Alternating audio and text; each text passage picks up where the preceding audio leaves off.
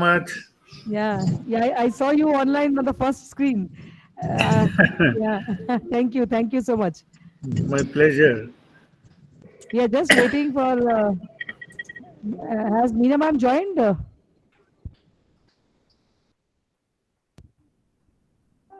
Madam, good morning.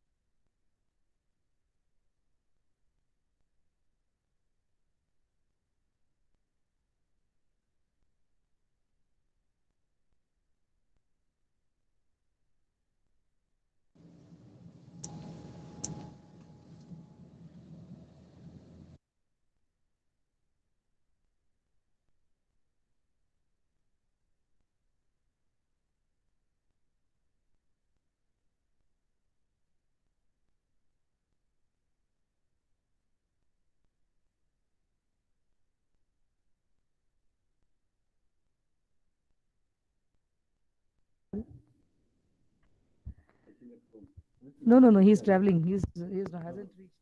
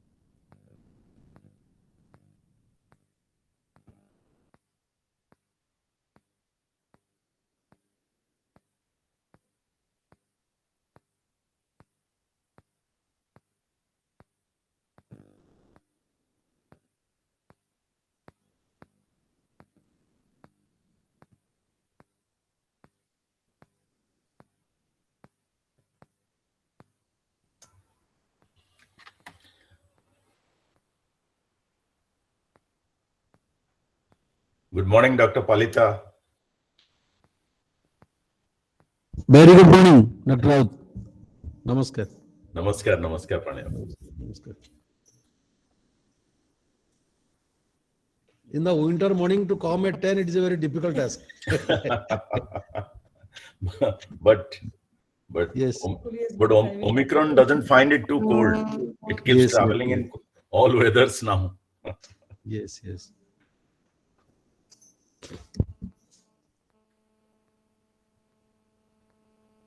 And Koraput must be especially cold. Koraput is cold now. Yeah. Pardon? Okay. Yeah. You just click on the link, ma'am. You will automatically join. Once Binarian Madam joins, let us start. Denied access. It should not be. Ma'am, you can. I have sent you in the mobile also. In WhatsApp also, you can just check that. You see, Professor Binarian is trying to join. क्या बोल रहे हैं access denied करके madam के Access denied इसलिए कि 2-3 को माने हटाओ. नहीं तो वो आ नहीं पाएंगे. It is already reaching 100 now, so that is the problem. Guest को डिलीट कर दिया. गेस्ट को डिलीट कर दिया.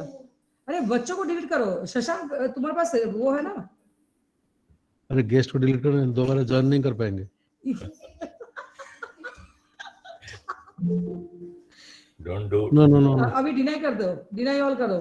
Deny. Kakoli, don't do infanticide. हमको देखना पड़ेगा. Pardon, sir? Zoom also. I'm saying, Kakoli, don't do infanticide. Sir, as per Google is not giving permission to ma'am to join. That's why I told you. Say. Yes, ma'am. Denial. Yes, ma'am. You join, ma'am? Oh, okay. Ma'am was joining. Somebody is denied. I mean, it got denied. Ma'am, just a minute. You do one thing. Just see when until unless ma'am joins, you deny others. Deny. 100 से कम करो नहीं तो वो आएगा नहीं. Join नहीं कर पाएंगे.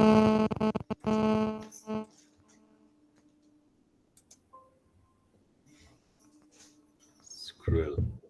कुछ एक दो स्टूडेंट्स को अभी डिनाई करके रखो. वो लोग फिर से ज्वाइन कर पाएंगे. सर वही तो ओवेक्स में फ्री नहीं. ये खत्म हो गया, एक्सपायर हो गया. That is a problem. Free ओवेक्स में नहीं होता. नहीं सर. नमस्कार नमस्कार मैडम. हाँ मैडम को बोलो एक बार कितना रहे नहीं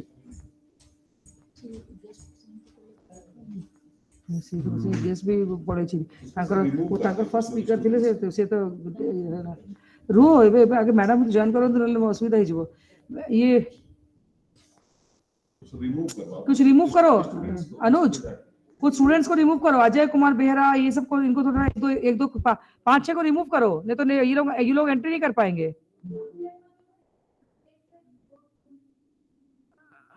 डिनाई ऑन मत करो मैडम का देख के फिर डिनाई करो आया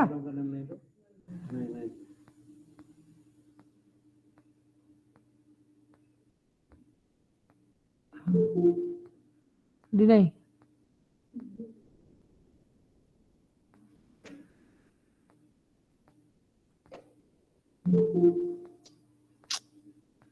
एक्चुअली ना स्पीकर्स को पहले ज्वाइन कर लेने से इसलिए इजी होता है वो बाय चांस वो अभी बच्चे कंटिन्यूअसली ज्वाइन कर रहे हैं ना इट्स अ प्रॉब्लम हाँ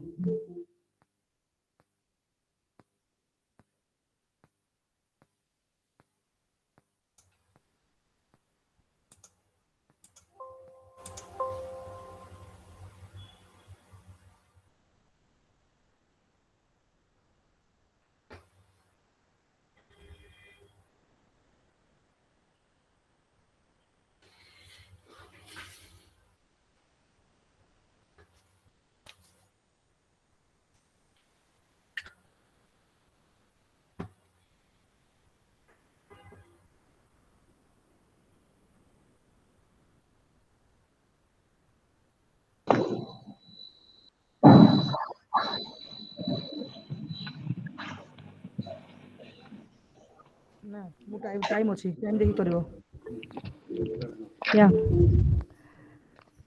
so a very good morning to one and all present over here offline and online today Central University of Odisha is organizing a webinar on navigating career and economic inequality challenges in women empowerment under the priority area unequal pay gender discrimination at workplace sponsored by National Commission for Women Government of India to focus on the growing differences in pay between males and females. I am grateful to late Professor I. Ramabrahmam, Vice Chancellor of CUO, on whose inspiration and support we received this project. It is said that women return to work after a break. They are paid lower wages than their male colleagues. Women employed full-time ordinarily already earned 34% less than men, but when compared to part-time working women, the pay gap further increased as they earned almost 42% less than men. India ranks 108 in World Economic Forum Gender Gap Index in 2018, which is the same rank it held in 2017. Apart from the gender pay gap, India is also focusing a huge pay disparity among the categories of organized and unorganized sectors, rural and urban areas, and regular and casual workers. The National Commission for Women was set up as statutory body in January 1992 under the National Commission for Women's Act 1990 to review the constitutional and legal safeguards of women, recommend remedial legislative measures, facilitate redressal of grievances, and advise the government on all policy matters affecting women. In keeping with its mandate, the Commission initiated various steps to improve the status of women and worked for their economic empowerment during the year. The Commission completed its visits to all the states, union territories except Lakshadweep and prepared gender profiles to assess the status of women and their empowerment. It received a large number of complaints and acted suo motu in several cases to provide speedy justice. Central University of Odisha is privileged to get the financial support from National Commission for Women for organizing this webinar today, and an outreach component for the orphan students at Astha Orphanage in Umuri village in Koraput has been organized by University yesterday on 29 December 2021. We are grateful to Ms. Rajeshri Das, District Child Protection Officer, Koraput, for helping us to organize the program. We are privileged to have amongst us Today, Professor Meena Hariharan, Founder Director, Center for Health Psychology, University of Hyderabad, and our Executive Committee member as our keynote speaker today.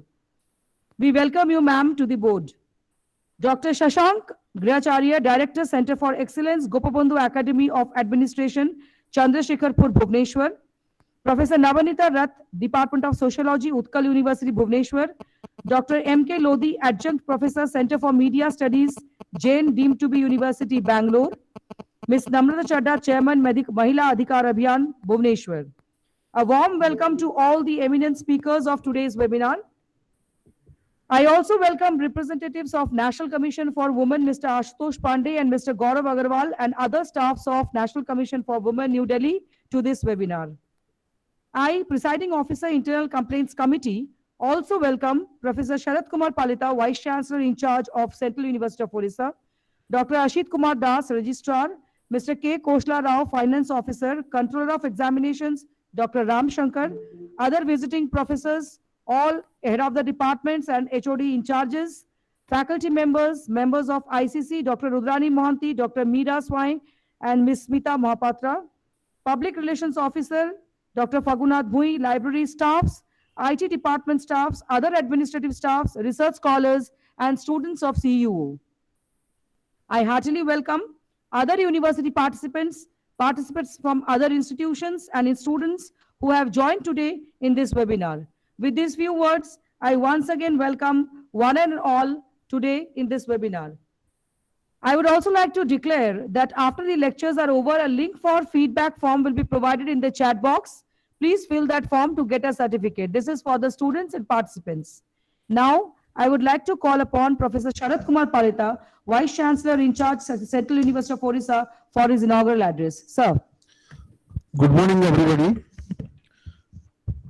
All the esteemed guests present, our members of the faculty, Registrar, Central University of Odisha, Dr. Ashit Kumar Das, Dr. Ram Shankar, Control of Exam, the visiting professor, Department of Journalism, Dr. Akshay Kumar Raut, and all the dear students, research scholars, faculty members of Central University of Odisha. At the outset, I welcome all our eminent speakers, guests today, Professor Meena Hariharan, Founder, Director, Center for Health Psychology, University of Hyderabad, and our esteemed member of Executive Council. Other leading ladies in the panel, Professor Navanita Rath, Department of Sociology, Utkal University, Bhubaneswar. Madam Namrata Chadha, Chairman, Mahila Adhikar Abhiyan, Bhubaneswar. Dr. Shashank Grihacharya, Director, Center for Excellence, Gopabandhu Academy of Administration, Chandrasekharpur, Bhubaneswar. And Dr. M.K. Lodhi, Adjunct Professor, Center for Media Studies, Jain deemed to be University, Bangalore. Representative from National Commission for Women, Government of India. My colleague and coordinator of the program, the presiding officer of the ICC, Dr. Kakali Banerjee, ladies and gentlemen. I again formally welcome all of you, and I am really happy, extremely happy that today, at the fag end of the 2021, we are organizing a webinar sponsored by National Commission for Women. Thanks to the ICC team and particularly Dr. Kakali Banerjee for navigating these things also. And today's webinar is Navigating Career and Economic Inequality, Challenges in Women Empowerment under the priority area Unequal Pay, Gender Discrimination at Workplace. Friends, as you know, in the 21st century, majority of the countries of the world, mostly democratic countries or democracies, are trying very hard to bring parity between male and female. Although we find in our neighborhood there are a lot of problems, religious problems where women are subjugated to problems, but still world over, everybody is trying to bring women to the forefront equal to the men. So under this condition, we are holding a seminar on this, and particularly I must tell the audience and our esteemed speakers that this year Central University of Odisha in its first semester had admitted maximum number of students of 450 plus, out of which 65% are women students. This in the history of the Central University of Odisha, this is a great occasion where all the time we are in difficulty to give ministry a message that all the time women and men are 50-50 like that. But this is the year where we have crossed 65%. This is a great thing. And under that condition, this webinar is conducted. So coming to the topic, investing in women's economic empowerment sets a direct path towards gender equality, poverty eradication, and inclusive economic growth. Women make enormous contribution to economies, whether in business, on farms, as entrepreneurs or employees, or by doing unpaid care work at home. But they also remain disproportionately affected by poverty, discrimination, and exploitation. And under this category, gender discrimination means women often end up in insecure, low-wage job and constitute a small minority in those in senior positions. It curtails access to economic assets such as land and loans. It limits participation in shaping economic and social policies. And because women perform the bulk of household work, they often have little time left to pursue economic opportunities. Then coming to facts and figures provided by United Nations Women, economic empowerment. Under this benefit of economic empowerment, women's economic empowerment is central to realizing women's right and gender equality. So economic empowerment is very much central. We all the time discussing about how to make women empowered, but without economic liberty, economic empowerment, it is not possible. Women's economic empowerment includes women's ability to participate equally in existing markets, their access to and control over productive resources, access to decent work, control over their own time, life and bodies, and increased voice, and meaningful participation in economic decision making at all levels, from the household to international institutions. Then empowering women in the economy and closing gender gaps in the world of work are key to achieving 2030 agenda for sustainable development and achieving the sustainable development goals. Friends, we know that sustainable development goals are 17, out of which there are some important ones where women are very much linked.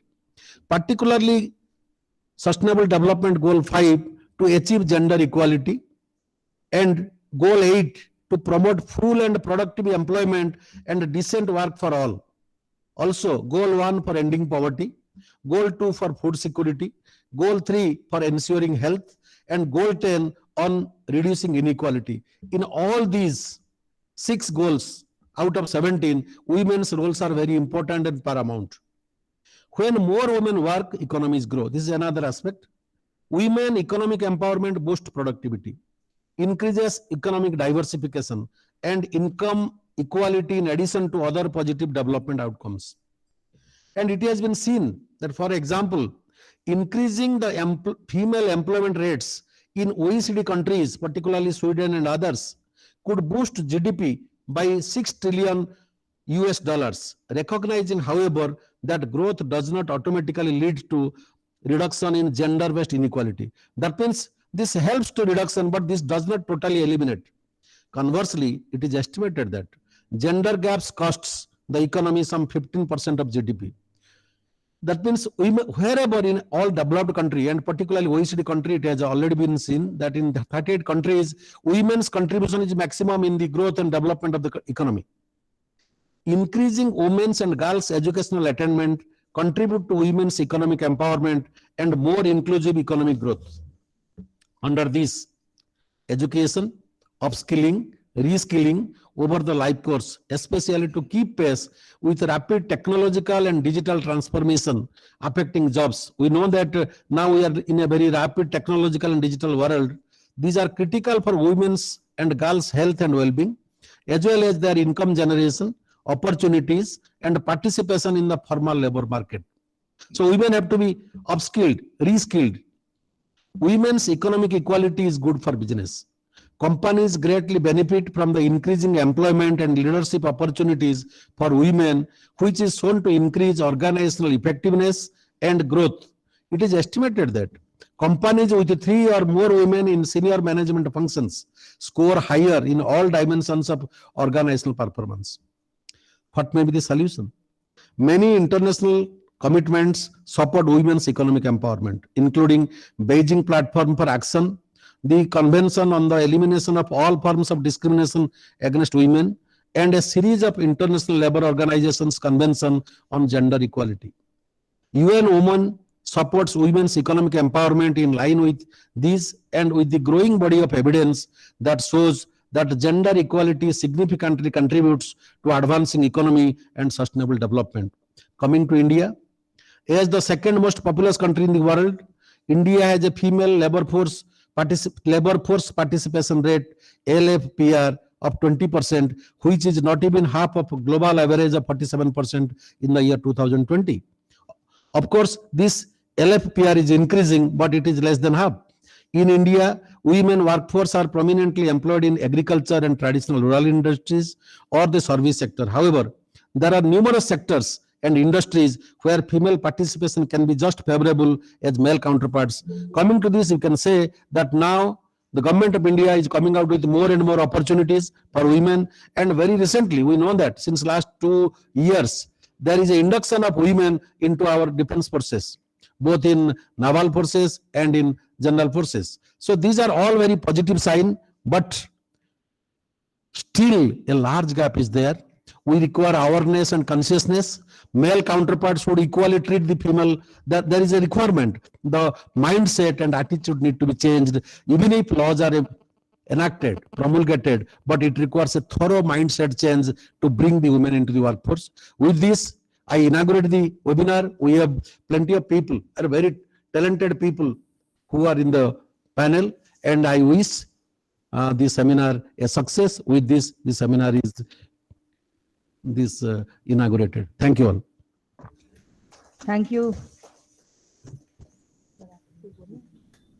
You start. So thank you, sir, so much for your inspiring words. Very nicely, he has, before inauguration, he has laid the platform for the meaningful participation of women in economic growth. So it's a very important statement that he has made, that women in higher policy making leads to economic growth and sustainable development.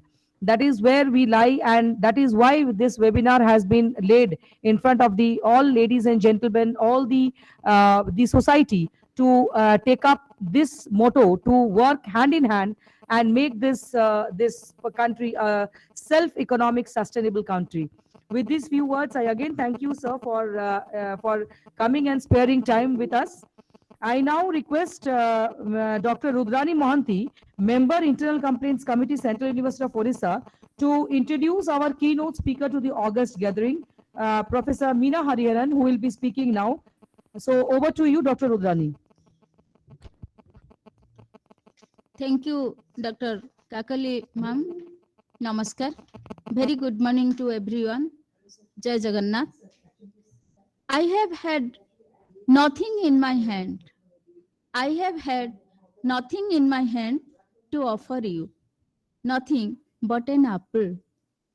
A red apple of my heart. Oh dear women, wake. Wake up yourself. Me and my voice is always with you, with you, with you. This is the voice tone of our eminent keynote speaker, Professor Meena Hariharan, University of Hyderabad, depicting her immense contribution towards the society. She is a really inspiring model and personality in today's date. मैं कैसे परिचय दूं उस शख्सियत का जिनका नाम खुद अपने आप में बेमिसाल है? मैं कैसे परिचित करूं उस विदुषी की जिनकी आवाज केवल हमारे राष्ट्र का नहीं बल्कि विश्व मानवता की गूंज है, जिसमें सिर्फ सिहरन नहीं झंकार भी है, रोशनी भी है? इस अमूल्य रत्नों को शब्द में कैसे सबमिट करूं? इनके लिए शब्द कहाँ ढूंढूं? How can I express my feelings? केमिति किपरि मु परिचय प्रदान करिवि आजिर एई नवसंचारी आभासी कार्यक्रमर परम सम्माननीय वरेण्या वक्ता सुनामधन्या प्रोफेसर मीना मैडम कर। Of course, it is my privilege to introduce to you, ma'am. Professor Meena Hariharan is the founder director of the Health Psychology University of Hyderabad. She completed her master's and PhD in psychology from the Center for Advanced Studies in Psychology from Utkal University, Odisha. She has been in research and teaching since the year 1983 and in University of Hyderabad since 1992. She is one of the very few psychologists in India working in the area of behavioral cardiology. Professor Hariharan is a leading figure in the research field of health, health education, health promotion, health literacy, health psychology, and behavioral cardiology. She has handled many research projects. She worked for making the rural women literate, along with the evaluation of literacy campaign in various districts in Andhra Pradesh, Karnataka, Odisha, and Maharashtra. Professor Hariharan provided counseling and coaching technique to empower the neo-literate women. Her outstanding contribution that she has published 4 books, more than 100 research papers and articles in national and international journal. She has also produced several audio-visual programs related to psychology, which was telecast in a countrywide classroom. Apart from this, she is the founder president of the Association of Health Psychologists of India and chief editor of Journal of Health Studies. Professor Hariharan is a member of ethics committees of 4 corporate hospitals, member of board of studies of Department of Psychology of several universities. She is so versatile that she has chaired and delivered keynotes, special lectures, plenary section in several national and international seminars. Recently, her glorious and dazzling achievement is she has received Maya Dev Memorial Lectureship Award from the Asiatic Society for the year 2020 for her research contribution in psychological and social problem of Indian rural women. Honestly, she has played a key role for the women empowerment. Today, Professor Hariharan will be talking to us regarding gender inequality in job, psychosocial factors. Now, my sincere request to Madam to continue the session. Thank you, ma'am. Thank you to all. Thank you, Dr. Rudrani. Over to you, ma'am.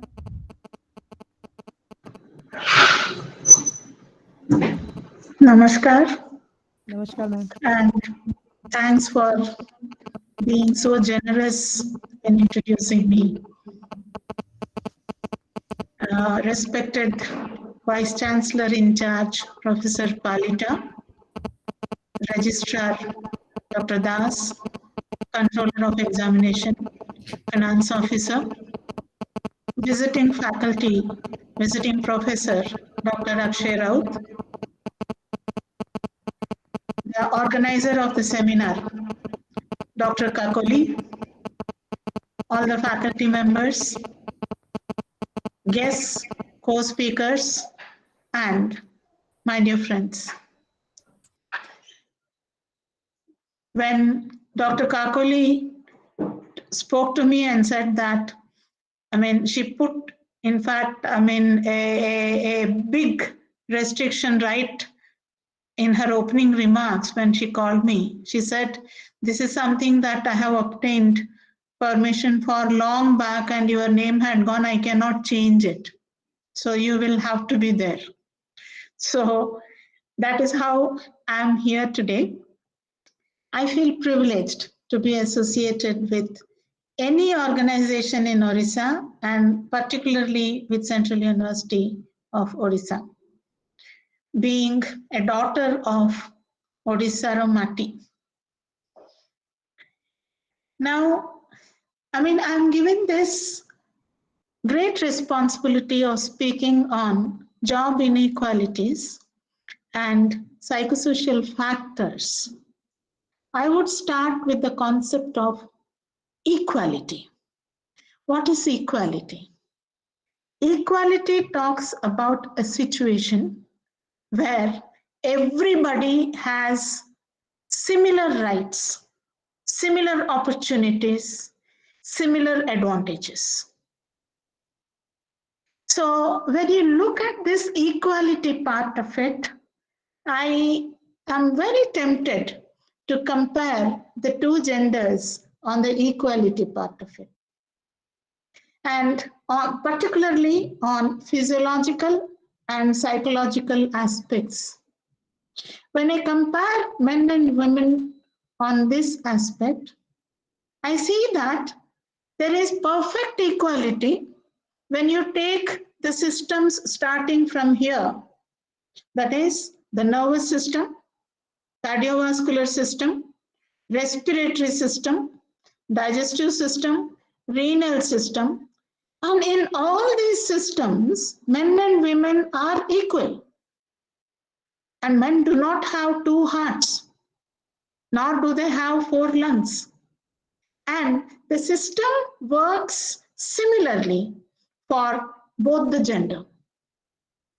So when you are comparing the systems, only in reproductive system, there is discrepancy. And this discrepancy or this difference is designed for a particular purpose of procreation, which nature has taken care of. And this distinction in reproductive system is very closely associated with endocrinal system and skeletal-muscular system also, where the anatomy of the man and a woman is designed differently, and the endocrinal functioning is also different in both the genders, so that there is a purpose for this, so that the humankind is preserved. Now, just because there is a distinction in this one aspect, the entire politics of power has started here. And it is just not the physiological distinction that men and women have. And this physiological distinction is exploited to a large extent by the society, and the concomitant socio-cultural expectations from which is different of man and of woman. So therefore, the discrimination started with identification of the distinction in reproductive system associated with cultural expectations. And coming to the job front, if a person like me or Dr. Kakoli say that there exists some gender discrimination in organizations, immediately the management and the power, so-called power, would respond to us saying that, come on, you are talking about gender discrimination? If at all there were the gender discrimination, how is it that you are in this position today in one of the best central universities?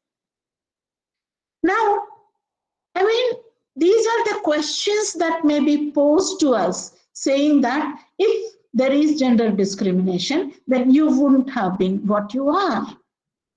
But the statistics speaks the truth. When you look at the statistics of the share of women in job market, I was just browsing through and you will be surprised to know that India is a country where almost 50% of the population are women folk. So therefore, there should have been an equal share of women in every sector. But is that so? When you look at the statistics, you see that the job market is not bringing in any equality in employment itself, be it the formal sector or informal sector. Well, let me come with the highest percentage where the sharing is almost equal. When you come to the agricultural sector, we find that the engagement of women varies between 45 to 47%. Well, highly comparable. But when are the women engaged in labor in these areas? Only when for weeding purposes and harvesting purposes. And rest of the major things are being done by the men folk over there. And you take any service sector, be it teaching, be it jobs like, banking or medical job, or any service, secretarial assistance, clerical assistance, you take any of these, you will find that there are more women compared to men, or at least there is some parity, some equality over there. But what my question is, it is not the number where the equality is being projected, just like in agricultural sector, but where are these women employed? Very recently, I attended a national seminar in one of the very huge universities in India, and the vice chancellor over there was, when he presented the data about his university, he said that the enrollment in the university, the enrollment of women students in the university is high. And I'm very happy that women students enrollment is more than 65% in Central University of Odisha. That definitely, I congratulate the Odisha Central University for achieving this. But when this particular vice chancellor of a state university talked about more than 50% of enrollment in their university, the chancellor, who had to speak after the vice chancellor, the chancellor brought in a very pertinent question to the vice chancellor, asking him to give her the details of the distribution of women students across various disciplines. Her observation was that here I refer to the chancellor or the governor of the state. Her observation was that the women's enrollment may not show that parity in highly job-oriented sub-disciplines, but it may be in others. That was the apprehension. And that observation from the governor was very interesting for me. Well, besides that, when I was talking to you about the service sector, when you look at the service sector, you see that the share of teachers in the job market is 43%. Again, almost having a parity with that of men. I have no problem here. My problem comes when I compare statistics in other important areas. Owning a business. Nowadays, Atmanirbhar Bharat, Make in India, and startups are being encouraged in the country. So people are very eager to own a business and start their own businesses. But when I look at the statistics, I was shocked to see that out of the ownership of businesses in the country, only 5% of the business are being owned by women. And when you compare the entrepreneurs, only 7% of entrepreneurs are women folk in the country. Friends, I'm talking about a country where almost 50% of the population are women folk. We are talking about 33% reservation for women even in parliament. But what happens to that bill? What are the various arguments that are being brought? Even within that 33%, they wanted other reservations. Each party, each ideology had their own say, so that, it is delayed. Therefore, we failed to have 33% reservation in parliament in a country that has 50% of women population. And the most shocking thing that comes to my attention is, Dr. Palita referred to enrollment of women folk in army. Happy about it.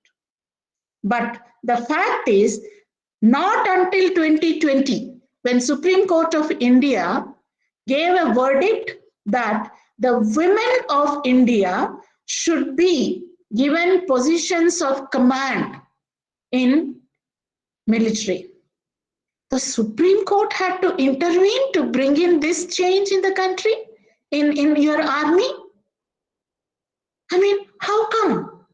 Until then, the government of India was arguing that the troops which constitutes men folk would not like to take command from the woman officer. That was the argument put forth by government of India. And after this verdict, since 2020, we have women commandants in Air Force and Army, but the last one to accept this verdict of Supreme Court was Navy. It had its own reservations and it did not want women in the commanding position. So the very argument of our government that the men troops would not like to take or would not take command from a woman, that talks about the psyche of our country. That talks about the general attitude of our countrymen. That talks about the social position taken by our countrymen in giving or in providing or in accepting equal opportunities and equality among women. And that is not only limited to Indian Army and Defense Forces, my dear friends. This happens in a very subtle way in every organization. I'm not a feminist. I'm not here to establish, I'm not here to talk about gender equality and establishing a supremacy of women over men. But I would definitely advocate the equality of women, parity of women with men, because when they are physiologically same, when they are psychologically same, when I say they are psychologically same, I am comparing the cognitive potential of a woman and a man. The brain cells are equal. The potential for perception, memory, thinking, reasoning, creativity is supposed to be the same. The potential for feeling, experiencing, and expressing emotions are the same. The potential to behave in a particular way, complying with the norms of the society, are the same for men and women. So they are equally empowered from psychological perspective and also from physiological perspective. Therefore, why cannot they be equal in organizations? This is my question. So it is not only in the area of entrepreneurs, business, etc. Take the education sector itself. How many universities in our country have women vice chancellors giving their leadership to education? You can count on your fingers. particularly central universities, you can count on your fingers, it will not go beyond 5. I'm sure about it. So why? Why are the women not able to come up to that level when there are research evidences proving that they are no less than their, men counterparts in their capabilities, in their potential, and in discharging their responsibility. So what happens? Now, I would like to show you, I would like to bring to you a study conducted by Rao et al. And submitted to National Commission of Women in 2013 or so, where it's a very extensive study. They found a number of facts related to the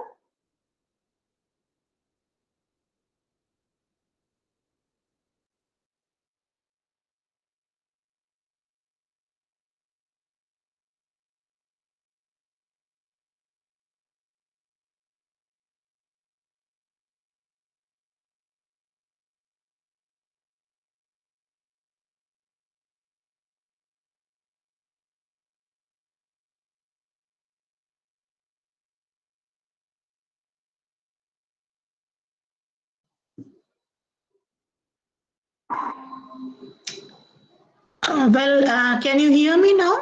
Because there was a short Yeah. power interruption. Yes, ma'am. All right, thank you. So I was talking about the study by Rao et al. So in this particular study, they found that, the main discrimination of gender in organizations was because of HR policies in various organizations. So the recruitment policies were, very discriminative in nature. And they took into considerations the government sectors as well as the private sectors. And they found that women employees in banks, government organizations, private organizations, and many other NGOs and all, it was the same. The problems were the same.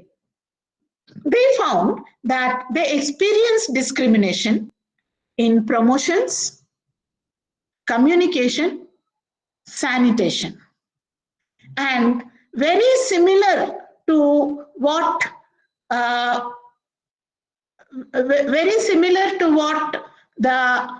defense personnel experienced, or what the government of India argued in Supreme Court. The people experienced that the men colleagues were reluctant to take advice, directions, or suggestions from women bosses.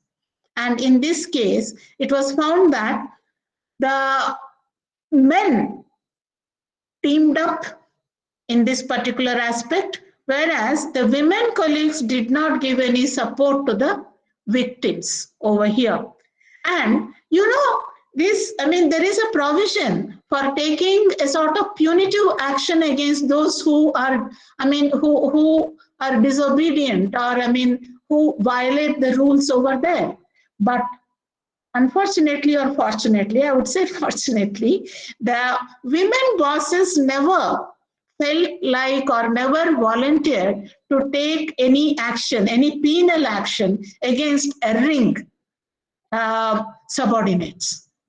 And this is again because of the endocrinal system, which works differently in man and a woman. There is a hormone called oxytocin in women, where women are, bestowed with a lot of oxytocin, which promotes nurturant behavior. So maybe biologically it is needed for playing the role of a mother, but this role of a mother extends even in the job front. And women are more inclined for teamwork than individual work. And because of this, I think the oxytocin levels of women, they found it a little difficult to go for any penal action against their men subordinates who were disobedient or reluctant to take their advice and command. And the other thing that they found was that communication that they have from the men colleagues was different in quality and quantity compared to their men counterparts. Either the communication was curt or the communication had certain hidden meanings.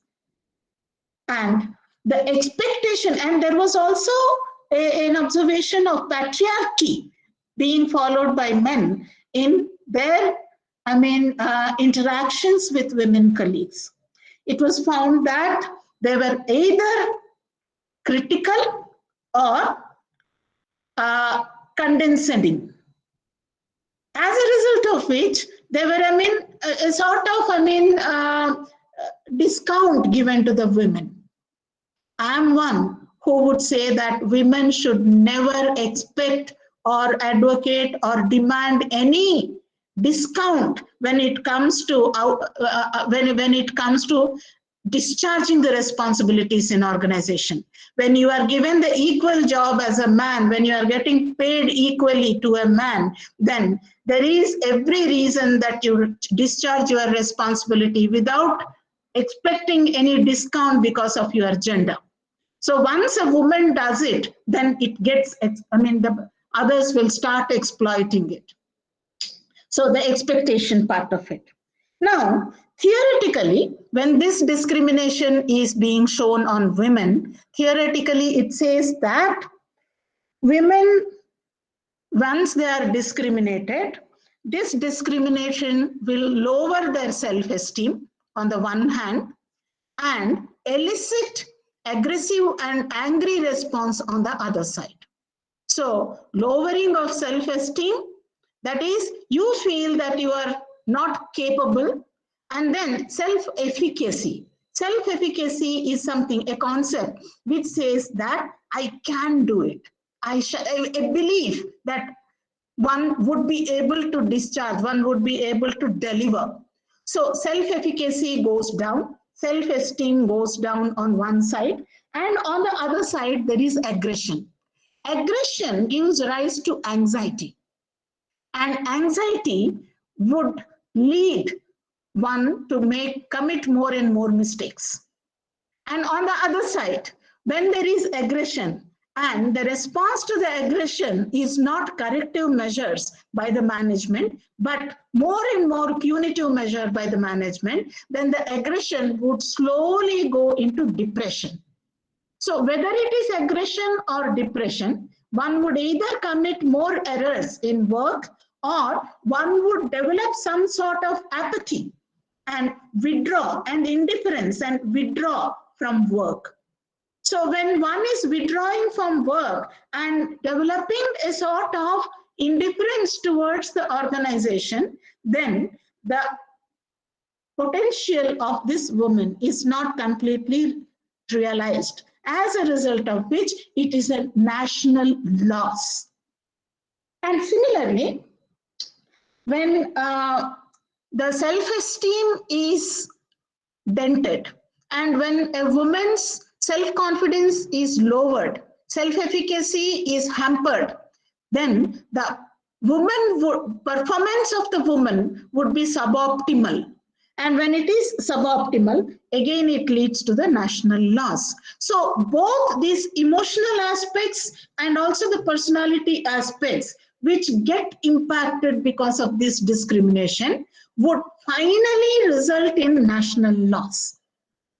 Now, when I would like to bring to your notice yet another, research study which is not conclusively proved, though, it is still debated about the hemisphericity, where there is a difference between men and women.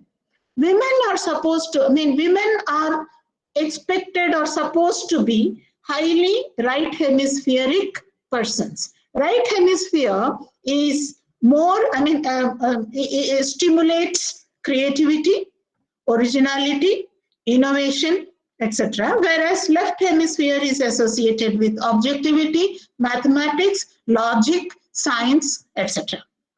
So if women's right hemisphere is found to be much more active compared to men, now I think you will be able to estimate and guess why in a thickly populated country like India, we have very few Nobel Prize winners in this country. As long as the women are not given opportunity, the creativity part of it, the innovation part of it in general at national level is definitely going to be impacted.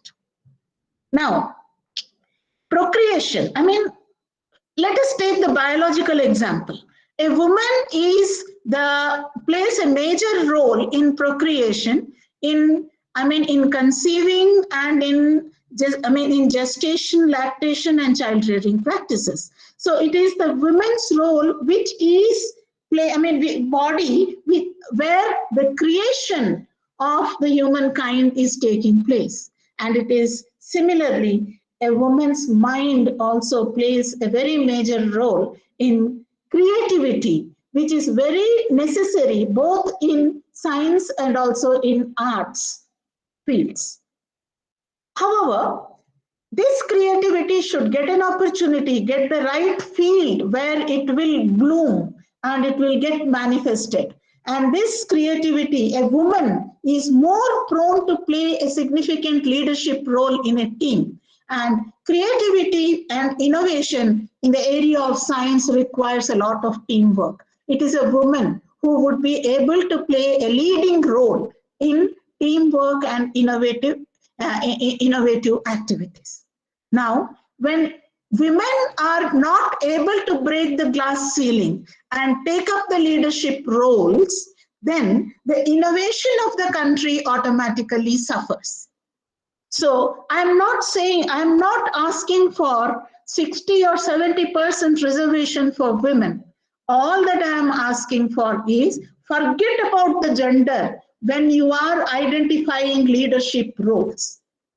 And here I would like to bring to the notice of all the men folks sitting over here that whenever there is any interviews that are taking place, a study, again, one of the studies proved it very blatantly that most of the men are asked questions about their publications, their contribution, their scientific knowledge. But when a young woman comes for any job, a woman is asked, you have applied for this post. Do you know that this demands a lot of your time? And how are you planning to, bring in the work-life balance in your, when you join? And have you finished expansion of your family so that we don't have to think of maternity leaves? These are the questions that the woman is asked, whereas the same questions are not asked of the men. And this is true even in IT sector nowadays. So all that I'm asking for is forget about the gender. You put aside your perceptions about the gender so that when you are identifying people of merit for high positions, you would give equal rights, equal opportunities, and equal advantage to both the gender. However, and I guess that this topic of gender equality in job places is something which is introduced or which is asked by National Women's Commission to be, or the university is asked to take up this particular topic. Here there is a paradox. I would like to bring it to the notice of Dr. Kakoli, and I would request you to take it to National Women's Commission as my observation. Now, if you visit the website of National Women's Commission, there is a provision for any woman to lodge a complaint if at all there is any sexual discrimination anywhere. But one of the clauses over there says that they do not take up any matters related to the service. Here is the paradox. when the discrimination is happening in service and they do not take up any issues related to the service, what is it that we are communicating? If you are naturally blind to it, I can understand the plight of Dhritarashtra, who is naturally visually challenged. But I cannot understand or explain the role of Gandhari, who volunteers to blind herself. We do not want the National Women's Commission to play the role of Gandhari here. I think this commission should open to take up issues related to service matters where women are feeling discrimination.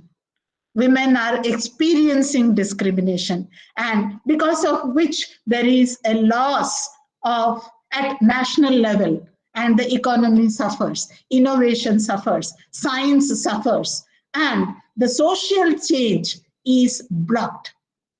Therefore, I would request that National Commission for Women needs to take into cognizance the discrimination that women are increasingly facing in their job front, so that the justice that they want to do to both the genders would be complete with this.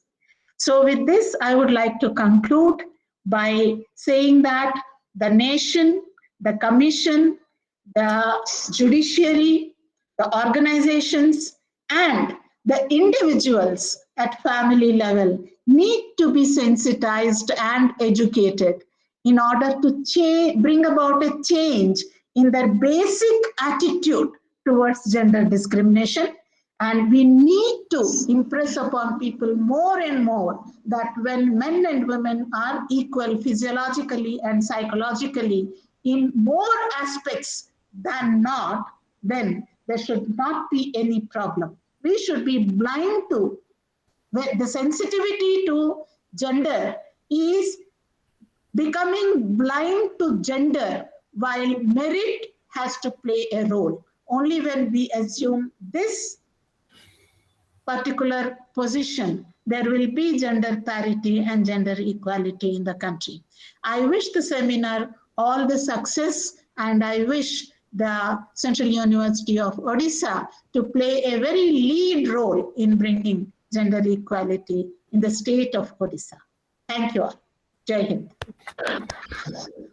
Thank you, ma'am. Thank you. That was really inspiring. And the points that you have raised, I think we are already having goosebumps in our body, because that's what you have exactly pointed out. That although we are physiologically and mentally, we are very sound, but we are not often given the chance of equality. And the very important point that you have raised, in agriculture sector, when men and women are working equally, then why not in science and other technologies, where we have been, maybe we have not got the level of the Nobel laureates that you have rightly pointed out. Maybe there may be some innovation in some of the ladies who might have got the opportunity. That is a very, very vital point.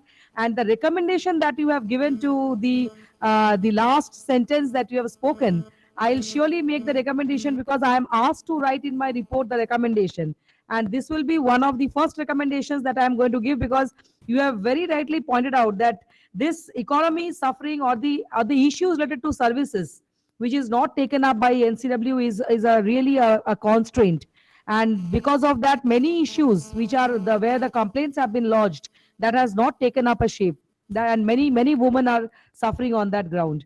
So thank you all. I mean, once again, ma'am, you have made a very good baseline for the webinar. And hopefully we have some more speakers who will be speaking on different legal issues and also on some other issues. So I hope this will be and with your blessings, I think the webinar will be a success. So thank you, ma'am, for joining me and accepting our invitation, because it was a long run expectation that you will be speaking, and I could not deny you from speaking. So anyway, I managed you. So thanks once again for sparing the time. I am really obliged to you for that. Thank you, ma'am. On behalf of the university, we thank you, and we hope for your continued inspiration and continued support for the university. Thank you, ma'am. So We will now have a video clipping of our yesterday's outreach program that we have done. So we have tried to make a small short video. If you can play, Anuj, is it possible? Or the PowerPoint? Yeah, okay. PowerPoint you can show. Video is not working here. Okay. Audio is not there. Okay. So you first play the PPT and then we'll see if the video is working or we can just see it.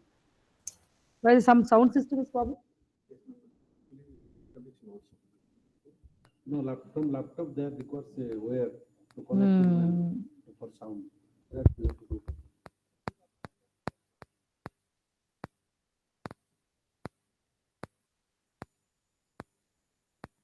Slide show में डाल दो नहीं ये slide show में नहीं है नीचे click करो फुल स्क्रीन करो नहीं वहां नीचे अच्छा नहीं आ रहा है क्यों आना चाहिए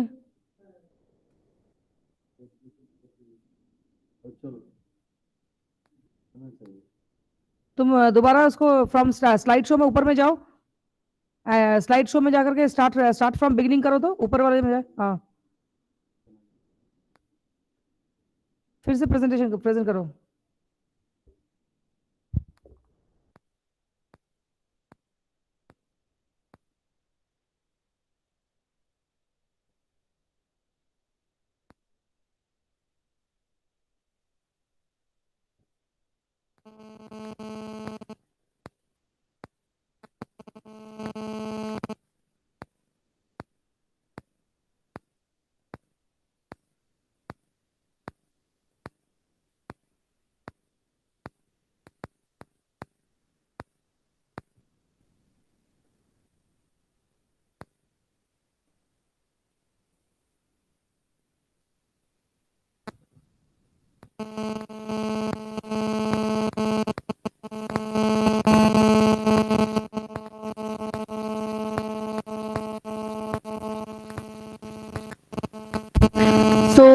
This was the outreach program for promoting the girl students.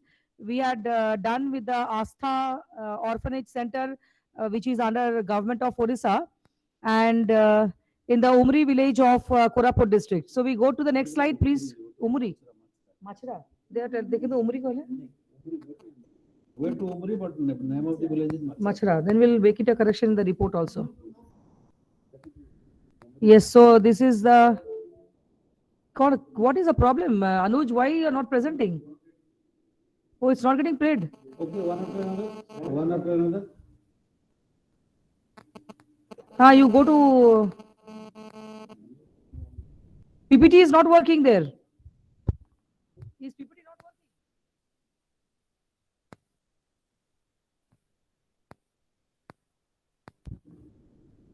Welcome now with the ma'am. Namaskar, madam. Ame Kali, yeah. We have with our Vice Chancellor, Professor Sharad Kumar Palita, sir, our Registrar, Asit Kumar Das, and our Controller of Examinations, Dr. Ram Shankar. Madam, good morning. Madam, Yes, you unmute, ma'am. It's a pleasure to meet you all, sir, on this digital platform. Yeah. Thank you, madam, for joining us. We are just trying to play yesterday's outreach देखो, program. हो पाएगा तो ठीक है, नहीं तो फिर. Okay, it's good. So it's You should have tried with yes. your entire screen में जाओ. Enter screen आगे वाला. Fair.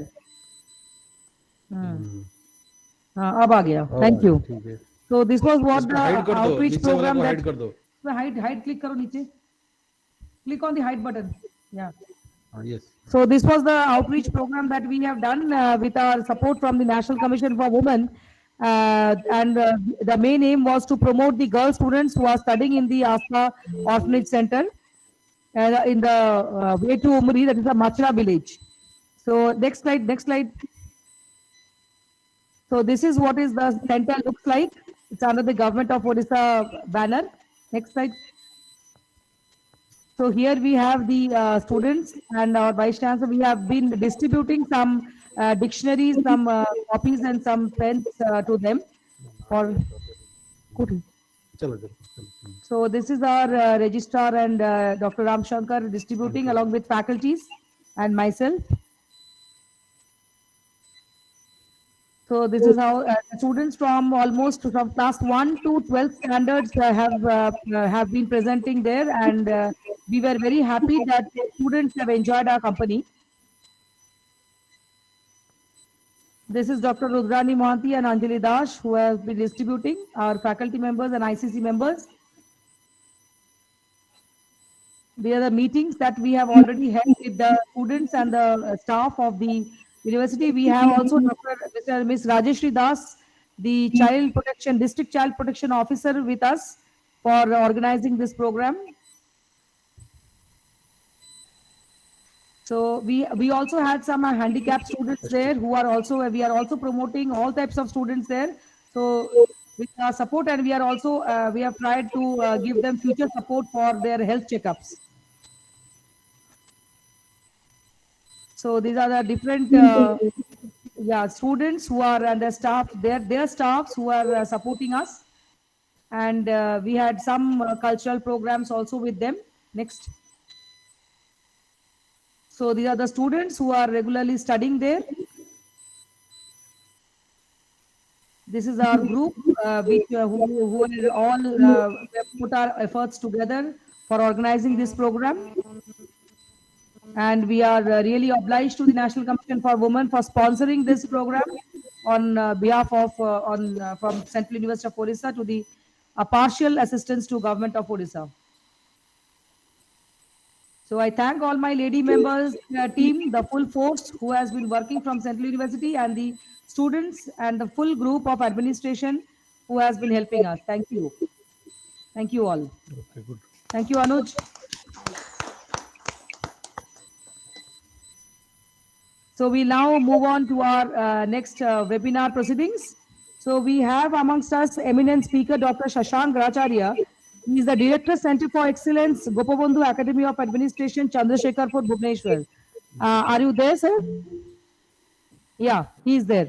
So I now request Dr. Nupur Patnaik, faculty in the Department of Sociology, Central University of Odisha, to introduce Dr. Shashank to the August gathering. Dr. Nupur.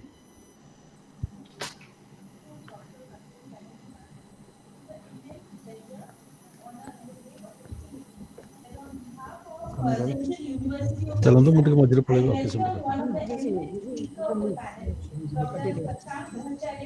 Director, Center of Excellence, Gopabandhu Academy of Administration, Chandrasekharpur, Bhubaneswar, to the national webinar on navigating career and economic inequality, challenges in women empowerment, which focuses on the priority area unequal pay, gender discrimination, and Gopabandhu Academy of Administration was established on May 1958 at Hirakud, Sambapur as an administrative officer training school under the Administration Department, Government of Odisha. It was named as Gopabandhu Institute of Administration Training (GIAT) after Utkalmani Gopabandhu Das, a great son of Odisha, who left indelible marks in the fields of freedom movement and selfless. VC's chair is now my chair. Later, it was requested as Gopabandhu Academy of Administration. Dr.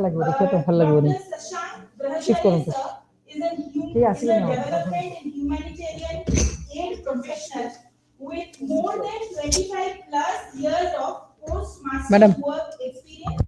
He has worked.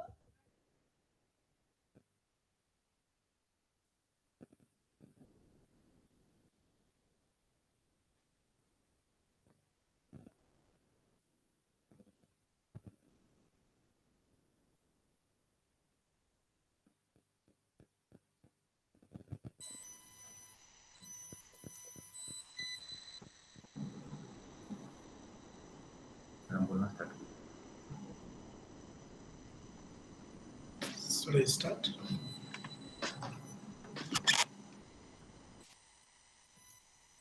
Over to you, sir. Thank you, Dr. Nupur. So the screen is all yours, sir. Over to you, Dr. Shashank. Yes. Please start presenting. Yeah. Good morning, everybody. Respected Morning, sir. Professor Palita, Professor Hariharan, and the distinguished panelists, Professor Arath, Dr. Lodhi, and Ms. Chana. After hearing Professor Hariharan, who has really rightly initiated the dialogues, initiated the discussions, and expanded our horizon of thinking, and has taken us to the platform, I am tempted to speak a little bit about the women empowerment and focusing on the reduction of gender discrimination, taking it just as an approach. But before that, I must mention that I am advised to speak both in Oriya and English. So I'll try to do that.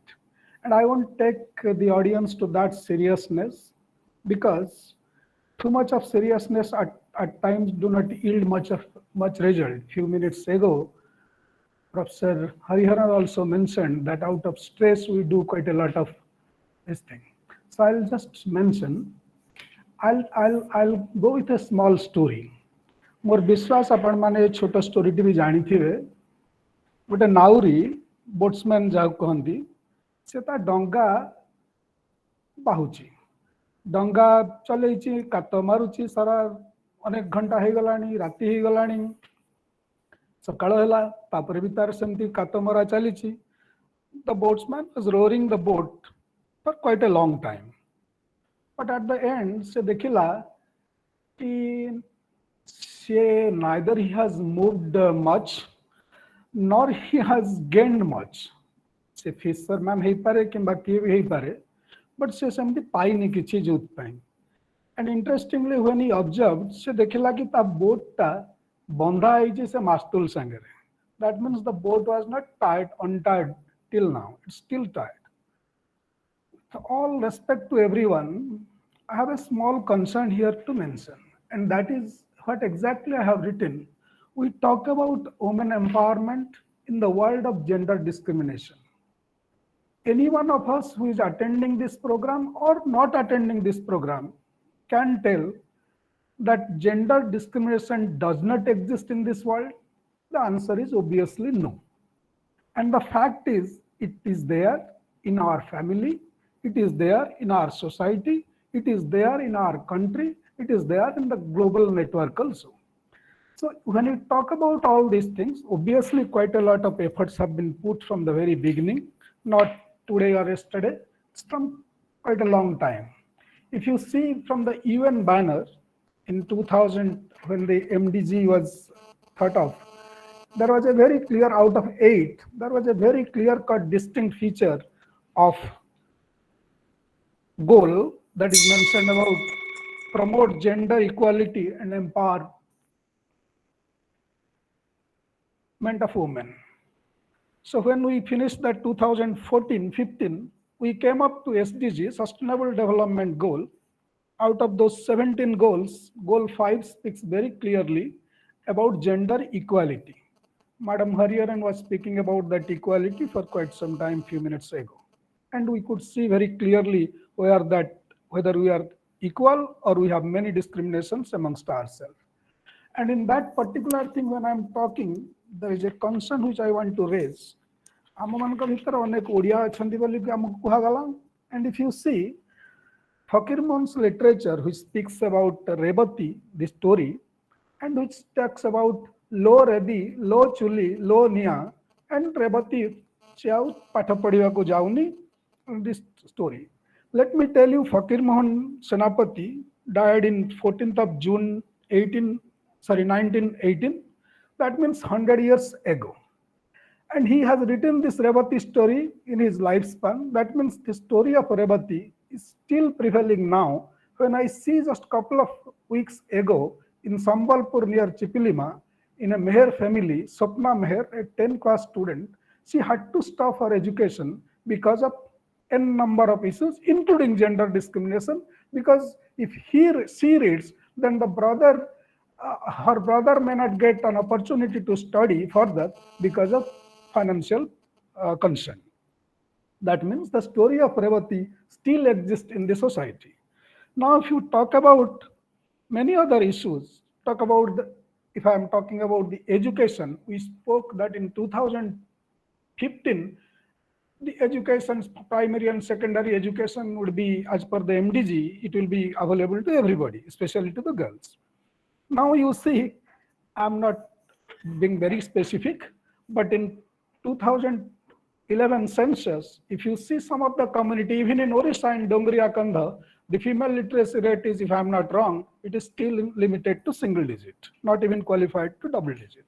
And at the same time, in 2015, we spoke about the sustainable development, and we gave due weightage to this goal 5, which speaks about this gender equality, and in which is a cross-cutting issue, and we talk about discrimination, we talk about violence.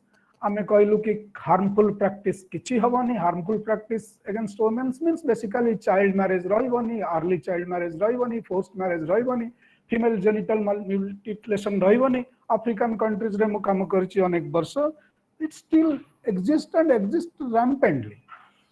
Now, if you talk about early child marriage, I have a simple single data available with me right now based on the current NFHS 5, which speaks Odisha re, excepting a few districts, women at age of 20 to 24 married before 18. That means they also become pregnant before or in and around 18 years. And if you see the statistics, it's so alarming.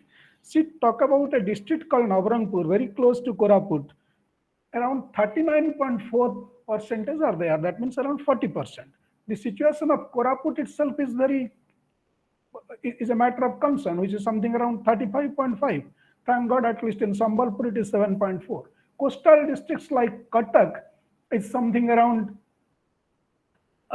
14 point, and talk about Baleswar, 26 points. So this is what is the situation, but we are talking when we are talking about harmful practices. So 15 years of MDG and around 7 years of SDG. So 22 years gone in this way.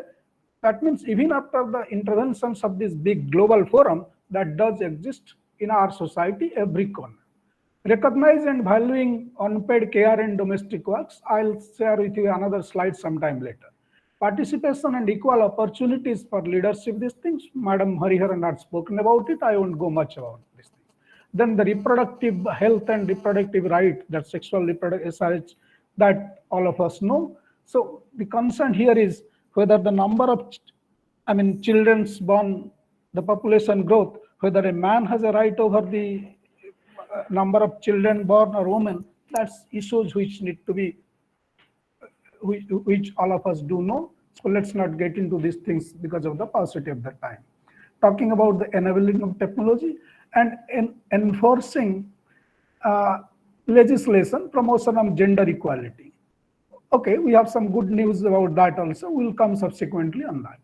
Now, as all of us or most of us must be knowing, but a World Economic Forum since 2006, samane gote global gender gap index karuchanti. So basically, charta they deal with 4 parameters, very interesting parameters. All across the globe, it is well accepted. Economic participation and opportunity, educational attainment, health and survival, political empowerment. Let me tell you, in 2020, just last year, 153 countries participated in this global gender index, out of which India stood by that time 112. But in recent years, when in 2021 this same index was released, we found that India's position has gone up to 140 amongst 156 countries. That means there is a downfall of 28 ranks in meanwhile, and courtesy pandemic and many other things. All of us are talking about gender gap, elimination of these things and all. But let me tell you, if you go a little bit on statistics and arithmetic calculations and all and projection, then to bridge that gap in the current scenario, it will take something around 135, say 136 years. So maybe 2-3 generations, 4-5 generations later, if at all things go like that, and if pandemic allows us to survive further, then the generation can see. But at the same time, let me make it very clear. The same statistic says that if we go for economic dividend worldwide, closeness of that, the gap to bridge in, then it will take something around 267, so around 270 years. That means around double the time that we require for that gender gap. Now, friends, there are certain statistics I just want to bring your attention.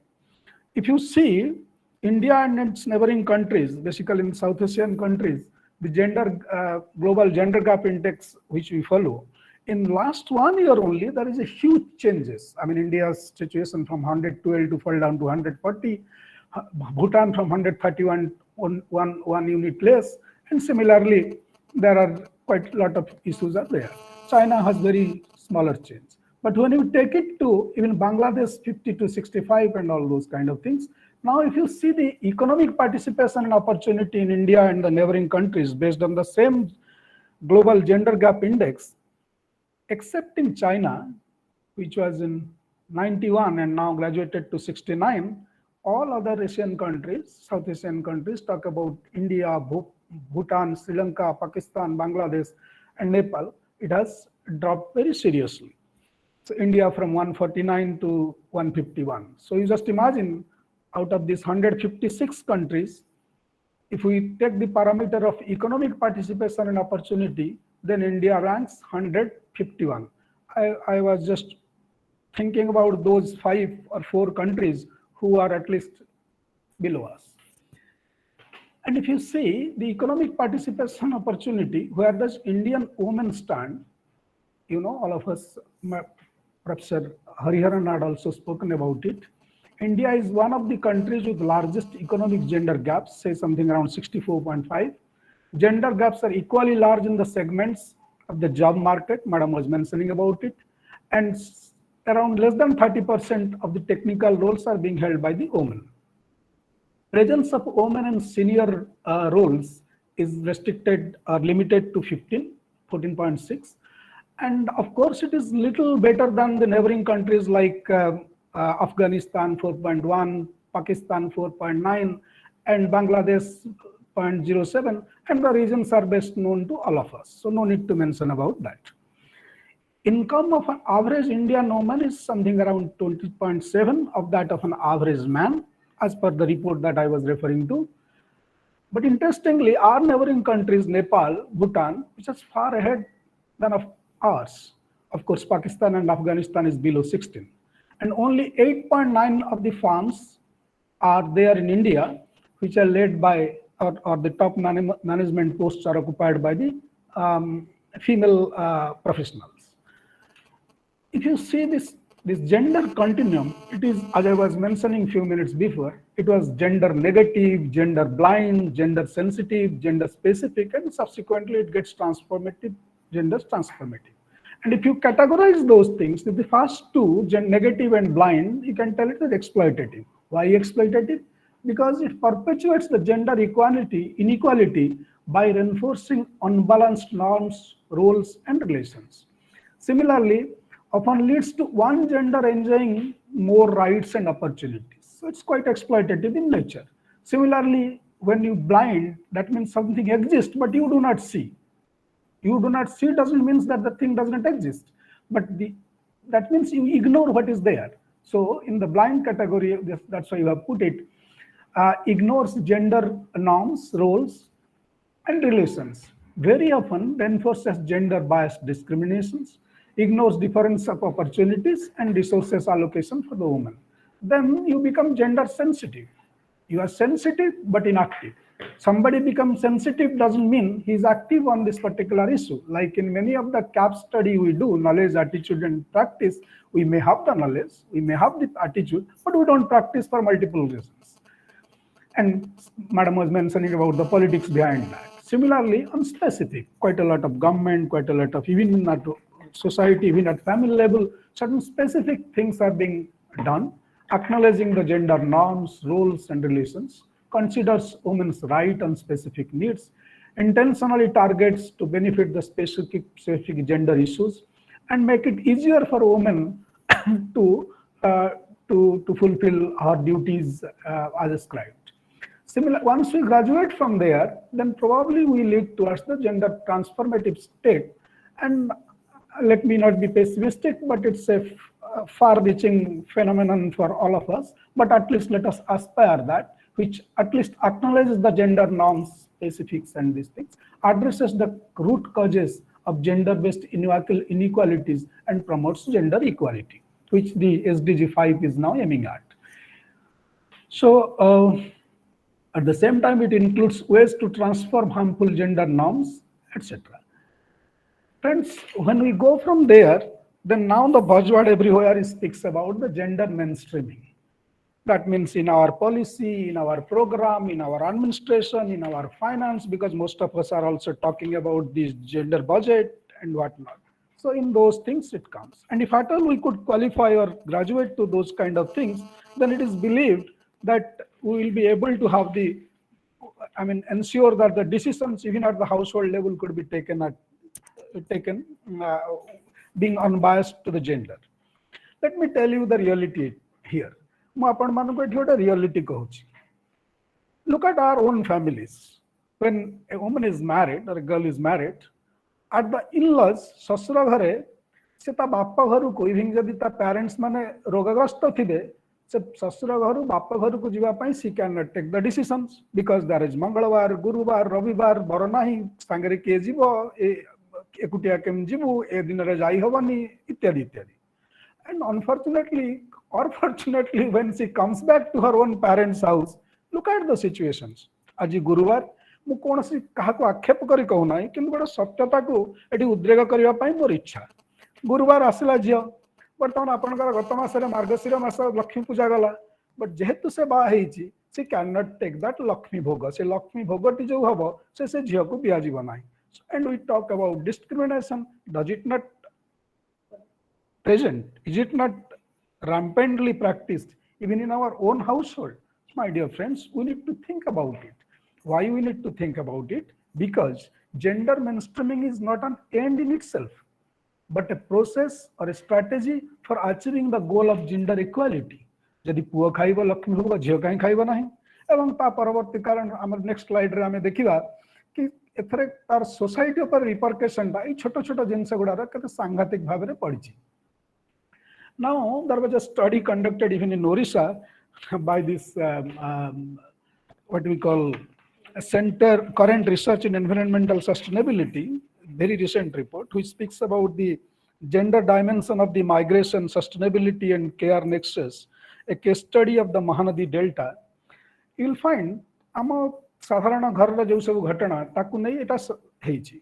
And from this slide, my dear friends, upon देखुथिबे male जब ताकू 40% of times he spends on sleeping, and at the same time जदि हमें daily household activity को नहीं कीजिबा, basically time used in daily activities in a study of in the study villages जोटा delta कहूची Mahanadi delta रे, from daily clock activity रे पुरुष जदि 40% समय सोउची, महिला मात्र 25%, so 15% less. Yes, that is 22 because that report is for that. And आमे जदि ताकू आर्गु करूचे, आर्गुमेंट हमरो कि पुओ बाहर काम बहुत करूची, field in work in the field बाहर काम सब करूची, हार्ड वर्क करूची. Let me also mention here which is only 30%, and that 30% preparing food, dinner, lunch and whatnot. And ammankore pandemic re we have the experience of pampering our tongue, and the poor mothers and the sisters have suffered a lot in the last 2 years for the kind of varieties of the menus that we want at the home. And upon the now we spoke about the entry of women or rise of women in the workforce, not necessarily the unnoticed work. I'm compelled to tell unnoticed work because the mother does from the beginning to from the early morning till the end, this cooking and all those things. Then it is not necessarily that her workload on preparing food and all those kind of things reduces. That means that remains intact. So if at all she has to compromise with something or reduce something, again it is on her sleep. And at the same time, when we talk about the decrease of MMR, IMR, everybody speaks about rest to pregnant women, lactating mother and whatnot. So from this small slide, which has been presented here, even our daily life, in the daily 24 hours activity, we see how is the discrimination exist very acutely. Now, if you take the data, periodic labor force survey of 2019 and 20, the average earning, here all these things we are speaking about rural India, when the male earns something around 14,000, the female earns around 10,000 per month in an average what we talk about. So ratio is it's quite low, as you can see. And similarly, if self-employed women will take, when the men get something around 9,700, say around 10,000, then nearly half of that, 4,736, is from the male. So here also there is a huge discrepancy. And if you take about the per capita earning of casual laborers in the rural area, then here also when you see, when the male earns something around 307, say 306.73, at the same time the counterpart, the woman earns 196, say around 200. So here is a huge difference of something around 100, so 33% or even more. Then when we talk all these issues, gender equality in Odisha, I just want to bring upon attention the tip of the iceberg, jo kahanti. Madam has already spoken, NFHS has also told the sex ratio has increased, at least if not 50, if not more, at least 50% of us are female, and all these things. Now, ame samaste janise, Odisha is one of the disaster-prone state, cyclone, batya, phani, and whatnot. And Odisha ranks 4th in the country. And all of us also know that women and children are most vulnerable in any kind of disaster. So you can see how the plight of women in those particular time corridors. Then when we talk about the NFHS data, the recent one, see, every second Indian woman is anemic. And obviously if the mother is anemic, so she would produce malnourished children. And surprising figure, every third child in the globe is an Indian and is malnourished. So that is the situation we have. And education literacy, 69.5 female literacy, but there are few pockets or few gender, few geographical disparity or even social categories like tribals and others. Especially in the PVTs is particularly vulnerable tribal group, where women education or female literacy is even lower. And 10 semester to 10 years of discontinuance in the education system is quite large in our state.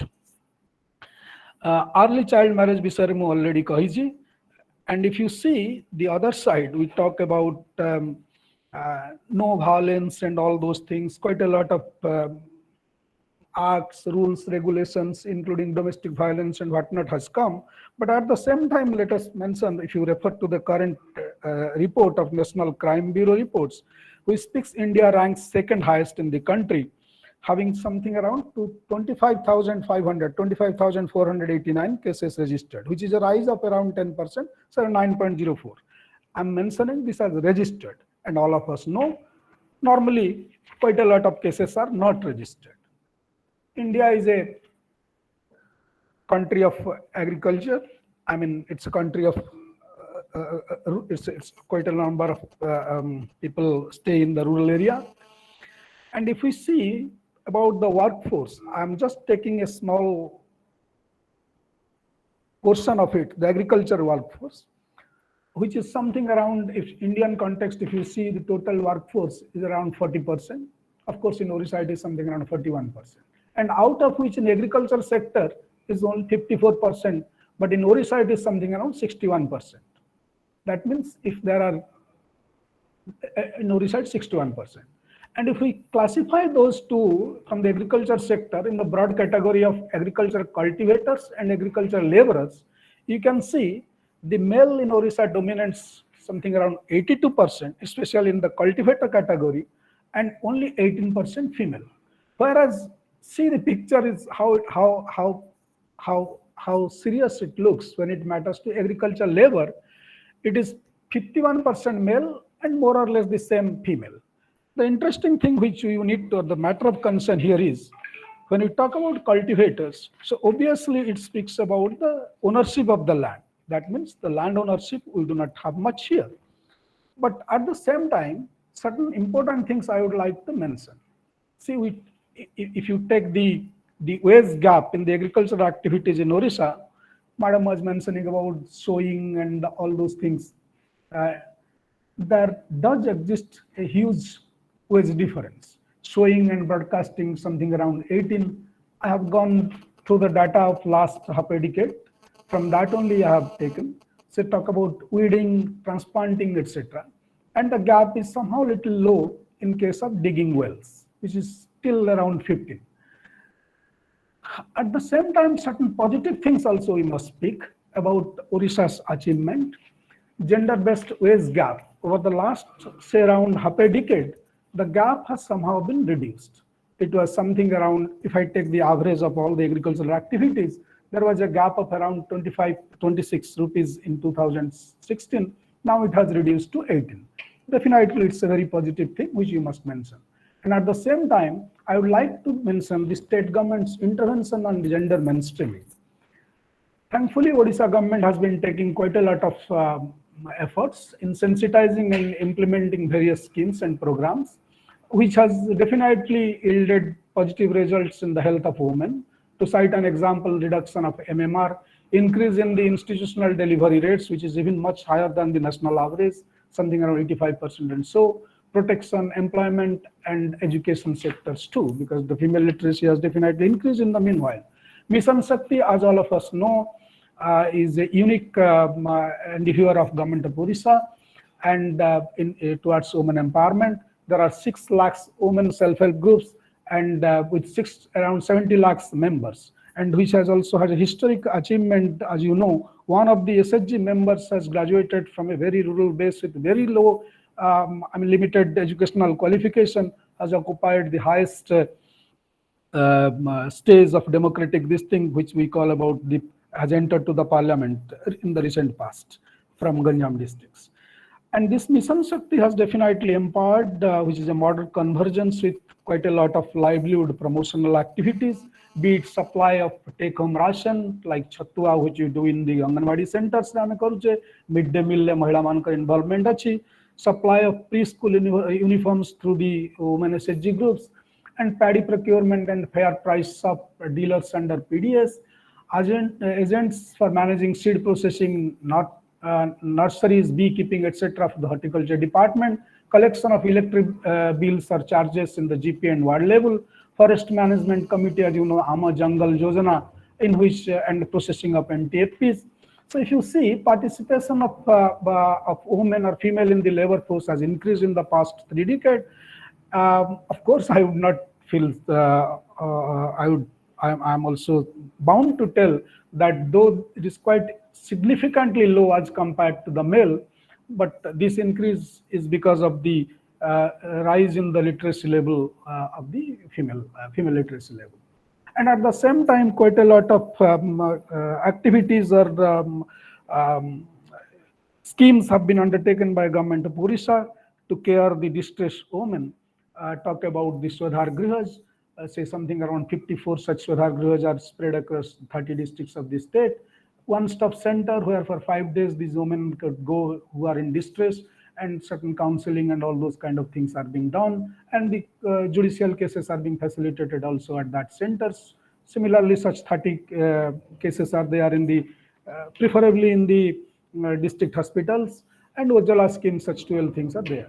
So friends, this is basically the thing which I would like to mention. I reiterate my concern that if at all we look for the gender or the woman empowerment, then obviously the discrimination which exists very strongly in our society need to be breached, or the gap needs to be shut down. And with this, thank you very much. But at the same time, I would like to mention, if I don't mention that, that will not be a gender justice. While preparing these things, my female colleagues, Dr.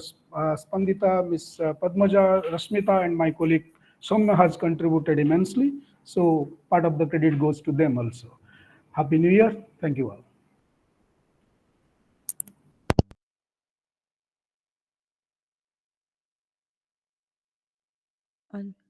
Oh, yes, I was muted, sorry. So thank you, sir, for your enlightening lecture. It was really a very statistically sound lecture, and rightly pointed out for the time, for the present time, because the gender sustainability, the sustainable goal 5, which you have mentioned, gender disparity. Very few, there are maybe many works which are going on, as Dr. Hariharan was also speaking, Professor Hariharan, that there are many works that are going on, but very hardly they are reaching to the ground level. So, as you have already mentioned in your lecture, that gender gap index is showing a very high value for India and Pakistan, which I was noticing in your graph. But comparatively in Bangladesh, we saw it's quite low. So, I mean, you are the best person to answer. This will be my question to you. And secondly is the system about which you have told, the government, which is basically where there is a negativity, the blindness which you people have spoken of, and the sensitive nature, the transformations that are taking place. And above all, which you have very nicely mentioned, that regarding the poor health of women, that is one of the very important criteria in the present times, and therefore the National Commission of Women had taken up another project on Poshan. You might be knowing that we have, which we had also organized in September. So this was one of the very important criteria which we are facing now. So with these few words, I again thank you, sir, for joining us and delivering such a nice, informative lecture. I will go to the participants. If they have any questions to Dr. Shashank, please, you can raise your hand and you can unmute and ask your question. Prakash Chandra, do you want to ask? You have raised your hand. Yes, Mr. Anybody from Prakash. the audience? Anybody from the audience who wants to ask any question? If not, Dr. Shashank, I would request you to answer my question, that why this gender index in Bangladesh is comparatively lower, quite low in comparison to other sisters, I mean, countries which we have. If you can. Thanks for the question. This is obviously an interesting question. See, Bangladesh ranks something around 65 out of 156. And not only Bangladesh, if you see the figures, Sierra Leone, Nepal, Indonesia, Brazil, Ethiopia, they have also have better performance than ours. And the answers are many. But I would like to just mention to you technically, because this particular analysis is done, which I have already mentioned, based on 4 parameters. And those parameters are economic participation and opportunity, educational attainment, health and survival, and political empowerment. So when we put all these things in a complex index, so obviously certain these things they grow. And population factor also matters here. So we need to take care of that also. Thanks. And concerning the second question, if I'm not wrong, about the health indicators, second women is anemic, say something around 64% women are anemic. The answer lies in our daily household activities. You can refer to yours, I can refer to mine, because women, our mothers or our sisters, they eat the least and are the last. And when it matters to last, you know what is left. And when it matters to quite a lot of other issues, when you talk about the nutritional aspect, it is not necessarily food alone, but health, sanitation, water. So all these complex things put together, it gives a very negative this thing. And especially in Odisha, when you talk about, I was mentioning, if you have heard me correctly, so this early child marriage is quite high, especially around 20% in general. And if you take to respective districts, it's even higher. To cite an example, even if we have an average of 20%, but at the same time, Navranpur is around 39 points. So that means it is double of the state average.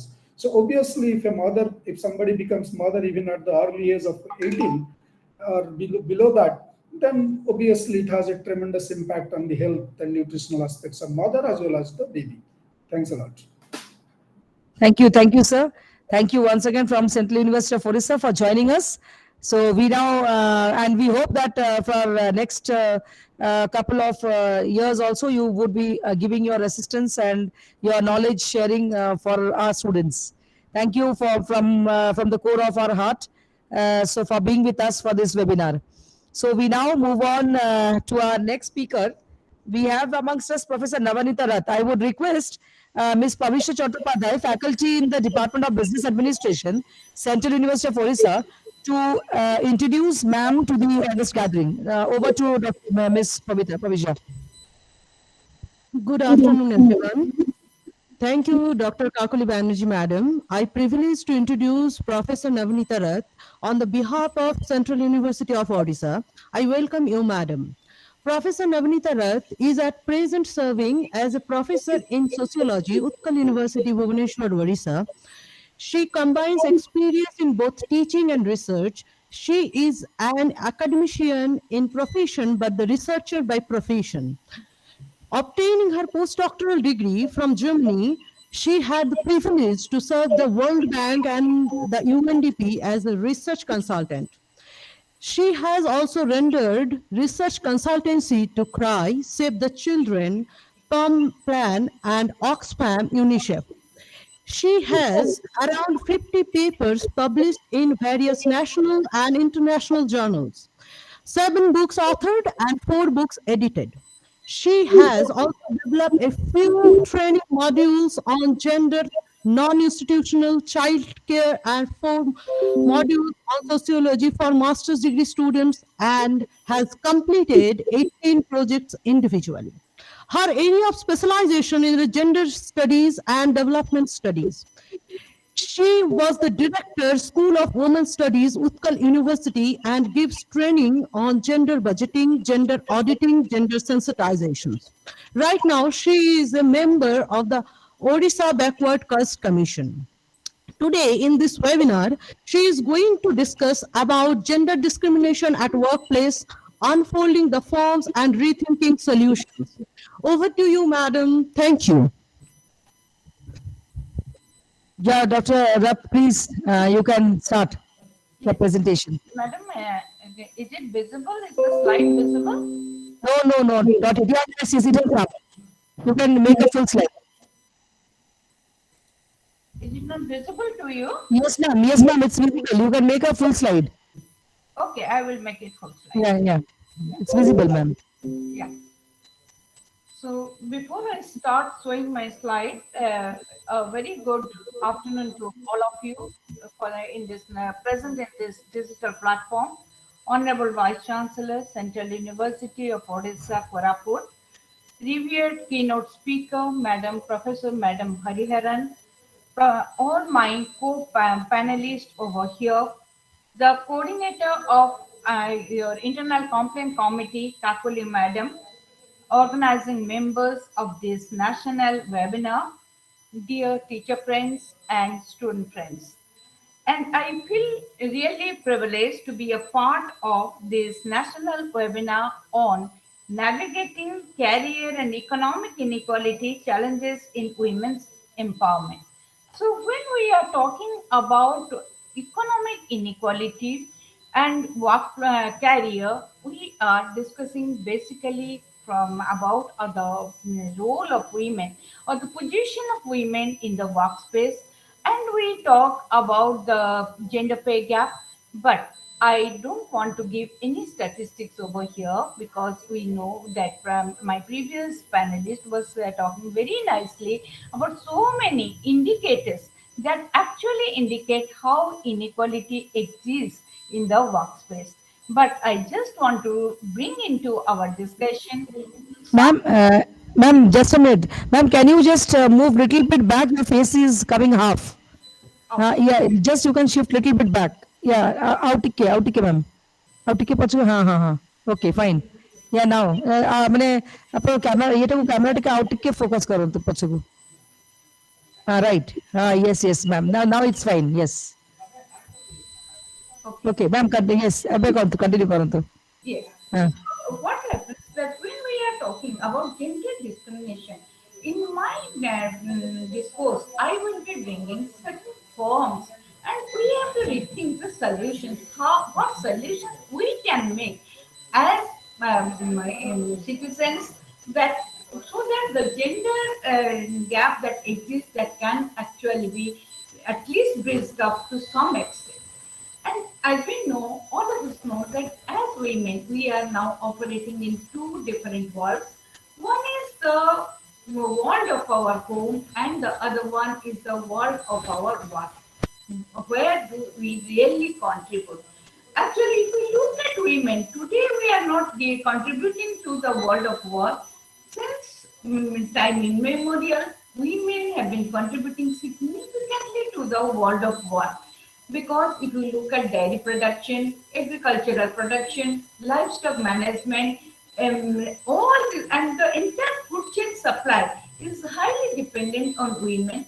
And you come to the handloom, handicraft sector, and home-based industries like your coir, agarbatti production, pickle making, papad making. There you find large number of women.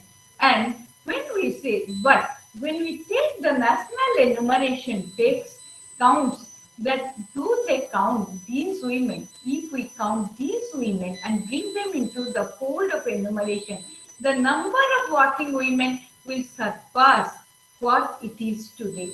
So my first point is that the women are working, they are contributing, but when it becomes unremunerated, it goes unenumerated. So non-remuneration contributes for non-enumeration, and therefore our definition, the women do work, they are invisible, and they, if we look at our own home also, we find, and our surrounding, that women spend, as my previous speaker Rajavya sir was speaking, that women spend a lot of time than men for in doing the work, and what the saddest thing is that they do the unpaid work.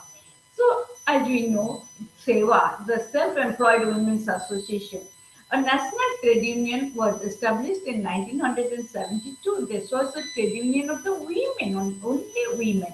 And this was established by our Ila Arbhat in Ahmedabad, Gujarat, to give identity, recognition, and social protection to the poor, self-employed women workers whose contributions remain hidden. But in Odisha, in many parts, now SEWA is operating in 17 states of the country, but in Odisha it is operating. But our women have not yet come into the, all women working have not come into the fold of SEWA. So don't you need more organization like SEWA now? This is a question that we should think about. So two important things I wanted to tell you. The first thing is that women do work, but many of the women's work are unpaid, and therefore they are invisible, and they are not enumerated in the national census and enumerations. The second thing is that there are no women-centric trade unions like SEWA, and we need more and more SEWAs so that women's visibility in the workspace we can ensure women's visibility in the workspace. The second is that the definitional issue I will be taking up. Because from home to workplace, we find there is a definitional issue in work. When we ask a boy or a girl, in a small boy or a girl, we ask them that who works in your house? They will say, my father goes to work, but they never mention about the work of the mother. Because there is again, that is the unpaid care work. And this is not only the scenario in India. If you look around the world, only 47% of women of working age participate in the labor market, compared to the opposite 74% men as per the records of the United Nations. And the commonly held idea is that women are meant for chula and chauka. That is in the South Asian countries, it is more and more very common that women are meant for home, and their home work, the work they contribute, because they are also giving their labor input, but that labor input we are not counting. There lies the definitional deficiency. So the labor input, if we really count, women's workforce participation will be 74% as compared to 47% of men. And if you look into the higher jobs, for example, and normally what happens in terms of opportunities also, we do not give that opportunity to the women to acquire the skill. Let us take the example of STEM, that is science, technology, engineering, and math. Till date, in spite of so many incentivizations by the government, floated by the government, women do not have the equal chance to get into such type of education. And if they go into STEM also, there are also concentrations for women in certain types of disciplines. And therefore, in the higher sectors, which require a higher degree of skill and training, women's absence is clearly felt because we have not trained them to push up them to those positions. And that brings actually discrimination. So the discrimination at the workplace emanates from the discrimination that we do at home, at the community level. And therefore, the next one is care burden. We never talk about the sharing of care. Care, we always think, is the exclusive domain of the women. And we say, and there we make a stereotyping. And in that stereotyping at home, the women actually do not get an opportunity to go out and work. And finally, if we look at the migration, have you ever looked at the migration? If you find the migration, women migrating as a standalone migrant number is very, very low, because women, if they go as a family, but many times also women are left behind to take care of the house, to take care of the children, to take care of the elderly, to take care of the livestock or the pets of the family. So you see, the care burden is totally thrusted upon the women, where the men do not have any share. So if we make the care burden, care work actually sharing from home itself, then the gender discrimination at work will also be reduced. So the first, my suggestion is, why not to give a choice and a chance to the women or the girls? Because if we give them a choice that you choose your own line where you want to make a career, because when we are talking about a career should be based on the choice. There are two things we should think about. First is the willingness to do, and the second thing is the capability to do. And capability can be created, and willingness is many times spontaneous. And this willingness sometimes is suppressed among the girls at home, and that reflects in the discrimination, in their career development in the latter stage.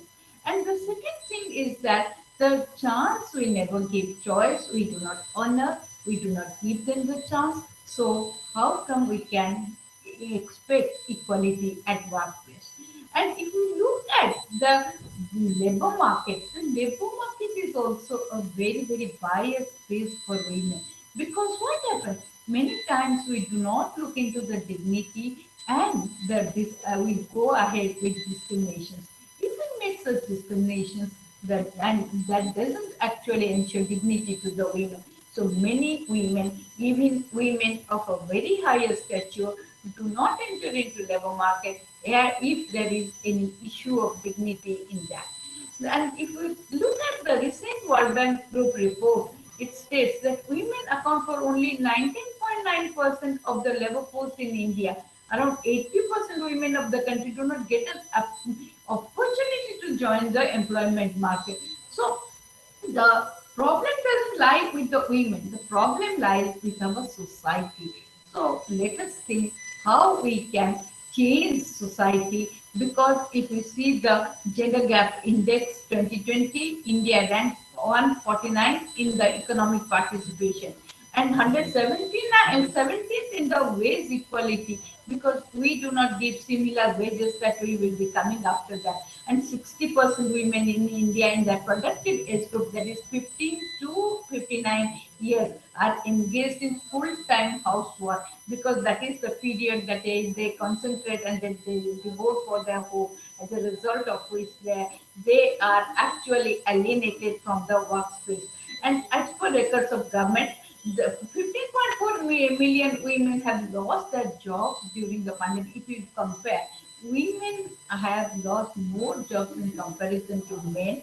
And in 2021, I saw that their labor force participation is only 16.1%.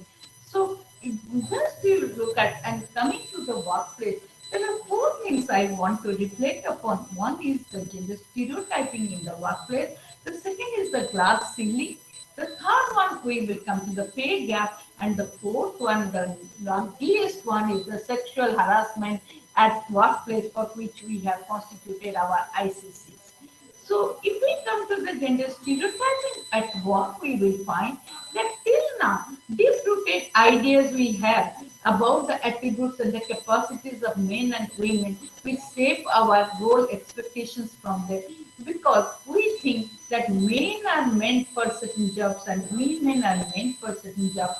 We do not have that idea that both men and women are equal. They have equal capability. If we train and skill them, they can deliver equally, and both are productive elements. I am not telling that the women is superior to men, nor is the vice versa. Therefore, what happens if we carry with such type of preconceptions?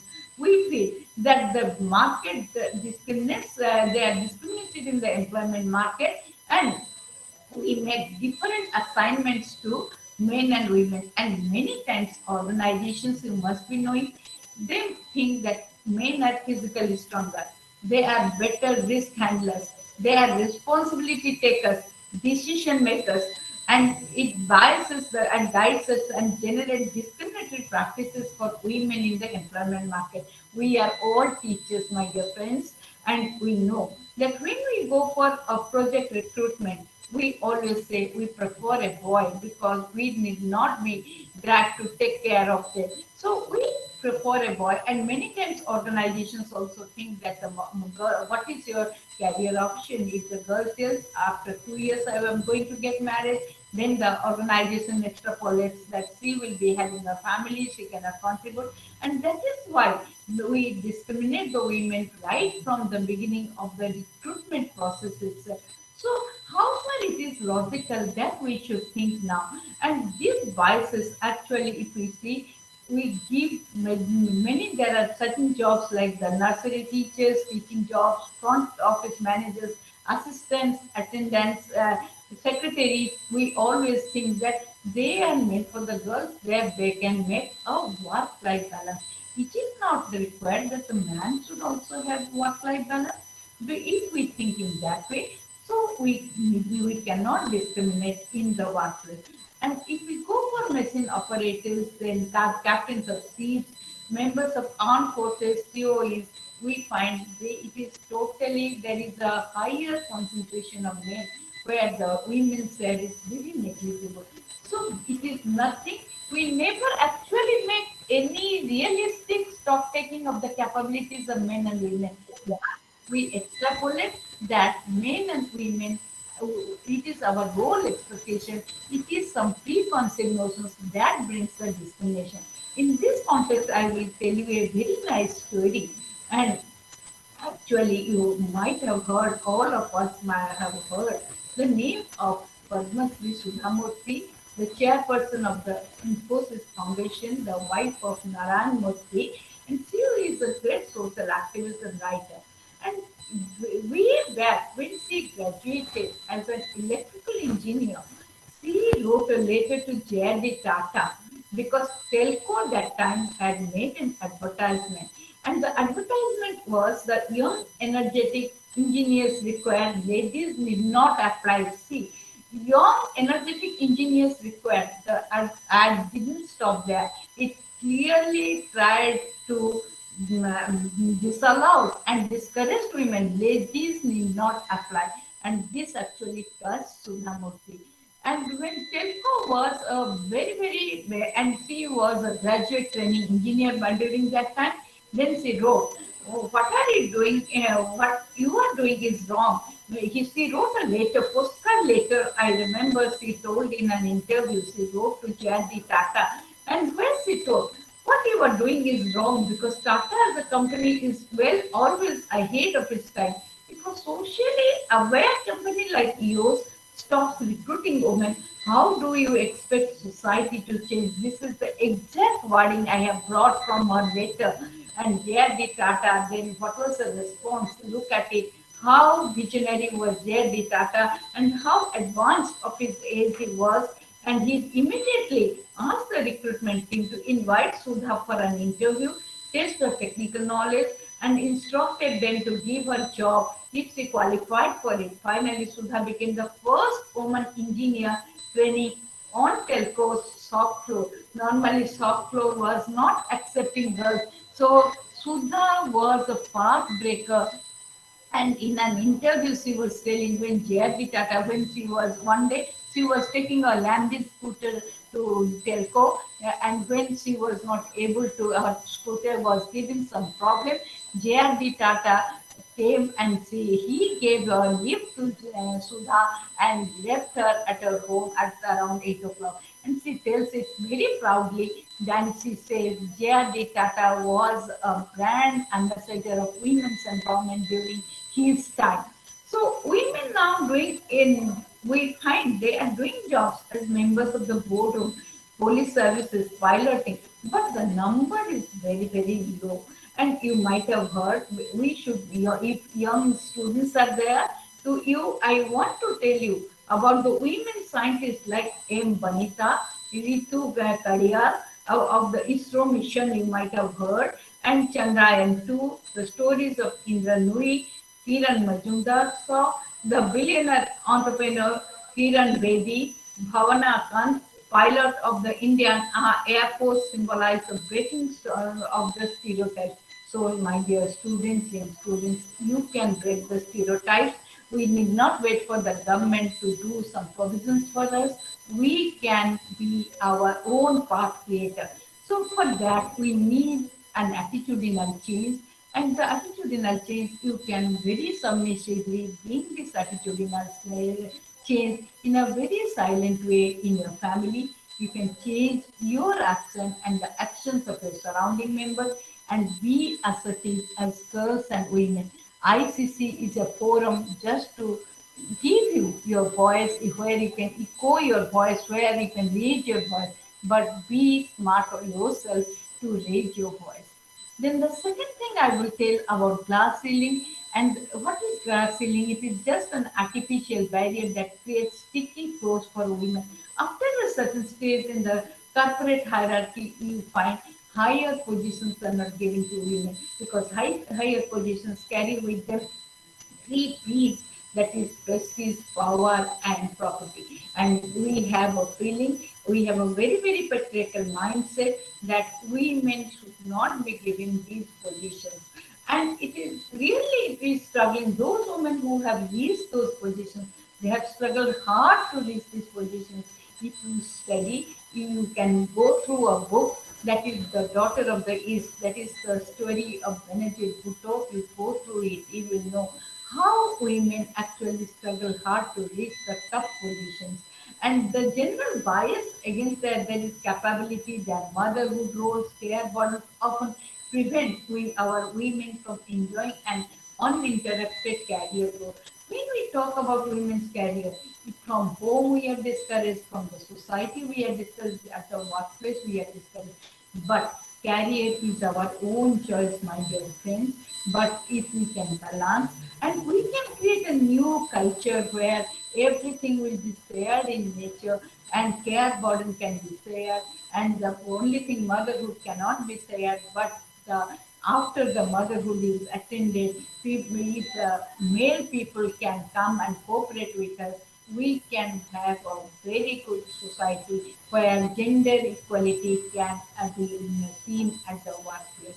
And glass ceiling actually not only prevents women from reaching the highest position, but makes women's work subsidiary, because in the hierarchy we find women are always lower, not only in the corporate hierarchy, we use glass ceiling for corporate hierarchy. Take the case of skilled workers.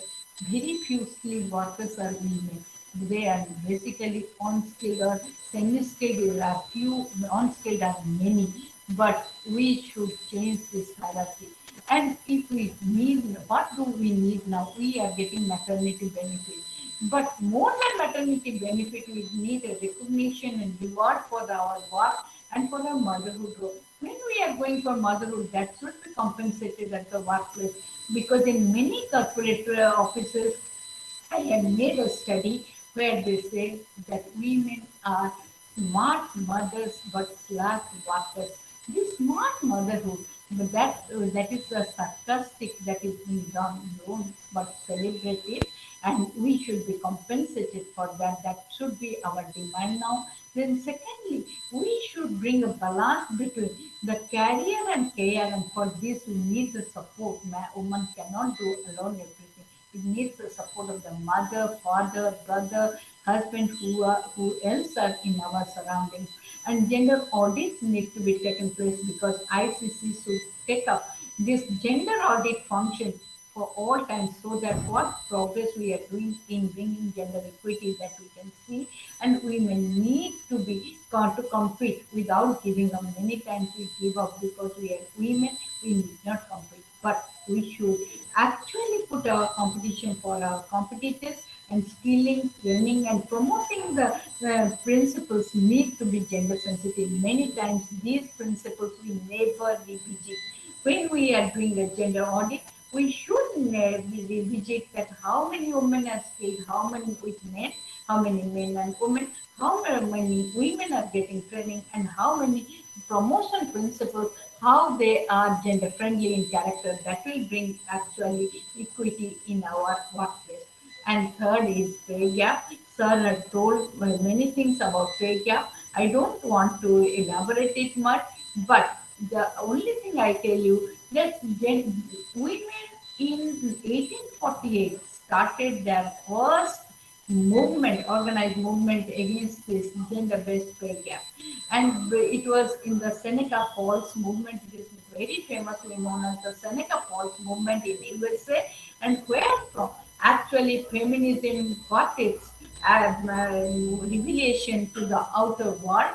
And this created a sensation in the Western world among the women about the pay discrimination. But till now, we do not have such movements which actually have as an agenda to have pay balance in the workplace. And the UN Convention also talks about eliminating all forms of discrimination, but in all forms of discrimination, gender discrimination of workplace should be included and given a prioritized area. And irrespective of such powerful movements and international conventions, as told, till now we are having gender-based pay gap. And if you see the World Economic, Sir has given so many things I don't want to tell. And very recently, I want to tell you, in India, a draft bill has been prepared by the central government for law and policy research 2019, titled as Equality Bill, which intends to prevent and prohibit all kinds of discrimination and harassment to promote equality at workplace. This is expected to give wide publicity to gender-based pay gap discrimination. So let us try to erode that. And the last and the ugliest one, which actually reduces women's career advancement, which is again has a repercussion on women's workforce participation, is sexual harassment of women at workplace. And as we know, women are exploited in the workplace through sexual harassment, because in the both in the organized and in the unorganized sector, many times we have a notion that in the organized sector the women are more vulnerable to sexual violence. No, in the organized sector it actually happens, and this became very prominent when Tarana Burke started her Me Too movement, and you might have seen during those period the social media was flooding with the incidences of women actually no longer found that it is a stigma. So they started opening up, and that brought the real face at the real situation of the workplace. And 75% of women are subject to such hostile situations, but they hardly actually report harassment. ICC is there. It's a good step taken by the government, where now we are registering cases of violence. So don't think that reporting or registering a case of violence is bad. but you can create a world of what where there will be absolute gender equality. You might have heard about the 2013 Sexual Harassment of Women at Workplace Prevention Prohibition Redressal Act, by which these ICCs have been created. So let us take the help of the institutional support. Let us implement the policies that have been made. Let us honor to the very intentions of the Constitution, but let us also take the initiative from our side to make the workspace more congenial to the women, to reduce all types of gaps, and we have to actually, it is dignity which should come first. In the name of poverty we should not work. Where we get dignity we need to work. We have to create a work environment that will ensure us dignity, and we should not stigmatize. If someone is harassing us, it should not be a stigmatization. We should not think that it is a stigmatizing. Don't feel guilty about it. You try to actually open the face of the guilt, and you should have the visibility and the voice. So I will conclude by saying that gender discrimination of workplace is not only pay gap, but it takes varied forms like stereotyping to harassment, from glass ceiling to wage gap. So laws and provisions are many, implementations are really feeble. Gender, we should now, students and teachers, we should have gender watch groups. We should have continuous gender regular gender auditing, and auditing should be taken into many different things. We have discussed, and stringent punishment should be given to the discriminating employers.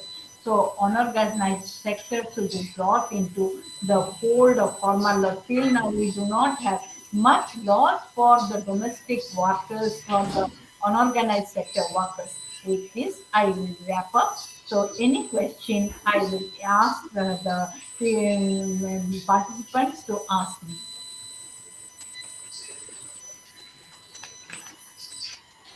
And to brief you, you have really nicely, very nicely pointed out certain things which we do feel in our daily life, because you are working on ground.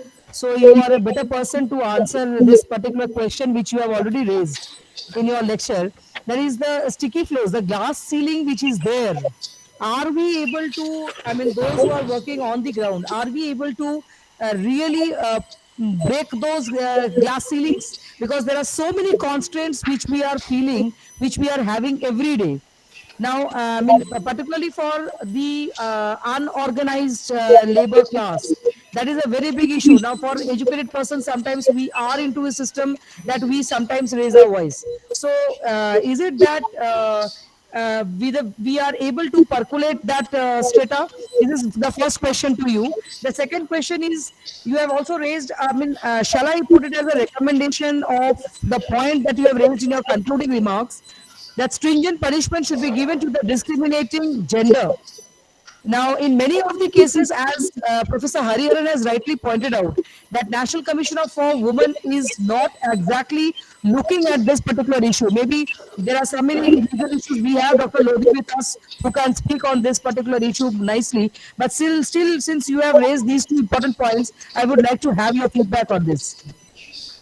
Yes, madam, put to you two questions. My response to your first question is that when we are talking about the glass ceiling actually cannot be actually eroded by law only. We have to create that assertiveness, that if I am feeling that I am discriminated in my promotion, in my career promotion, I should have that voice. And I told you, unless and until we have unionized, that voice won't come. Because in order to echo, we have to have an unionized voice. And many times we always work for the welfare, for the charity of women, but we hardly actually work to make them empowered. So let us give them a voice, let the women or the young girls have the voice, so that they can fight against racism, even if it is in the unorganized sector. Because in the unorganized sector, they can also fight against it, because they can go to the labor court, they can also talk to the, because for the construction workers now laws are there, so they can fight against it, number one. And the number two is that about the punishment part you are telling, because unless and until it is followed by a punitive measure, that threat won't come. And there will be gender discrimination, there will be harassment, and NCW being a quasi-judicial body often they fail to actually take up cases. And there are also many cases lying with NCW. So this will be a recommendation. If the punitive thing can be added to it, the laws can be stringently implemented, and the if someone is punished, then that will have a reflection in the society. People will actually fail. But before that, I will tell you that nothing can substitute with a good conscience. We have to be conscience, and character building is more important than someone imposing something on us.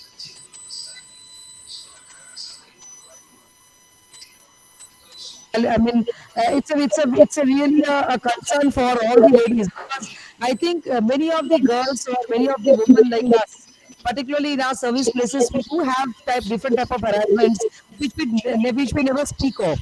So we are afraid that the management may take action against me, or I will not get a promotion on time. So these are many questions which are hidden. Of course, it's very open, but it's a hidden open thing. So, anyways, thanks for your inputs that you have spoken of. We have Dr. Aditya Mishra. Dr. Aditya, do you want to ask any question? He's from Department of Sociology. So, Dr. Aditya Mishra, if you would like to ask any question to Dr. Madam, are you there among the participants?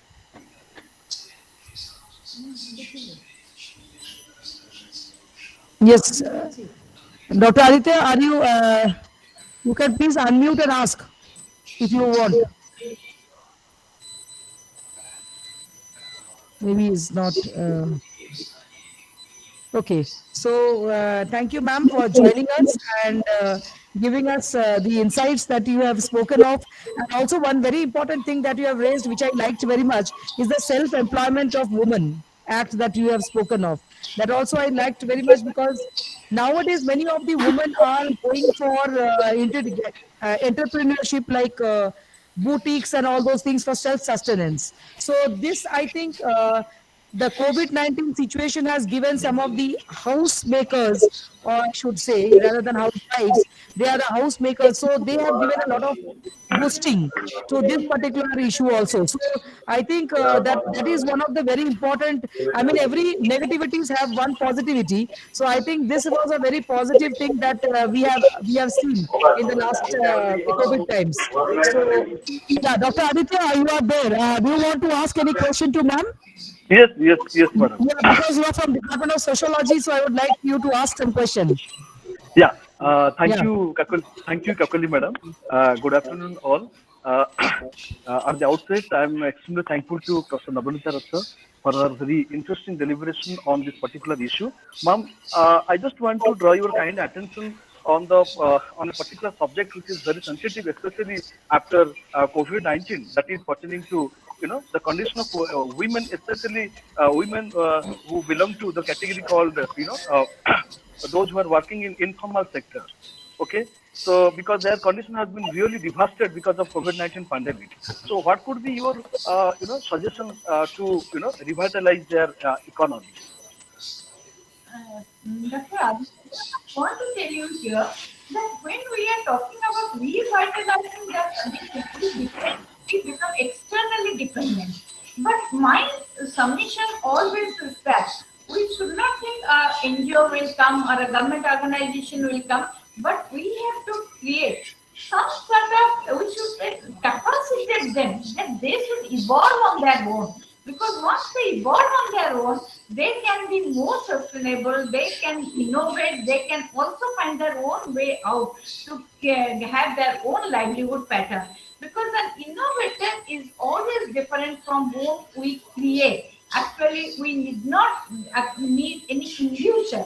We should create innovators. And for that, we have to give them choice. I have told you the chance, choice, and career opportunities should be exclusively left over them, and we should support them at least.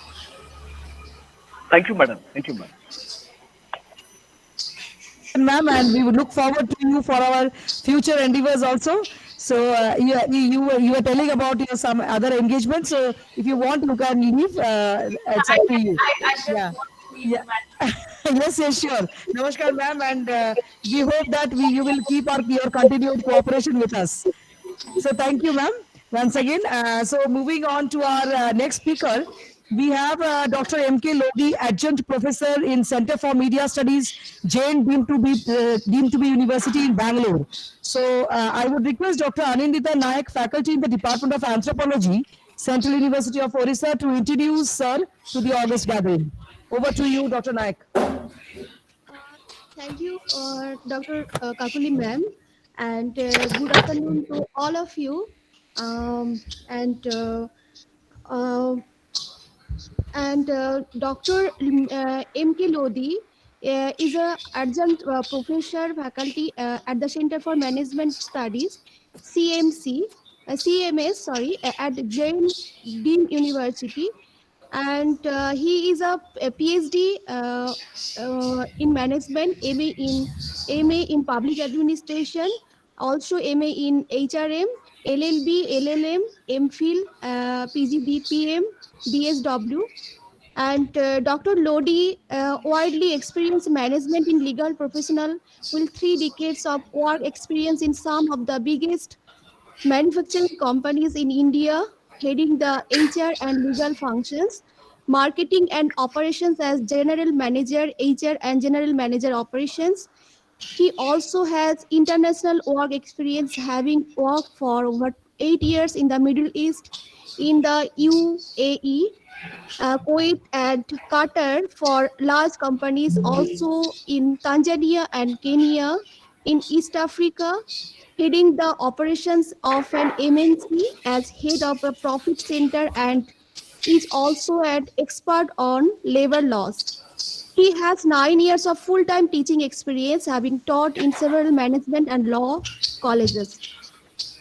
He has many research articles, book publications, and he has awarded Excellent Manager Award with Cash Reward at Ashok Leland, awarded Performance Award at Hindustan Motors, awarded Outstanding Performer Award at Vizag Steel Plant.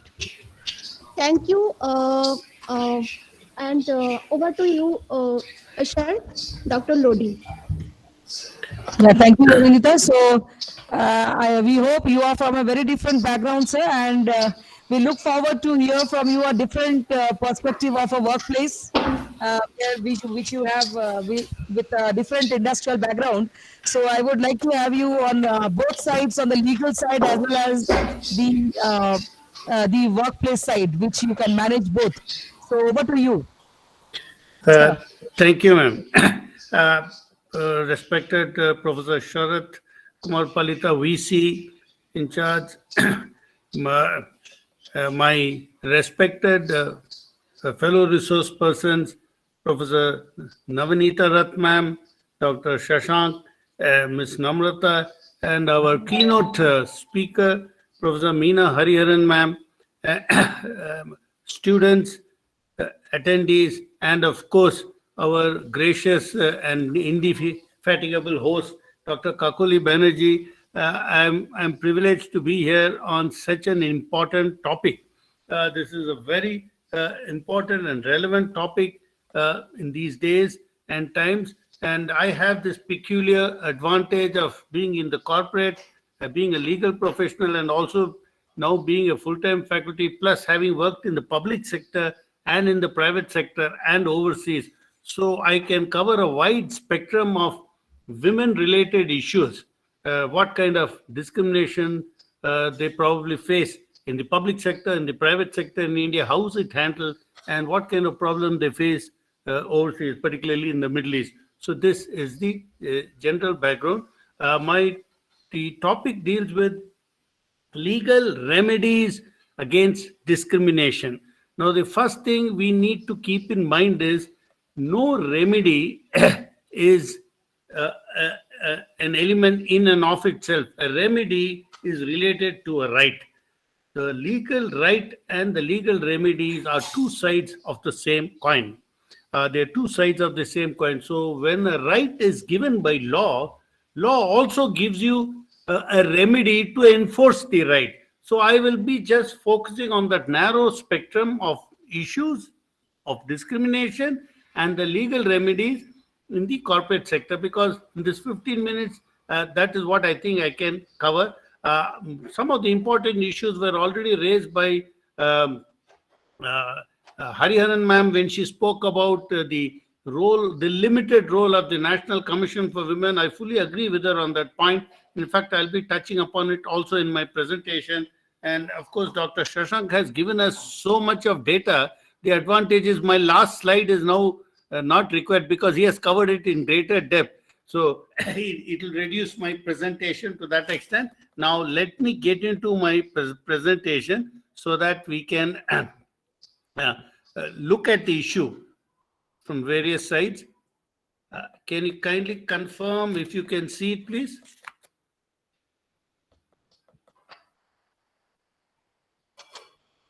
Is it visible? Yes. You can see my right. Yes, yeah. Thank you. Let me get into if you look at the title, there are two words, discrimination and harassment.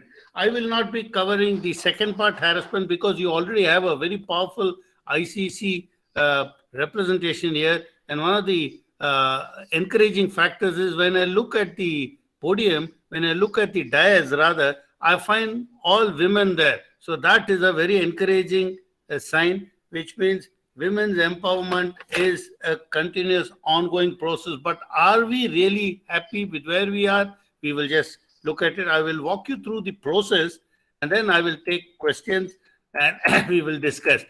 First is, what are the rights? Sir, can you make it a full slide? Yeah, I made it a full slide. No, sir, it's only, it's not in a full slide mode. I have put it on slide share. Okay, but anyhow, you can continue. Okay, let me then put it on full screen, is it? Yeah.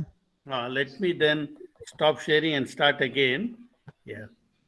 Then, yeah. So first thing is, all rights in India flow from the Constitution. Everybody is aware of it. But the Constitution also gives us a lot of rights. So that is what we'll be looking at. I'll go into the entire screen and then.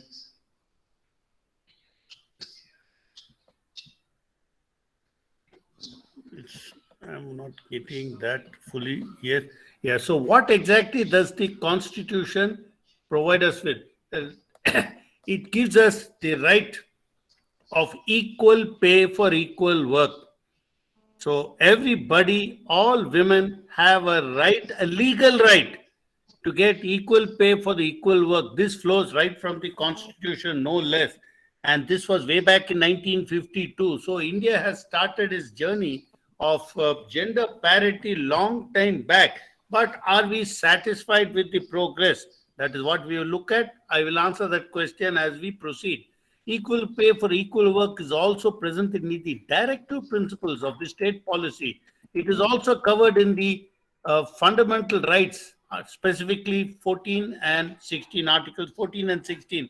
So if you look at it, there are three places in the Constitution itself where there is a mandatory position of gender parity. And this is way back in 1952. And then the first law was passed in 1976 to give effect to the constitutional provisions. That is the Equal Remuneration Act, which was passed in 1976.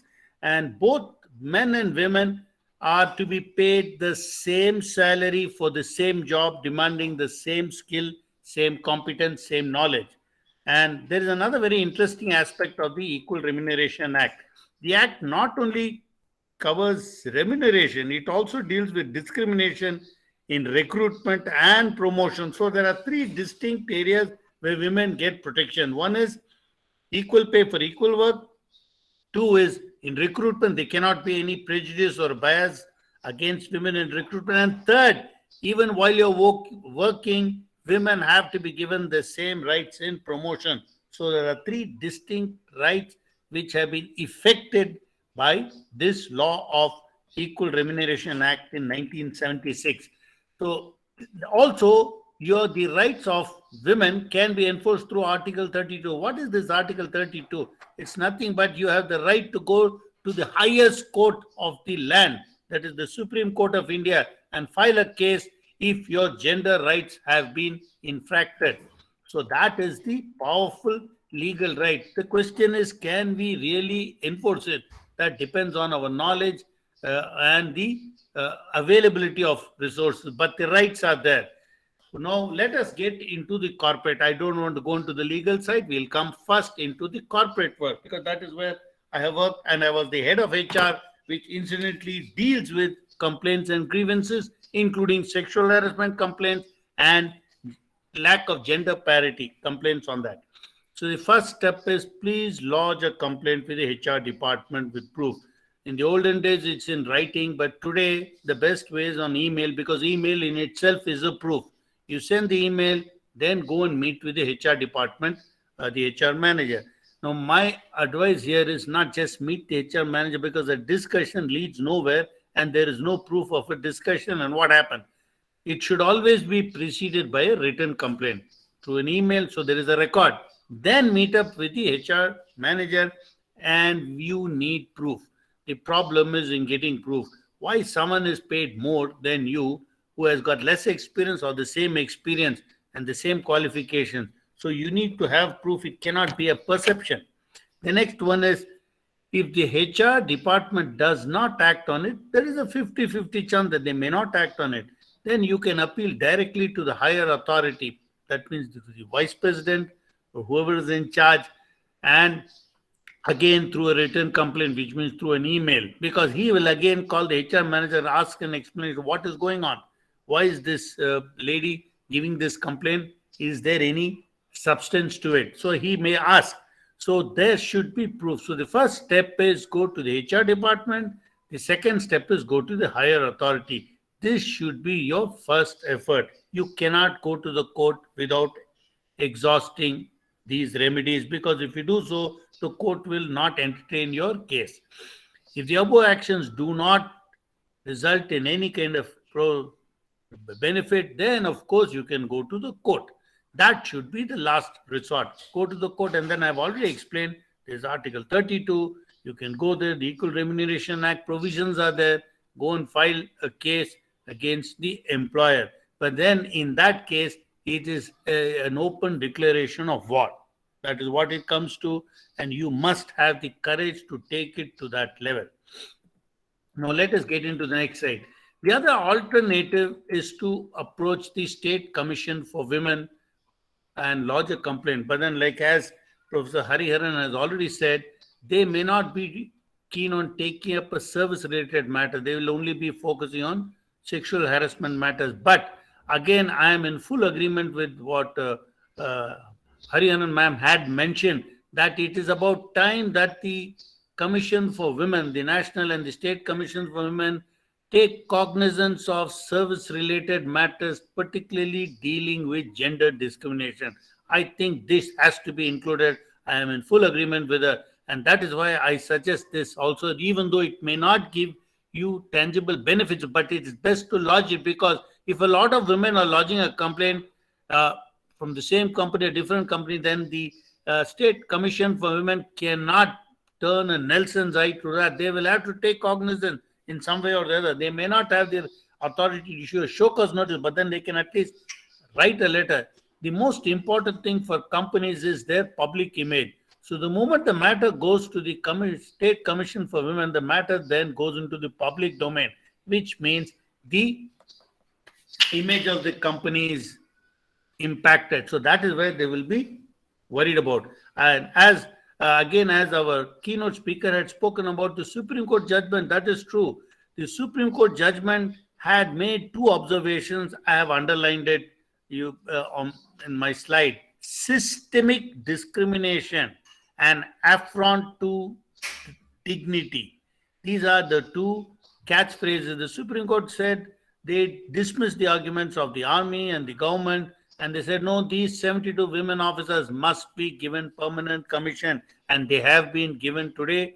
And like as Hariharan ma'am had mentioned, even the Navy is now following in suit soon. They are following it.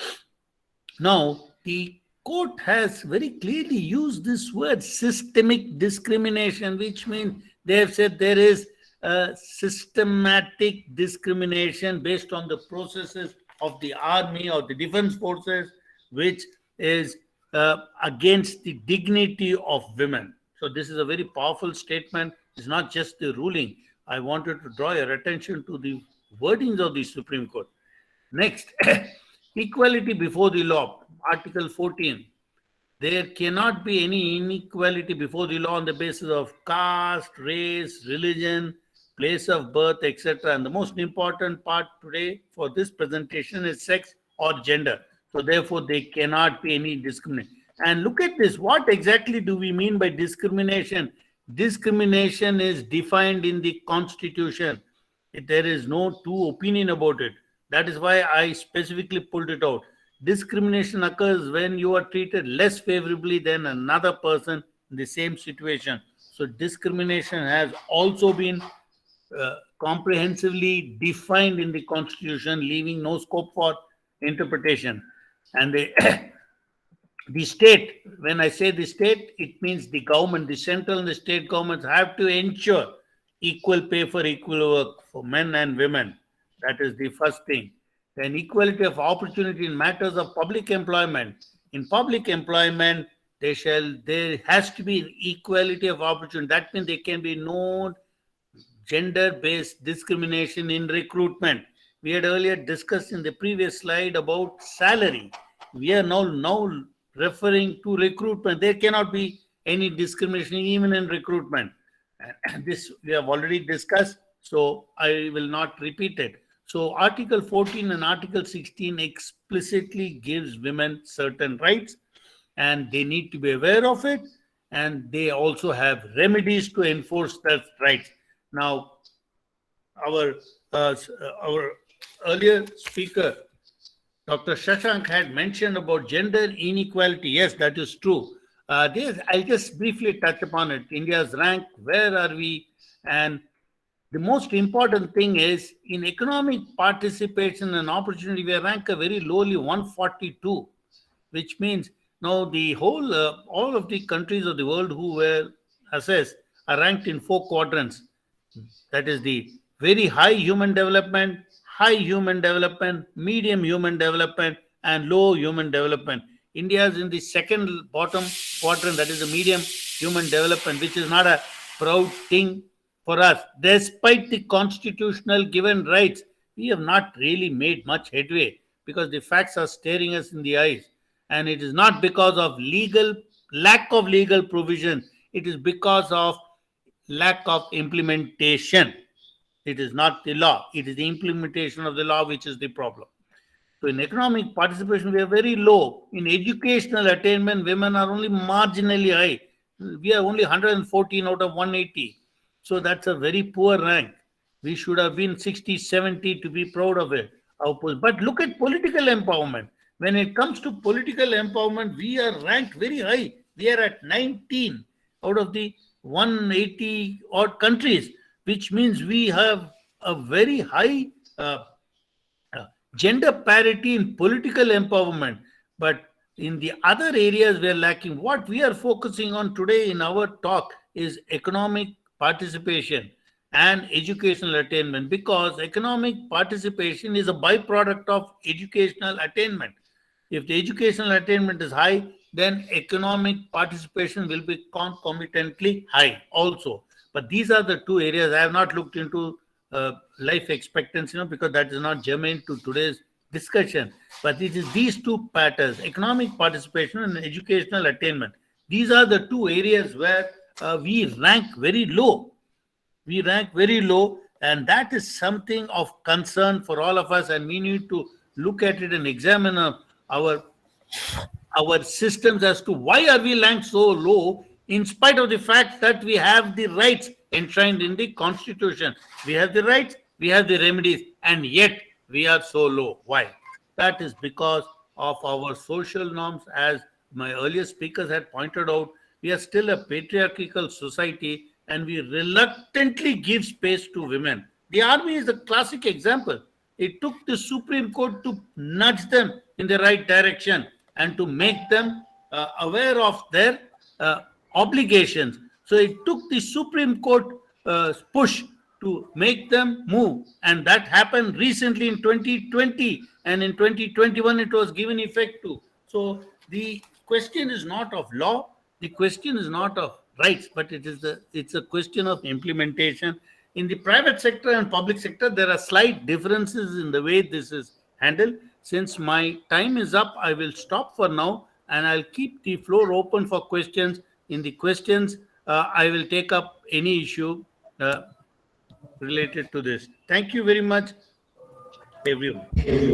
Thank you so much, sir. You have very nicely deliberated your talk with regard to legal issues, which was little bit not touched. So you touched those untouched areas. So for that, we are very grateful.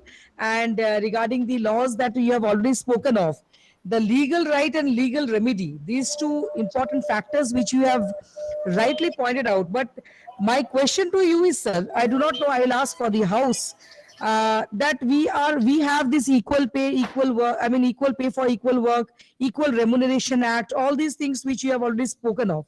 But the very important aspect that we are seeing, this gender discrimination in recruitments. Now, sometimes what happens, we do say that no, all females are not in a position to have certain particular job. Maybe it's it's life risk or something like that. Now, in such discriminations, I'm not talking about educational sector, because in educational sector we do have many females coming up into teaching line and all those things. But in industries, particularly from which experience you are talking about, in corporate houses. I think it's a very important point that every type of job cannot be taken up by female. This we need to admit, because the society is such that we do not have that much of safety in working in the various environments.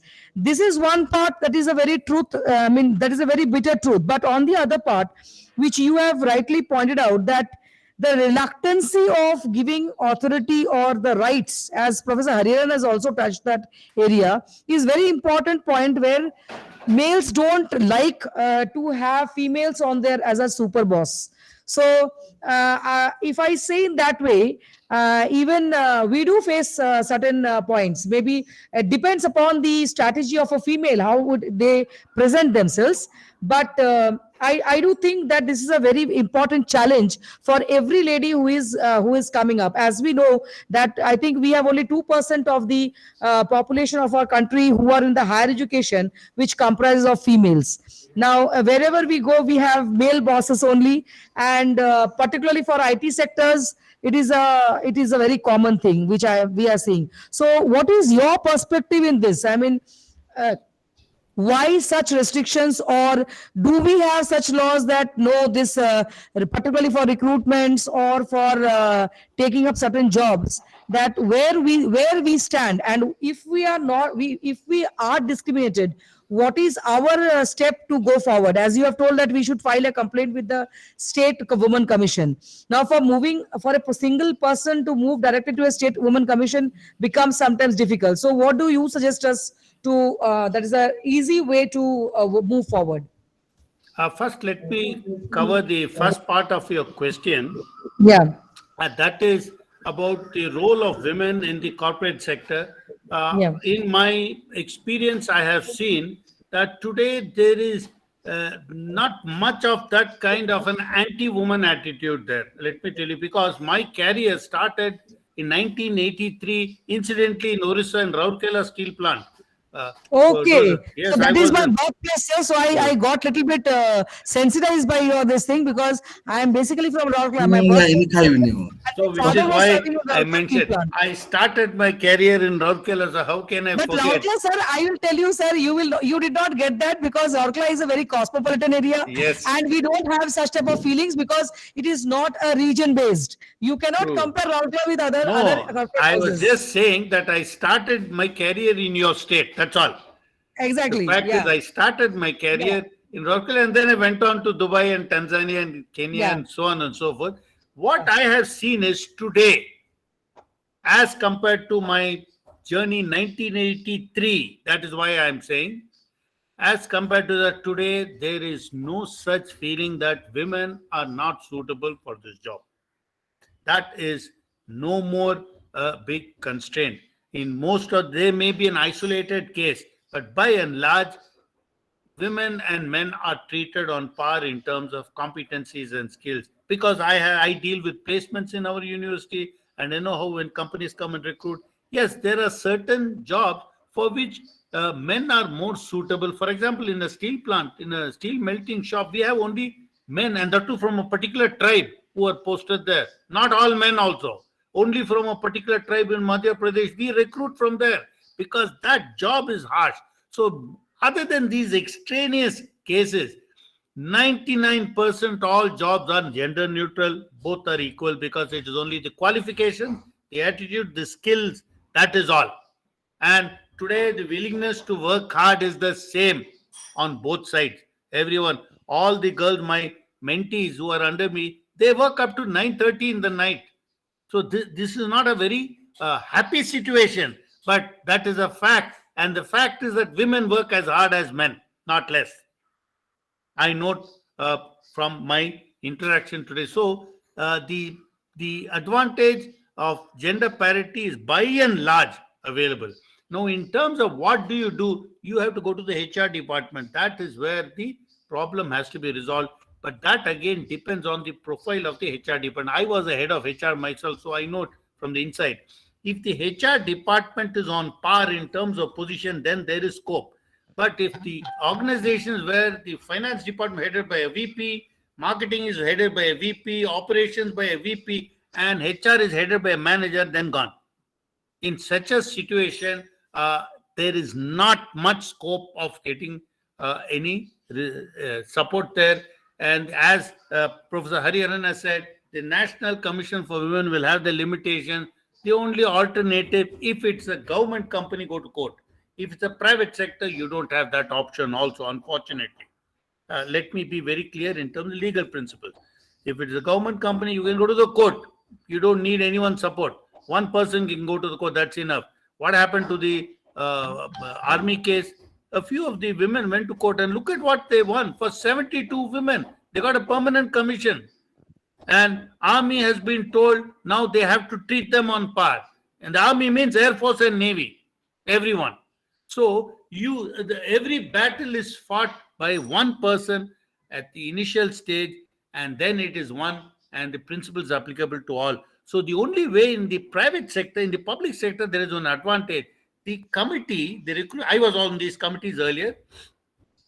There used to be a member representing the SC/STs, one representing minority, and one representing women. So there is always that advantage of gender bias being neutralized. But in the private sector, we don't have that advantage. So therefore, it's slightly more difficult to get relief in the private sector. The only thing that affects the private sector is their image. So if you can hit their image and say that this is a company where gender parity is not practiced, then it's going to affect their image. That is the soft underbelly. And that it will have to be done not necessarily by one woman, by at least a few, to say that we are not getting the same opportunities in career growth, promotion, in recruitment, and in pay disparity. If that can be taken up, then the company will be forced to acknowledge and take it. Look at your company's law today. The company law has also been modified in 2013, where a woman director is mandatory in certain companies. This was not there before 2013. A woman director has to be appointed in certain companies. So that is the level of empowerment that the law has given. The question is only our knowledge and our willingness to take up the battle. But today in the corporate world, it is equal opportunity, equal base by and large. There are exceptions. I will not, predicate my case on the exception, but the corporate sector works like, because I was in the corporate sector and today I'm placing my students in the corporate sector. So I have that insight. Any other questions, please? Yeah, yes, sir. Yes, sir. There are some more questions. Dr. Soni Pari from Department of Journalism. She wants to ask a question. Madam, switch on your microphone.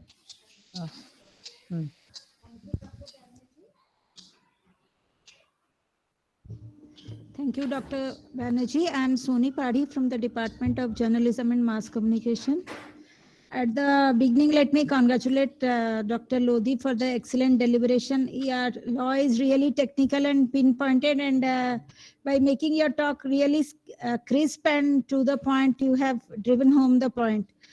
And this is not a question exactly. I have an observation to make. I just wish to point out that charity begins at home, and making all these laws and regulation and comparing and contrasting those with the attitudinal and cultural changes present in society is one thing. So my suggestion, or rather an observation, is that we should make compulsory credits in the higher education level to educate our students regarding these laws and the legal rights and remedies. As you said, that legal remedies are the last resort. First, we should try to handle it in an in-house manner. So we should make some compulsory credits from the graduation and post-graduation level for students, and regarding all this legal knowledge. And if they clear those credits, only they will be awarded their PG or graduation degree. That's all I have to say. Thank you, sir. Yes, thank you, ma'am. Very good suggestion.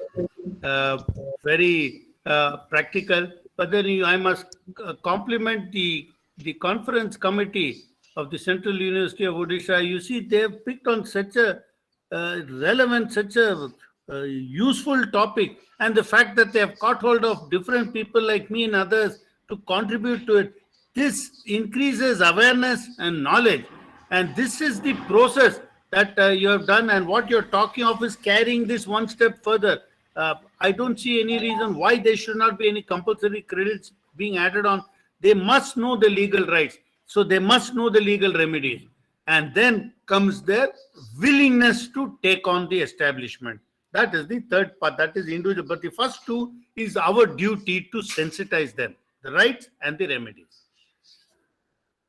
Yes. You raised your hand. You wanted to ask a question? Sir, you are not audible. Dr. Aditya, you wanted to ask question? Yeah. Am I audible now? Yes, Yeah, you're audible. Thank you, madam. Thank you, Kakuli, madam. Dr. Lodhi, you have delivered a wonderful deliberation, let me tell you at the outset. In fact, your deliberation has certainly provoked me to ask one question to you. Really, I convey congratulations to Dr. Lodhi. See, instead of putting the matter equal work or equal pay for equal work, let me put in other way, unequal payment for equal work. I mean, that is the kind of reality that we all are facing right now, and where we find discrimination has become a reality altogether. I mean, in every sphere we find discrimination. So my point is that just before some time you mentioned that there are so many legal provisions, and based on the legal provisions we used to do so many things. But my concern is that when Supreme Court, and there are several n number of legal provisions are there for equal work, equal payment, where lies the problem? I mean, the point that I'm trying to mention is that when Supreme Court has already mentioned that yes, we can go for that, then why, for example, what is the problem, for example? I mean, the point is that, do you think that there is the need of a new social kind of movement? Or do you think that some sort of institutional innovations are very much required in order to carry forward the mandate made by Supreme Court? I mean, what could be your reaction, sir? Over to Lodhi, sir. You know, you are asking a very philosophical and generic question, which is a very thought-provoking one. I'll have to widen the ambit of my answer and go beyond law. I had confined myself to law for the sake of my presentation, but a question and answer session is an open house. And I welcome any question on any aspect, because that is what is thought-provoking for all of us. So I see the law is never an answer to problems. law is only like one of the medicines for tackling the disease, but that will not eradicate it unless society undergoes the transformation. And I'm very glad to notice in this conference there are a lot of people who are with the sociology background, who are in social movement. See, it is these that can bring about the change, because it is the sociological movement that brings about a change in law. It is not the other way around. Very rarely law brings about a change. It is the sociological movements which brings about the change in law and the attitude. So I'll just give you a small example of how law is implemented based on my work experience. That will answer your query. We have wonderful laws. There's nothing wrong with the law. The problem is implementation. In India, we all know that whatever mistake, crime we commit, we can get away by the usual forms of using our influence and money. Look, I'll tell you what happens in Dubai. In Dubai, the law is not as comprehensive in India. We always say in Dubai laws are tougher. They are not. The Indian laws are much better, much more comprehensive. You can see the books behind me. These are all, the whole of the laws in Dubai will not come in half of my shelf. Forget about the whole shelf. That is all. Then why is it that we say the laws are tough? It is not their laws. It is the implementation. In Dubai, if you bribe a policeman, if you attempt to bribe a policeman, your fine doubles. You make an attempt, if it is 500 dirhams, you become 1,000 dirhams. In India, you bribe, you get away with it. That is the answer. The problem is not in the law. There, you try to bribe, it becomes double the penalty. In India, and I'm not talking of states, I don't want to get into that. In India, we are all Indian. In India, if you bribe, most likely you get away with it. That is the problem. It is the implementation, sir. We have very good laws. We have very effective laws, but the implementation is horribly weak. Because I have seen the implementation outside. I have seen how it is implemented in the Middle East. Our laws are more egalitarian, much more comprehensive, much better, but our implementation is hopelessly inadequate. That is, therein lies the problem. So we need a social movement to eradicate this. Look at our position in terms of corruption perception index. Where are we? We are in a very poor position, and that is because of the national malaise of corruption. So it is not the laws, it is the implementation. The implementation because of corruption, because of poor implementation, the unwillingness of all governments. I'm not talking of political parties, I don't want to get into that. The unwillingness of all governments to implement the laws. I worked in Dubai, I worked in Qatar, I worked in Kuwait, I worked in Kenya, and I worked in Tanzania. Kenya and Tanzania, they are worse than India in terms you pay anyone, you can get away with it. So I have seen that. So it is not the law, sir. It is our social fabric, which is where the problem lies. And that is something that there are many sociology department people here who will be better in a position to comment on it. The law is never adequate. It is just one of the solutions. I will never say it is the best or the most. You should, as I always say, go to it last. Don't go to it first. Exhaust all other remedies. Let the HR department act on it. They have to take cognizance. If there is a complaint, and repeatedly, if this complaint is coming from many women, the HR department cannot ignore it. Thank you, sir. Thank you, sir.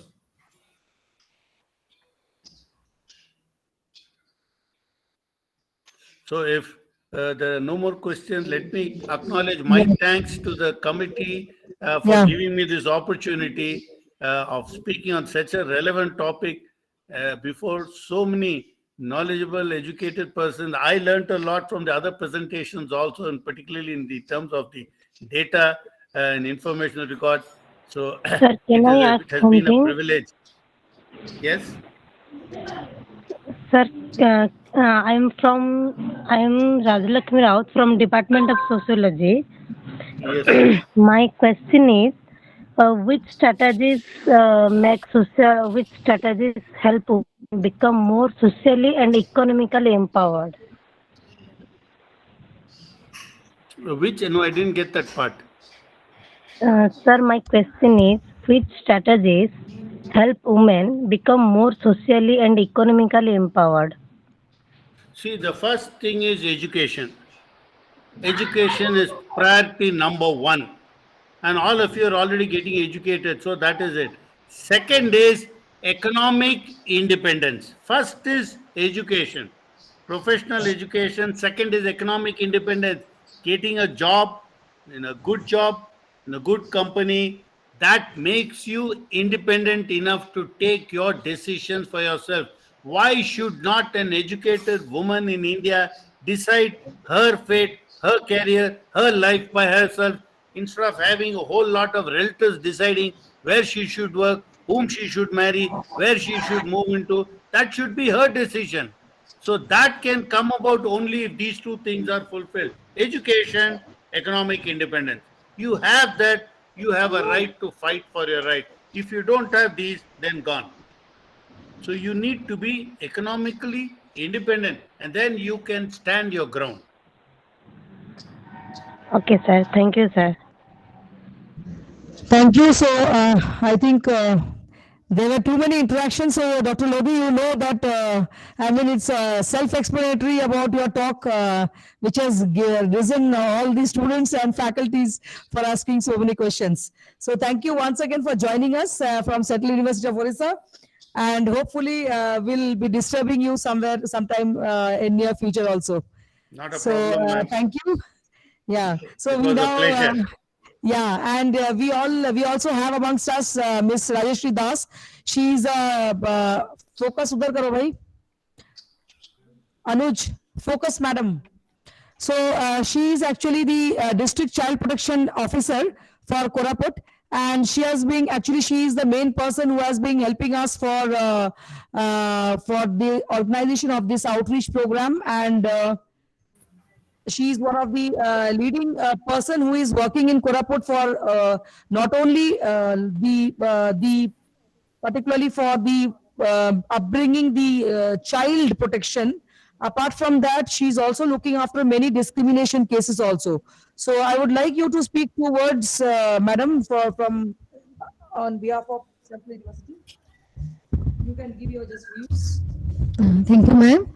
Actually, yesterday, Central University has organized one wonderful program in our CCI, one of the CCI. They mainly, the main objective is to orient the children, who are the younger children, so that they could be able to know actually what is their rights, because after 2-3 years they are going to be adult and they are going to be working somewhere. So that is the better. That was a better program, and I think that should be done in everywhere. And we should focus on those children, mainly the dropout children and the orphan children, because they are not getting such chances to know what are the laws, what are the regulations in our country for the protection of their the children, and for the protection of the women also. So this is a wonderful program, I think. Thank you. Thank you, madam. And it was her inspiration that Central University of Odisha could reach the ground level, which was really our mission. And it's also a mandate for National Commission for Women that apart from the technical webinars that we have, the more we reach to the grassroots level, the more I mean the mission for the upliftment of women, particularly with respect to the ideas, how we are working, where we are, what is our stand, what is our right that is being is scattered to the society. So thank you, madam, for joining us from yesterday, and she is there also for today. So I am apart from her busy schedule, she has lot many programs in the district all over. So she keeps on traveling, and we are lucky that I could request her, and she had kept my words, and she has joined me today with the webinar. So moving on, we have our last speaker for the day. Very dynamic speaker. I mean, she needs no interaction. or no introduction. I mean, more of interaction occurs than her lecture.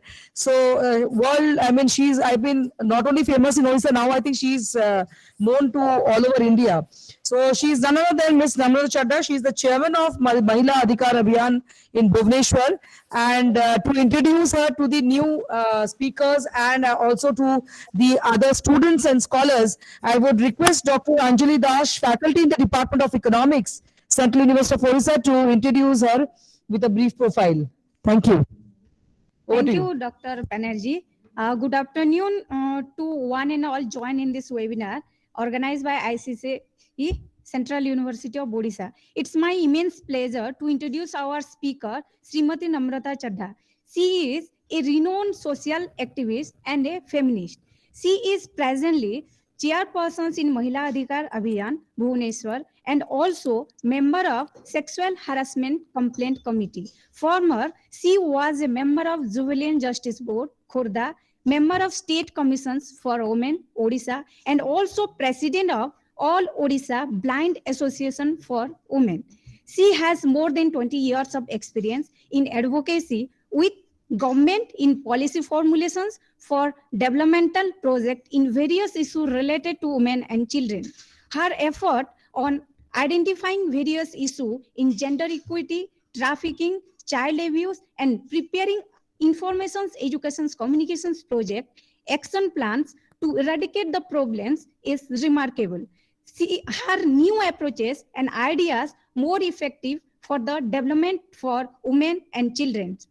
She has involved in training and counseling sessions on women and children issue in public and private sector organizations like RBI, SBI, NALCO, NTVC, SCL, OHPC, etc. She is coordinating with various developmental institutions for proper implementations and continuing of upgradations of project. Srimati Chadha has traveled a lot in India and abroad for spreading awareness relating to women and children. She has recipient of national and state level award for incredible work in the field of women and children. As an academician, she has also associated with various universities and colleges like Odisha State Judicial Academy, Utkal University, NISBAS, Police Academy, Gopabandhu Academy, Biotech. She has published two books. So in today's webinar, she is going to deliver her talk on pay challenges in unorganized sector. With this brief introductions, now I would like to invite Srimati Chadha to enlighten us with her knowledge. Over to you, Srimati Chadha. Thank you. Thank you. Over to you, ma'am. Yeah. Thank you. Is it audible? Yes, ma'am. In Buddhism, Lord Buddha one time told all his disciples that in Pali language, it is in Pali language, avidya sama tama nathi. Meaning there is no darkness like ignorance. And why we all are suffering today, it is all about our ignorance, nothing else. For this note, I am really conveying my thanks to Kakuli Madam that she has given me this opportunity to create an awareness program or in this awareness talk and giving me this golden opportunity. I am saying indeed, though I am a last speaker, I was seeing now I'm a quite technical savvy, attending few seminars on web, seeing how people are decreasing. It was a 68, then 55, then 40, now 36 are there. No less, at least few people are listening, and we are trying our best to erase the ignorance among us. And definitely your internal complaint committees members, Rudrani Madam and Meera Swai Madam, and the Vice Chancellor in charge, Palit Sir, he was there, and I am conveying, and Aditya is the only person, Professor Aditya, I am seeing on screen. I am conveying my thanks to Central University Odisha that they are organizing these kind of seminars in this time, Corona, and on a regular basis. And great thanks to Kakoli madam. She is not from sociology department. She is not from gender studies. She is not from journalism. She is a totally from a different technical background. Then yesterday I was asking, আচ্ছা Kakuli madam বলুন তো আপনি কোথায় কোন ডিপার্টমেন্টে আছেন? Then she told me, okay, my subject is a totally different. So that is the interesting thing, and that is the dedication and concern about the women issue. I'm really very happy about that. The Central University, and we are very proud of you, madam, that though you are a totally technical and a person and from a scientific background, but you are so much of concern about that. And I'm seeing Das madam here. I have talked to her over telephone. We are going to introduce one project in Koraput jail very soon. I was hearing all of my previous speakers, so I don't want to now repeat anything, because the pay, remuneration and inequality on in our unorganized and organized sector, and how we can eradicate it, what are the causes, there is legislation, ICC, role of LCC, nothing.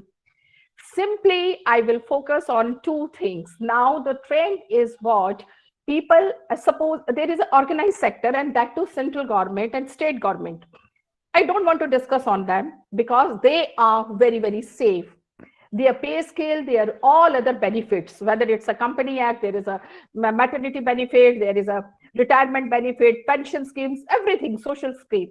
They are totally covered in that on a regular basis. There is a 7 pay commission, 8 pay commission, their allowance every time it is increasing, and I'm not saying on the pay basis only, but the other, when we are talking about the safety and security of the working women, in central institutes, whether they are universities, they are PSU, they are offices, they are much, much safer than the private sector. And the worst position is unorganized sector. So there is hundreds, millions of untold issues, stories for unorganized sector. Even we don't have that much of time to discuss on that. So I will not going to speak how many percentage of organized sector and central government and state government, they are safer in pay scale, remuneration and other benefits. I will only focus about the private sector and the unorganized sector. So the newly trained is growing on in a multinational companies, because our new generation, they are just passing out from engineering or BTech or BBA or MBA, they are joining multinational company. Professor MK Lodi was there, he was talking about that. And it is, their job is so luring, the pay scale, when they are giving interview and they are coming back, okay, what is your package? People are not seeing anything, they see the package, what package they are getting. It's 13 lakhs, 14 lakhs. And when you are saying your package in lakhs, nobody is want to do, and that is the ignorance. They don't want to go into deep that what package they are getting on what basis. And there the exploitation started by them. It is a growing stage, trend now we are watching, that these multinational companies, these private companies, these outsources companies, they are regularly disregarding our judicial system. They have a hardcore patriarchy system in their institute. They are least bothered about the safety and security of women. What my previous speaker was telling, Mr. Modi, Lodi, I'm really not agree with you. I am only 1 or 2 points. The women in multinational companies, they are not that secure. Because when you see their security system, whether the POSH committees are working or not, we are conducting one survey, because my organization, they are conducting survey on the women of how they are facing sexual harassment in unorganized sector, their pay scale we are conducting, and the results are really, really very shocking. The women who are in unorganized sector, they are working more than the, I am saying, the mentioned hours. We in our government system, if you can work for 8 hours or 10 hours a day, the women in private sector, they are working more than 10 hours, 12 hours. And in the time of Corona, the whole time they are sitting in front of computer and they are working for their companies, whether they are mothers having small children or old age parents are at home, they are not taking care of them. So it is a very luring packages are there, but when they are giving them the other benefits, the medical benefits, if you see, they are not giving them the proper medical benefits. They are deducting their own salaries. So there is, when you see the package they are dividing into what they are doing, what the companies are providing, it is really very, very shocking. Whatever the benefits they are giving to them, this is all they are deducting from their salaries, direct basic salaries. So that is the way they are, there is a discrimination started from the beginning. And the second thing, these companies also are very careful about the selection of their employees, because they know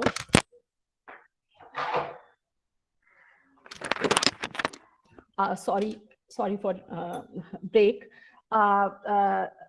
because they know they are hiring youngsters. They are the future mothers and they will work only for 2 to 3 years, then they will go for a family marriage and they will get married and they will ask for a maternity benefits, etc. So you see, not in a macro level, in micro level, when they are selecting, they are very, very much selective of these newly recruited women who are highly educated, technically very sound, who are bold, intelligent and skilled. But when they are giving them salary, they give the first priority to one main particular, the male gender, because they work for them in uninterrupted career, because the women, they must have a interrupted career. They will ask for, okay, I don't want to go, get transfer from this city to that city because my in-laws are in this city, my child is studying in this city, or my husband is in that city. So women has to, whether they are I'm saying very empowered or whatever, they are always adjusting with the at home, at workplace, with the environment, with their husband, their family side. So these things are quite aware by the authorities. They take the advantage of this weakness, that definitely women will never transfer. They don't want a growth. They don't want a big promotions because they have to adjust with their families. And that's why they started exploiting them. They are not giving them their what they deserve. The promotions, the salary hikes, in the time of recruitment, they pay equally to all male and female when they are recruiting in thousands. So all multinational companies, whether it's Infosys, whether it's a TCS, whether it's a Mindtree, a number of companies, or Accenture. But when the time of growth, they very slightly and very meticulously, in a calculative way, they started hiking the salary of a male gender, because it is for the interrupt career. They can send them anywhere for travel, for work, and for the women it is a problem. So they are not giving them that support system. The multinational companies, they don't have a good crutch also. And then if you see in our Indian law, it is a beautiful law. They have mentioned we have a factory acts, we have a crutch system, we have a company acts, we have a Shaw acts, everything. But what they are not following it I am saying intentionally.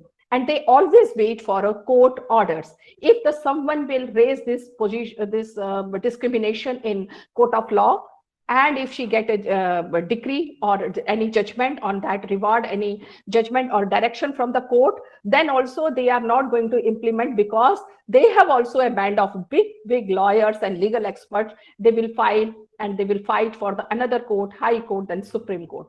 So fighting in a labor court or other judicial system is a very, very difficult in private sector for a woman, because the moment you raise your voice, you file a case, you are terminated from your job, or you will so much mentally harassed by the authorities or their co-workers or their superiors, that you will not, the other women will not come for a support or forward to file a case against any type of exploitation. So this is a trend. This is a growing trend in all multinational companies who who based in India. I'm not talking about who are based in America or in European country or other countries. In India, they are taking advantage of that because we don't have a control over these multinational companies. They are giving a very big, what I'm saying, a chunk of money to government and benefit to government, not to their female employees. It is a very, very goody picture. They have a superficial and very sophisticated glass houses, very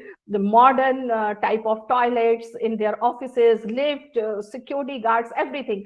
So infrastructure beautification, they are wonderful. But when they are actually giving proper rights, economical rights, or the remuneration or promotions or the maternity benefit and other benefits, health issues, they never take care of their female employees.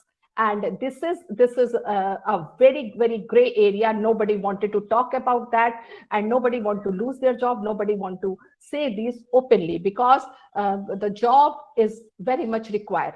And why these things are happening in India only? Because we are having so much of what we are saying, a patriarchal approach. It is a full of patriarchal approach that the women are working.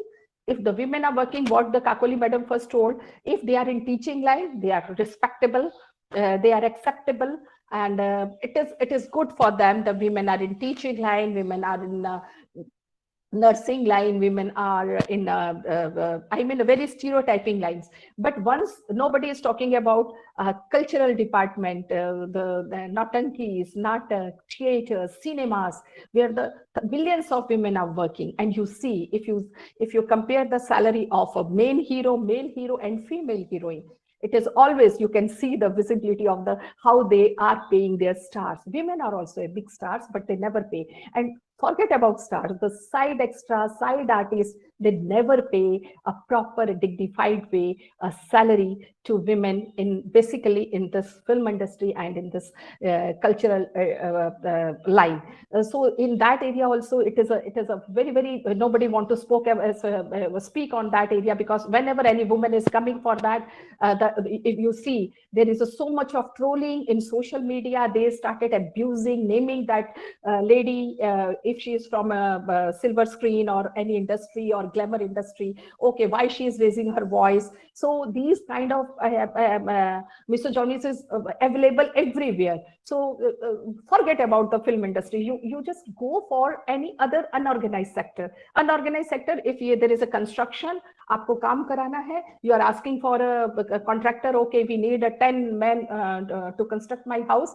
Contract will send you 10 male or 5 females, and where we say, why you are sending so many workforce here? No, okay, female will get less, madam. They will work hard, they will work more. They are very dedicated, they are hardworking, they are not spending too much of time on smoking beedis or cigarette or pan. They are working very properly, but we have to pay less than.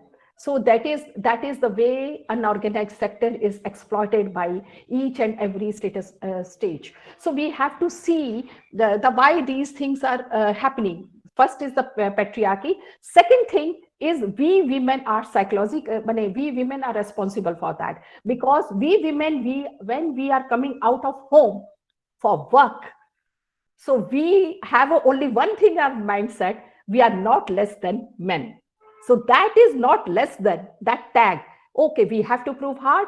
If they are not giving me 10 rupees, they are giving me 5 rupees. I will prove myself within the 5 rupees. I can work better than men, and I am not less than a man. This psychology is so much deep rooted in their mind that we are not less than man, and they work and they negotiate. They they settle in a lesser salary, lesser dignity, they compromise with every position, because they have to prove them outside world that we are coming from the domestic atmosphere and outside world, and we can prove ourselves we are better than you. So this is, we are not less than you, we are better than you. These kind of tag, we women are always busy with that. So that is a very, very, I am saying, very dangerous, very wrong approach. We are women, we are are different.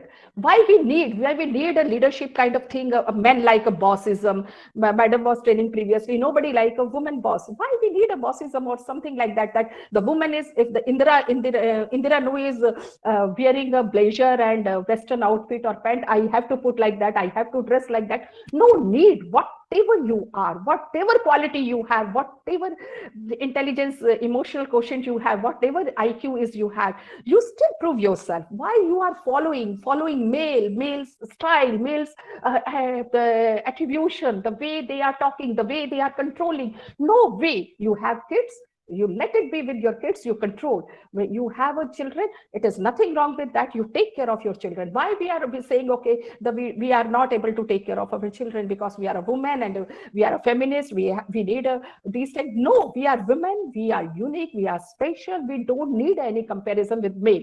So first we have to make aware what I told you, ignorance. That is, nothing is like ignorance. It is a darkness. It is a totally darkness. So due to this ignorance, that we have to prove ourselves better than male, that we have to break the patriarchy, we have to prove ourselves, we have to break this kind of psychological barrier from our women. And that is from the beginning. Not in my previous presentation, when madam from journalism, Padi madam, was telling that in school time and college time, we have to teach our students law about the legislation, about when they are giving them degree for PhD or for masters or for graduation. We know, yes, awareness is very, very important, but we can't be a master in all subjects. It is not possible for every student. She might be from arts background. She loves arts. She doesn't like law. She is from a science background. She doesn't love law. She doesn't want to learn law. Why should we learn? It is the duty of the employers. It is the duty of the organization. They have to provide them the equal opportunity. This is not the duty of the person that she should aware of everything and she will go and ask for each and everything. Okay, we need it. This is thing on this table. So this is my request to you all. Please have a more and more number of these kind of seminars when the people will come, they will speak and they will give the different ideas to you all. And when the people are listening to us and when we are also in the learning process, we learn from others. And when we started learning from others, we explore our own identity. Okay, why we are comparing with male, and why we are asking, why we are negotiating on a lesser salary, why we are not asking for the equal opportunity, equal height, equal promotions, equal yay. So in the private sector, the women has to stand their own path at their own feet, and they have to select what they want to do. But in unorganized sector, it is they don't have any choice. Whatever we are making them aware, it will goes in waste, because there is so much of poverty, there is so much of demand of job. They can't fight, they can't uncompromise with all those conditions. So they need, end of the day, what they need 200 rupees in hand, 300 rupees in hand, and they don't want to go to the court of law, they don't want to visit labor office, they don't want to go for a litigation, because they have to take care of their babies, they have to take care of their poor parents, they have to take care of themselves, they have to survive.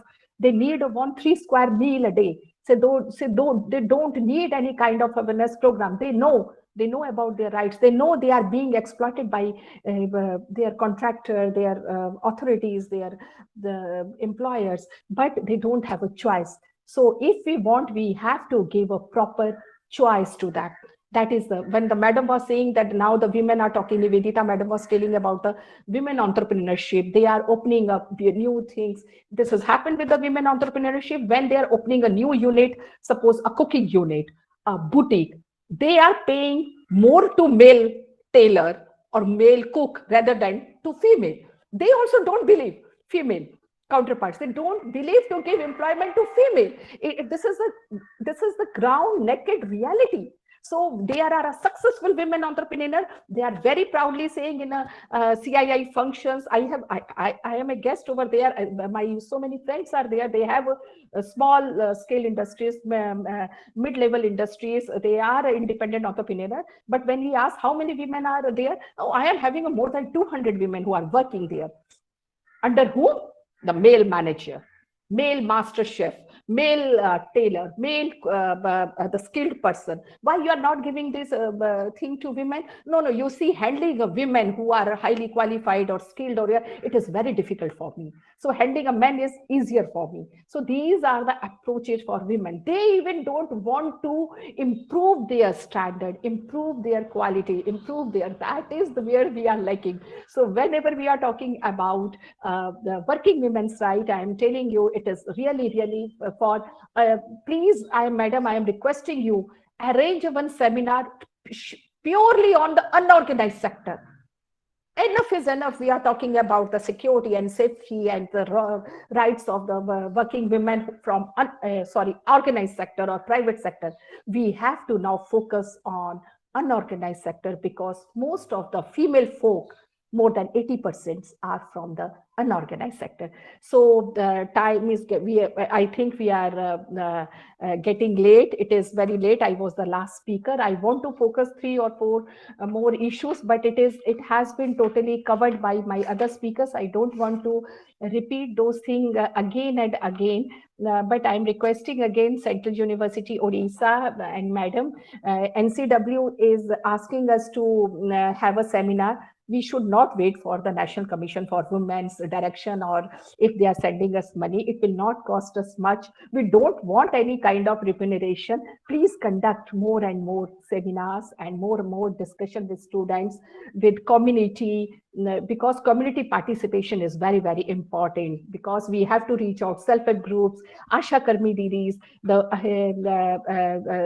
we must have a public hearing with the unorganized sector women's, so we can have these kind of program in future, and then we can say, okay, we can bring something change in their lives. Or if any question from anyone, they are free to ask me. Thank you very much. There were wonderful speakers. I was hearing from them. And one thing is lacking, that is from unorganized sector and not unorganized private sector. That is, they don't have empathy on table. So they never think the way women are thinking, they never think the way women are working, they never think the way women are approaching or the working. So that is, there is no empathy on their table. So we have to identify those issues if we really want to do something for the women who are working in private and unorganized sector. Thank you very much, and thanks to all. Jai Hind. Thank you. It was a wonderful lecture, ma'am. I mean, I don't have to appreciate you. The questions itself in the chat screen, there are a lot many questions for you. Yes. And what I should say that you are, yes, you do have some questions. And although it's a lunch hour, I'm thinking that it's a very big opportunity for all of us, that we are, even for the students who have joined, the research scholars and the faculties, I should be grateful that they are still on screen and there are 40 in number. Yes, so yes, during yes. lunch hour, whether they have taken a working lunch or ongoing lunch, I don't matter. But the interest of the students and faculties, I should appreciate as a presiding officer of the ICC and the coordinator of the program. Lastly, I should say I should not say you are the last speaker. I mean, you know, we always say that big people come at the last. When celebrities come, no, madam, I'm very humble. Like, the celebrities like us, we come in the first, because we need that. If there will be no crowd if we are coming at the last. So it was my plan of work. You can tell me, you can whatever, you can curse me on this issue, but my point was that there were some new speakers whom we have opted, and we could listen to some different aspects, which was my priority area, because we needed to have some corporate sectors that Dr. Lodhi has spoken of, and some other Dr. Sashank has spoken of. So there were different type of, and Professor Navanita also spoke on some different aspects. But what exactly touched your lecture was that the labor class, very importantly, that I also wanted to listen, and it was my choice that you should speak on this, because you are working more into the field. Yes, and with the labor class. Yes, and the patriarchy, hereditary, or the patriarchal nature of the society which you have spoken of, that I think for that also to some extent our cultural heritage is one of the negativities. And secondly, the way we are brought out, we often think that males are more superior, because generally if you have a girl child and a boy child is given more preference than with respect to girls, because we do have that, we have a marital age and that should not cross, and in that craze of that having marriage first and then your career, I think it is my personal opinion that many of the ladies or many of the girls are losing their career at the cost of their marriage. So this is one of the points that I made out from your talk. And secondly, the style, the dressing style, or what you call the look, I should say. So it's none other than I cannot compete with you, but I still try. But this is one of the things that you have very nicely mentioned, that if you look something extraordinary, you sometimes get to hear some comments which may be negative. If you are in a positive mind, you take it as a compliment, but most of our women, we take it in a negative sense. So this is one of the another important issue which you have highlighted. And the women entrepreneurs, the third thing which you have very nicely told, that the women entrepreneurs like to have male bosses, that is, to work with the female laborers. I have 20, as you have told, in Calcutta we are presently with the lockdown, many of the women who were homemakers, they have come into the forum of the entrepreneurship, but they still have their labors. They are working with almost 100 women. But you have rightly pointed out that in every TV serials and programs which I am very fond of, I do see feministic programs.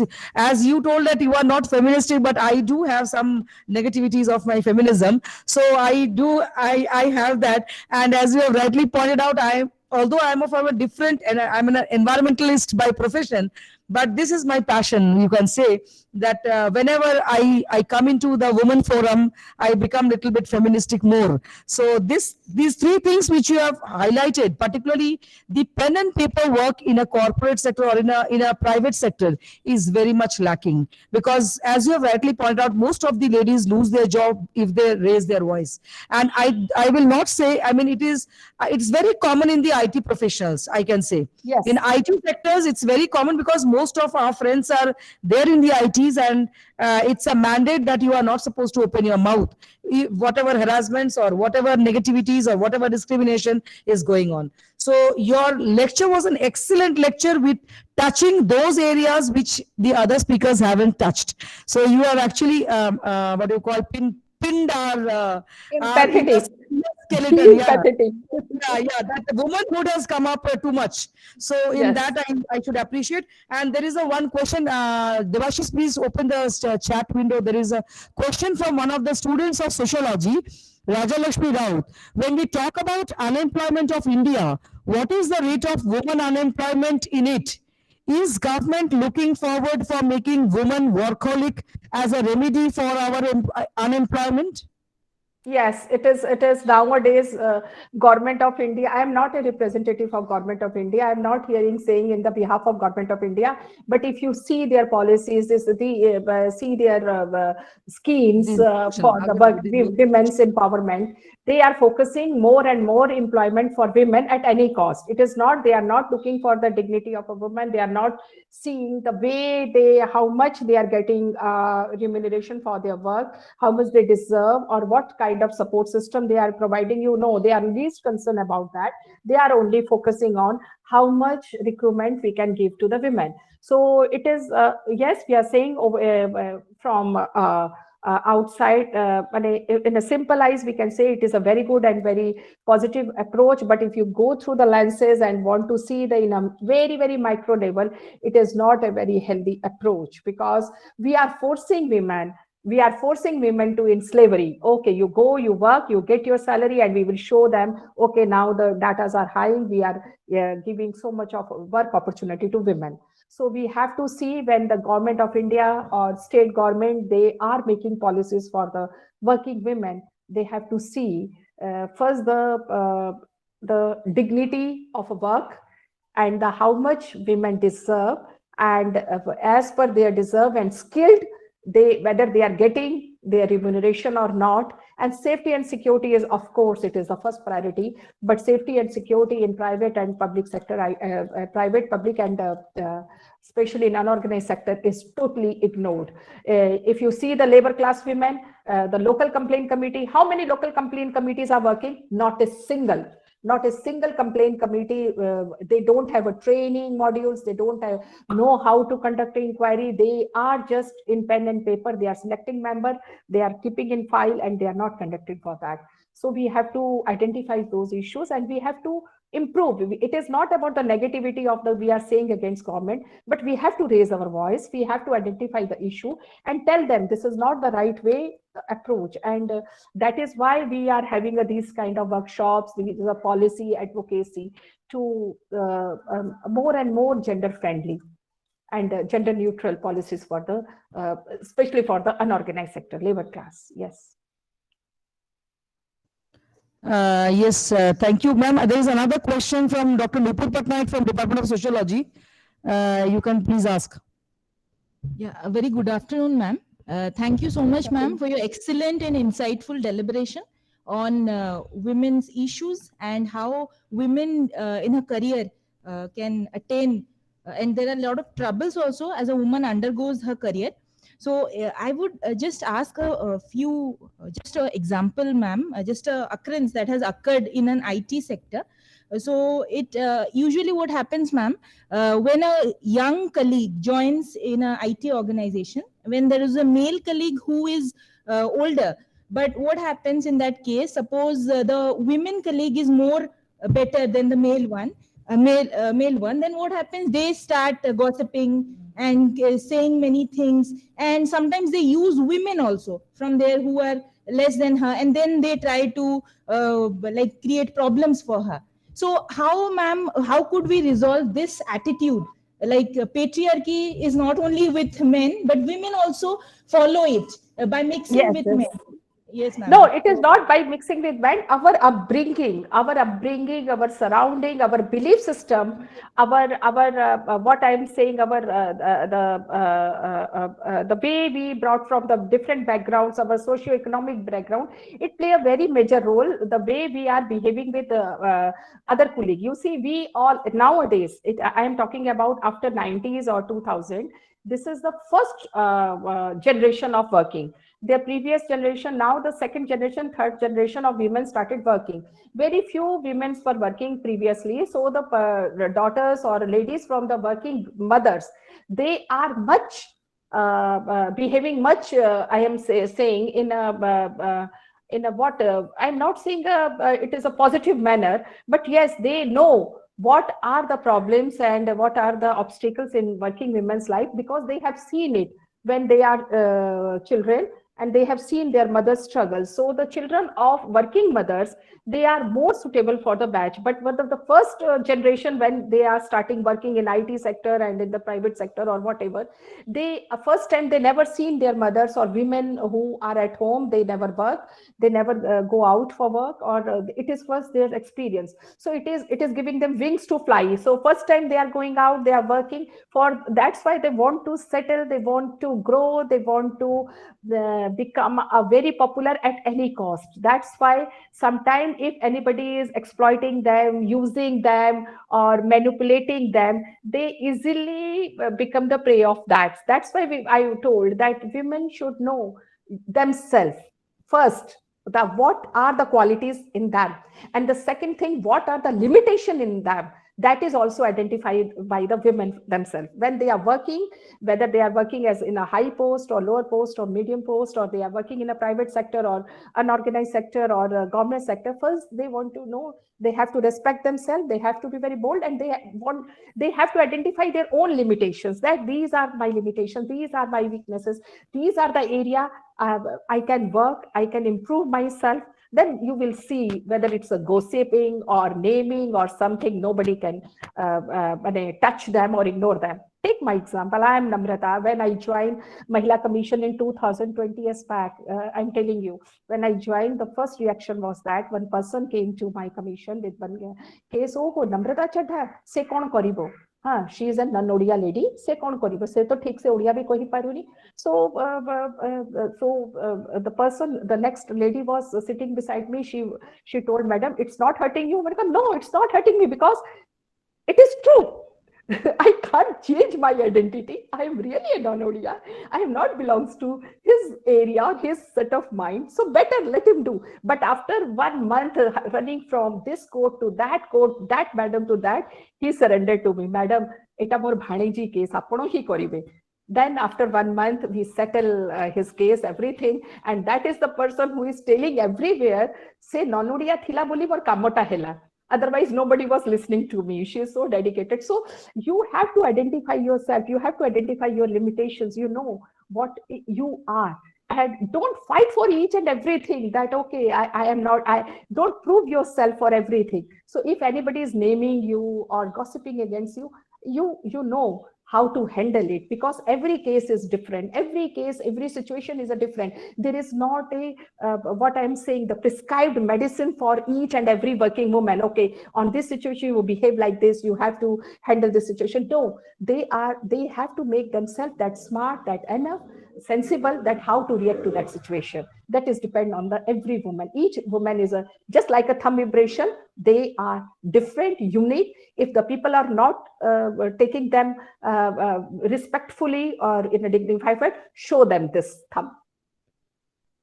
Absolutely, absolutely. It's a wonderful answer, ma'am, and I think many of us do follow that. Why we are here. So Dr. Anindita from Department of Anthropology wants to add something. Yes, Dr. Anindita, please. Yes, thank you so much, ma'am.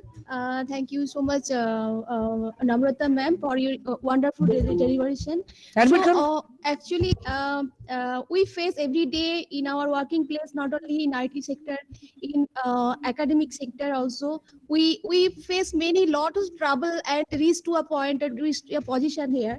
But the same thing I have observed in my career also. So many male colleagues, they observe, they notice, and if you are saying the good thing or correct thing, they never accept you.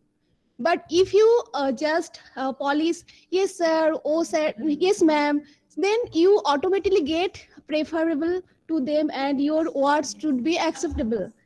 And when you are saying some good thing or state card way, so people will say that you are very arguing women, and every time you are arguing. So it's true actually. Better true. We have face every day, not only in IT sector, in every day, everywhere. Every field.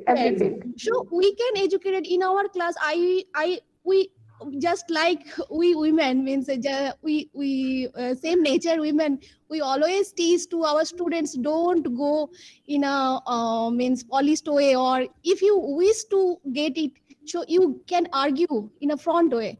So for with your male partner, with your male friends, and sometimes I observe here also, here not here, many places male students don't sit with beside the girls because they fear that women will scold or tease them or behave yourself this way.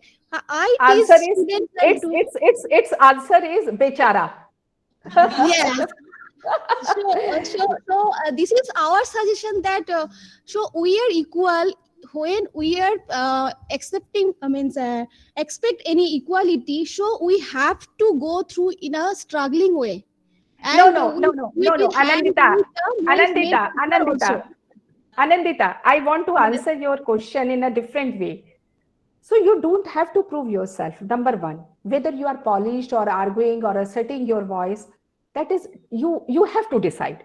Nobody will tell you, okay, you go straightway and don't argue with everything, or yeah. It is that woman has to decide whether she the way she has to communicate with others. So let her decide on the situation, time, place, let her decide. And if the men and women are sitting in the same bench, it is not the sign of equality. If in their brain the woman is sitting beside her and he is thinking about Sunny Leone, so it is not a sign of equality. Understand? If they are sitting together or they are moving together, they are having a cup of tea together, no, it is not a sign of equality. So we have to understand what is actually equality. That is first we have to understand. We are saying, okay, boys and girls are sitting together, it is equality. If they are raising their voice equally, it is a sign of, no, it is not a sign of equality. But it is their choice. If the person doesn't want to sit with me, it is good. It is his choice. If I don't want to sit with anyone, it is my choice. Why should I have to prove, okay, if I will sit with a group of male and drink or take alcohol, it is I want to show any masculinity in my behavior. No, it is not a sign of equality. I told her, the way you are, be like that, assert your right in a right way, in a proper way, in a legal way. So, or other persons, what they are saying, it is you have to decide whether you have to react on that situation or you have to ignore or you have to overreact. It is up to you only. Okay. It is not you I am answering, I am answering to all. Yes, ma'am. Actually, no, that doesn't means equality. I don't want to say that this is equality. I told you that in the classroom section, so women girl students are educating and some barriers they want to within a gender also the biasness is there. Women are not properly educating themselves.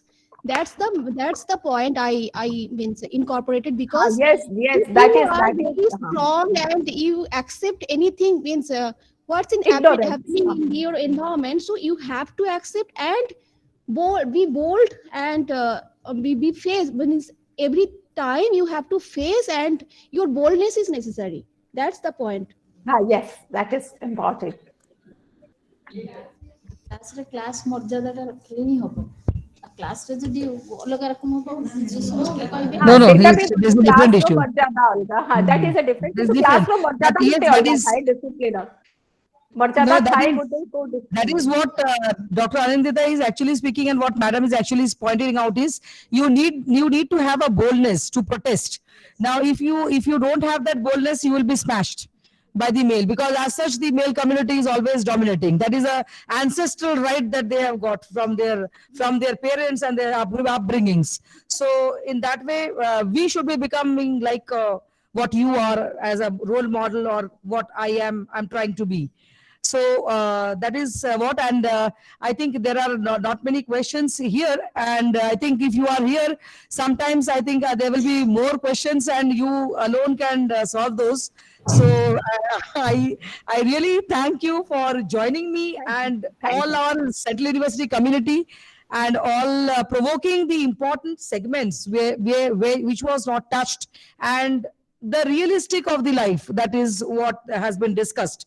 So many of us do face certain inequalities, but some speak out and some not. So there where to some extent the ICC comes into play, and hopefully with all your cooperations and all the speakers who have been there today, they have helped us in moving our or paving our path in the right direction. So I would now request Dr. Meera Swain to please sum up the sessions. Dr. Meera Swain.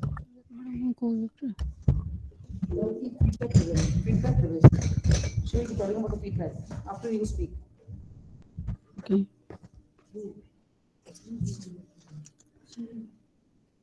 So, good afternoon to everybody.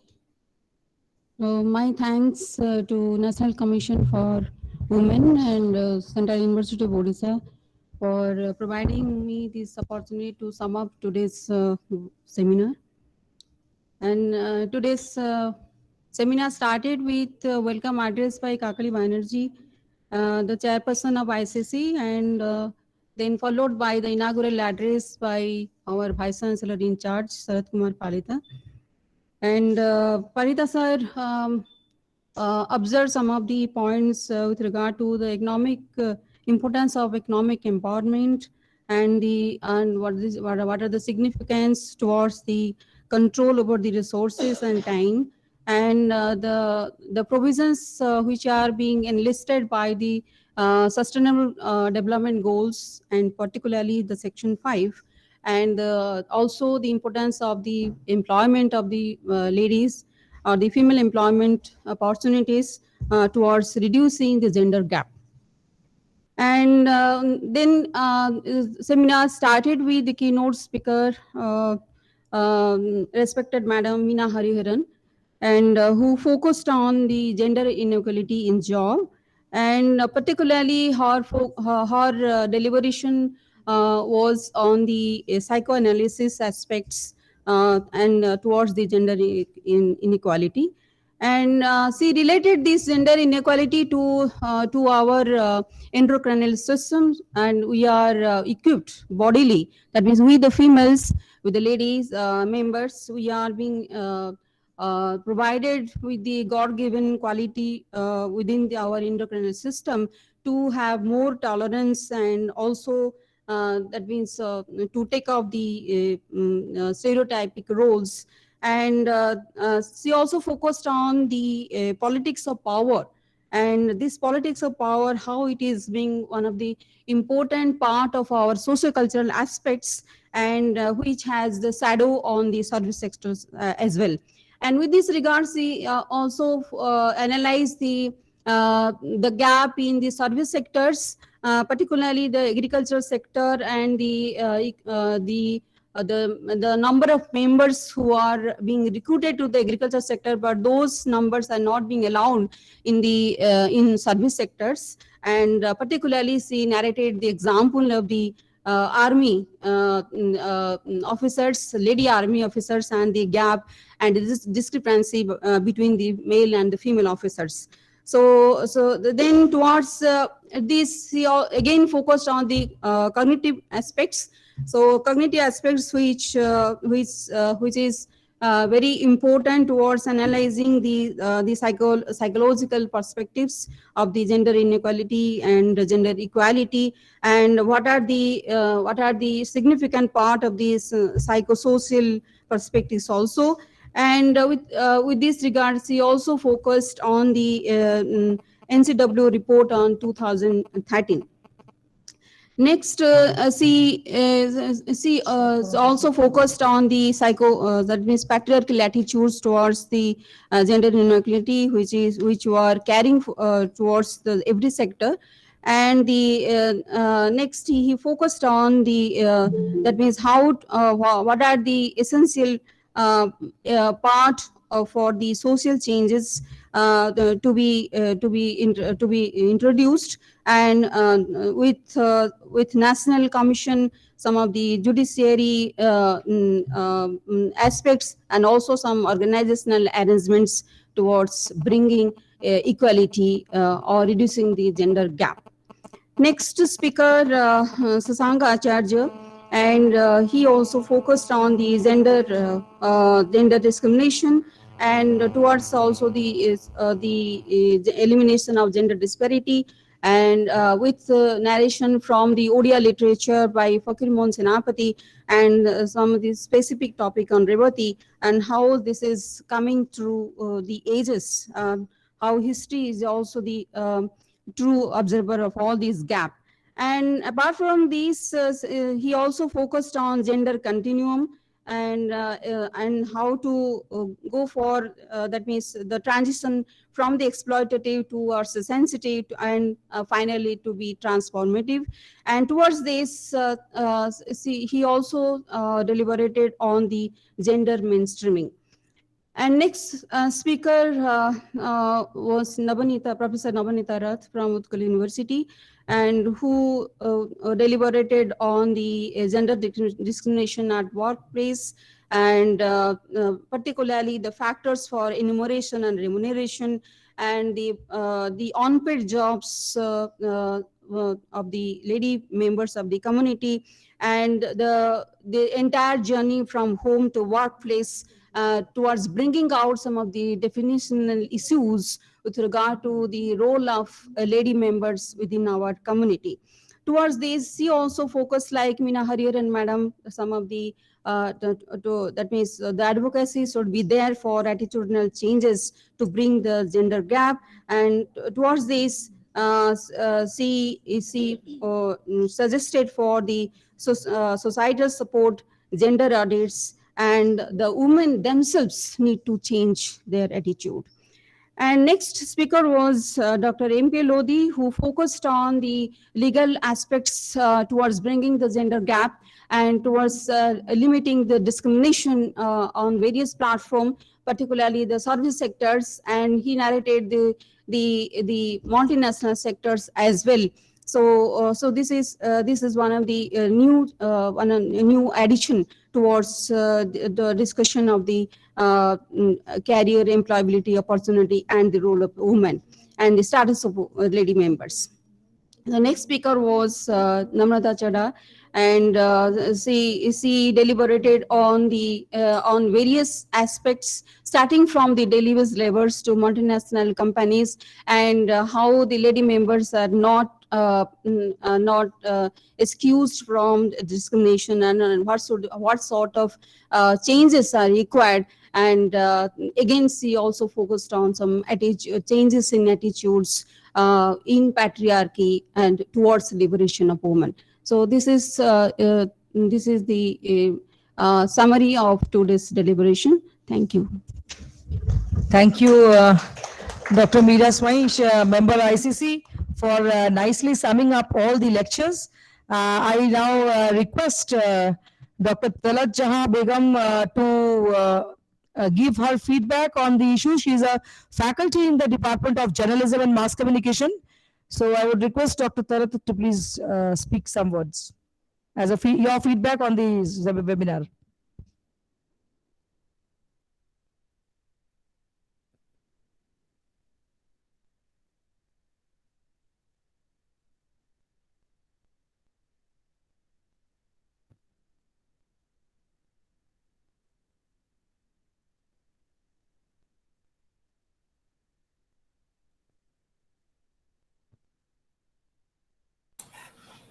Ma'am, please unmute yourself.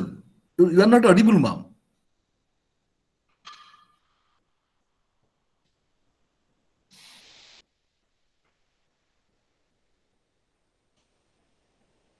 You give this. On kar dijiye.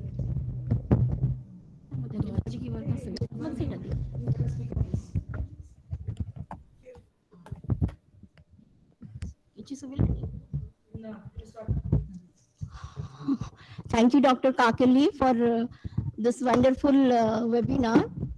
So it's really a great webinar as time is running out, and everybody must be waiting to conclude the seminar. This is actually, I can say in one, 2-3 words, like webinar actually dimag ki batti jala di. So when whole of us were just browsing, and this suddenly this webinar with such an excellent speakers really opened up our eyes and minds also. So I'm not going to take much time. Let me start with our keynote speaker, Professor Hariharan. I'm inspired by her, talk, deliberation, and personally I can see that the way she is speak always, she is a wonderful speaker, and she is a wonderful person too, and her systematic way of giving things like this women empowerment webinar is actually, the typically we talk about remuneration, then payment, this, that, and she just pointed out one thing, like how national losses occur when women are not given their power. So she just pointed out like how economy suffers, how science suffers, how innovation suffers. Actually, women is just a wonderful gift of God. She is enriched with everything, but she started, Hariharan, Professor Hariharan started with giving, giving the equality aspects physiologically and psychologically. But in a later, in the later part, she again said what actually causes this discrimination. That is important, what I feel personally. So here my question is to find out how to address these causes.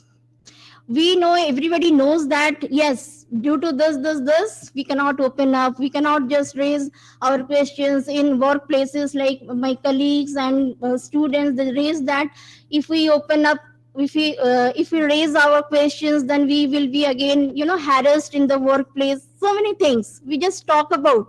Today's like, almost 4 hours webinar is just going to over. So my thing is what is the result? I'm not going to question any individually. So this webinar ends, the day will be like days are days when months ends, years ends, and we debate on this women empowerment. For this, I think, why do we talk about this empowerment of women? Are we powerless? The question comes, are we powerless? Do we talk about men empowerment? So don't we think that we women are responsible for this? So most of our speakers, they are not here, and this question is again we are left with so many questions. Few questions were answered, addressed. Anyhow, so I'm very, very happy to be a part of this webinar, but something is still disturbing me. So what is the result of this webinar? So when I am going to get the answer of these questions? And wonderfully, Professor Lodi, he said the implementation part. He just gave us information. He talked about legal aspects of, this women empowerment, that women rights. But again, the question is, when to start the implementation of this? So beautifully, the speakers, they just enrich us with their expert knowledge. And Navanita madam, she talked about don't lose your heart, don't give up. You should fight till you get your rights. But how? This is again question for me. I just want to answer from everybody. It's not enough to discuss, debate, and end up at point. So this may be, I can say, it's the beginning of this. This issues. I thank you, Kakuli Banerjee, Dr. Kakuli Banerjee, for taking this, initiative. And we have in the last, it was Namrata Chada madam. She actually an expert in this women, women issues, like women harassment issues. She takes takes up issues on these cases, and as she pointed out that she did not talk about this pay remuneration and this discrimination, and she just gave emphasis on family priority, as we just pointed out that in multinational corporation, as well in other field also, women, they left their job because priority is family. So we accepted it. But how to resolve this? So is it the priority based, or is it some other reasons? So she beautifully answered that, and we we all of us, we know that the reason, but the reason is it is very, very hidden. We know, but we cannot discuss. We are harassed. We are not given our the due rights or privilege enough to fight it. And repeatedly, the speakers, the great people, the powered women, they said you should fight for your right. Then can anybody show us the way, the path, how to fight? It's not that if we'll start fighting, then where I'm working, my whole time will be lost on fighting only, then I cannot fulfill my, I cannot do my duty. Cannot do my work for which I am entitled here. I am answerable here, because it happens. It's a very, very truth. I can see that those who say that because we are fighting, so we are here in this chair. And whole time is spent on fighting and fighting and fighting. So where do you do justice to your responsibility? Can anybody answer me? So as I'm given an opportunity to just give my feedback or something, whole webinar is no doubt it's something like sparkling and sparking, just opened our eyes. Everything is very good. And it was good, or wonderful, I said, because 4 hours sitting and listening to the speakers is not a small thing. So without any, deviations, all of us, including the last 47, 40 or 45 something, they are also listening because we had great people to listen. So I can thank Dr. Kakali Banerjee for organizing such wonderful webinar, and I'm looking forward to have more such type discussion, I can say, so that as Soni Madam also pointed out, like at some point we have to start.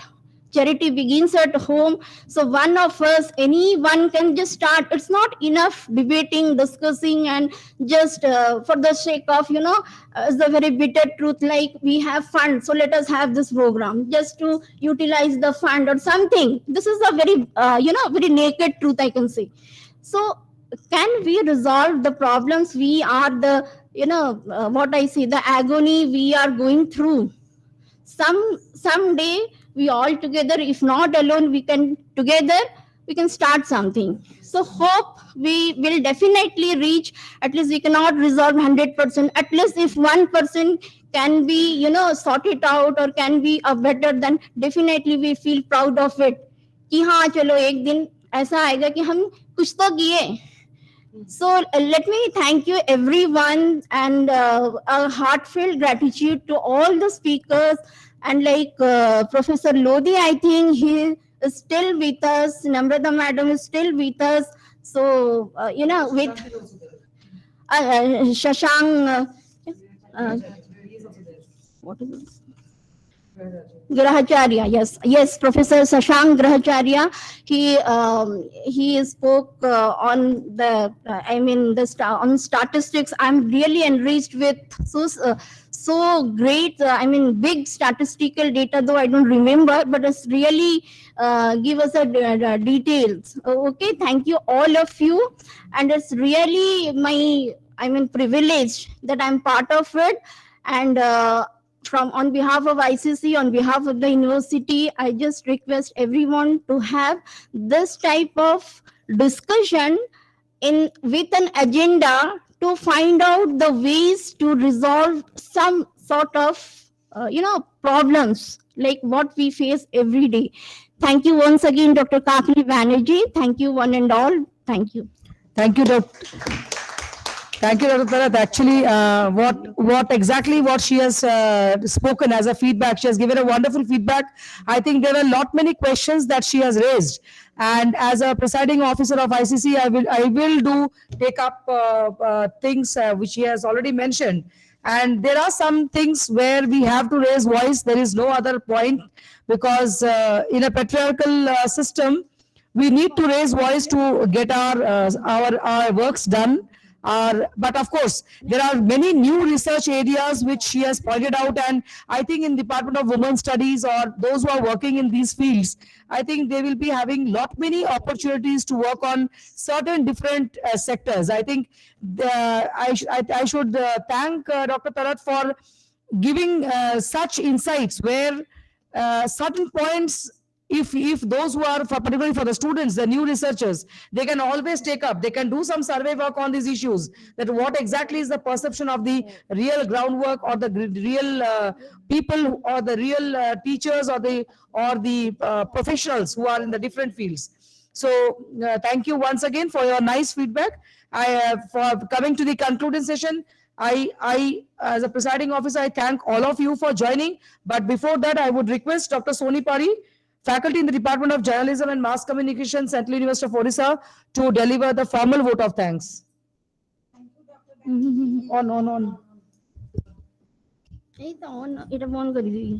Thank you, Dr. Banerjee. I, Dr. Soni Pari, feel honored to propose the formal vote of thanks on behalf of the Central University of Odisha to conclude this webinar. I thank the National Commission of Women, Government of India, for graciously sponsoring this national webinar on navigating career and economic inequality, challenges in women empowerment. Professor Sharat Kumar Palita, the Vice Chancellor in charge, CEO, is offered our heartfelt thanks for delivering the inaugural address and for his continuous support to us in all our endeavors. I also thank the keynote speakers, stalwarts from many fields who were on the e-dais. They included Professor Meena Hariharan, Dr. Shashank Grahacharya, Professor Nabanita Rath, Dr. M.K. Lodhi, and Madam Namrata Chadha.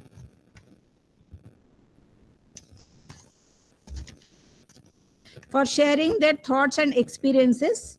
Putting into practice what was preached would be the right way to offer thank you to all the speakers. So,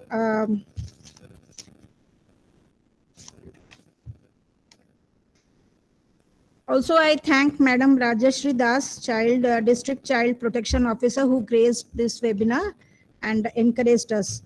Heartfelt thanks to the Varsity Registrar, Dr. Ashit Kumar Das, the Finance Officer, Shri K. Koshal Rao, the Controller of Examination, Dr. Ram Shankar, the PRO, Dr. Phagunath Bhui, and all dignitaries for continued patronage. I thank all colleagues, teaching staff, non-teaching staff for being associated with this webinar. Students and research scholars are also acknowledged for joining us through online mode. A special mention for Asmita and Prakash, students of Biodiversity and Conservation of Natural Resources. Also a big thank you to all audience members. Thanks are due to Dr. Rudrani Mahanti, Dr. Nupun Patnaik, Dr. Pabisha Chattopadhyay, Dr. Anindita Nayak, Dr. Anjali Das, and Dr. Meera Swai for introducing the keynote speakers.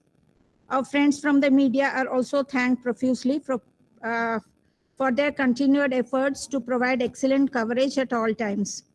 I also thank the technical support team with a special mention for Debasis and Anuj for smooth selling and technically sound webinar today. Any person directly or indirectly associated with this webinar is also thanked. A special mention for Talat ma'am for excellent feedback towards the end of the seminar. I also thank Dr. Meera Swai again for summing up the proceedings. Finally, a big thank you to Dr. Kakali Banerjee, Presiding Officer, Internal Complaints Committee, Central University of Odisha, for providing the welcome address and conducting the webinar proceedings in an organized manner. Thank you, ma'am, the pivot of this webinar. If I have inadvertently left out anybody, my apologies. Thank you again. Jai Hind, Jai Bharat. Thank you, Dr. Soni Pari, for nicely welcoming, concluding the session. And I thank all the speakers on behalf of the Internal Complaints Committee. Of course, as we need money for bread and butter, in continuation to my feedback friend, Dr. Talat, as she has told, but without money, I think we cannot move forward. Money is an essential component. So I would request National Commission for Women for funding us likewise in future also, and with your continued support from from Government of India, I hope we can make Central University of Odisha a high-held shoulder for the women faculties and women staffs, women students of this university. Thank you once again, all of us, and I thank the administration, the technical staffs, and all the faculty members, particularly Aditya and others who are there, who have been sharing and interacting with us. And I think their feedbacks are also very important. And I thank all my ICC team. And as I have been, I have been glorious with so many beautiful ladies. So with the help of everybody, I would like to continue such type of meetings and such type of interactions, grassroots programs in future too. Thank you once again, one and all. So the meeting is over. Hopefully we'll meet again in future. Thank you all. To thank my research scholars who have been assisting me, Miss Asmita Basu, Prakash Parasite, and Pramod Bindani, who was there as my assistants for conducting this program, my PhD scholars. So thanks all the PhD scholars and students who have joined today and making this program a success. Thank you.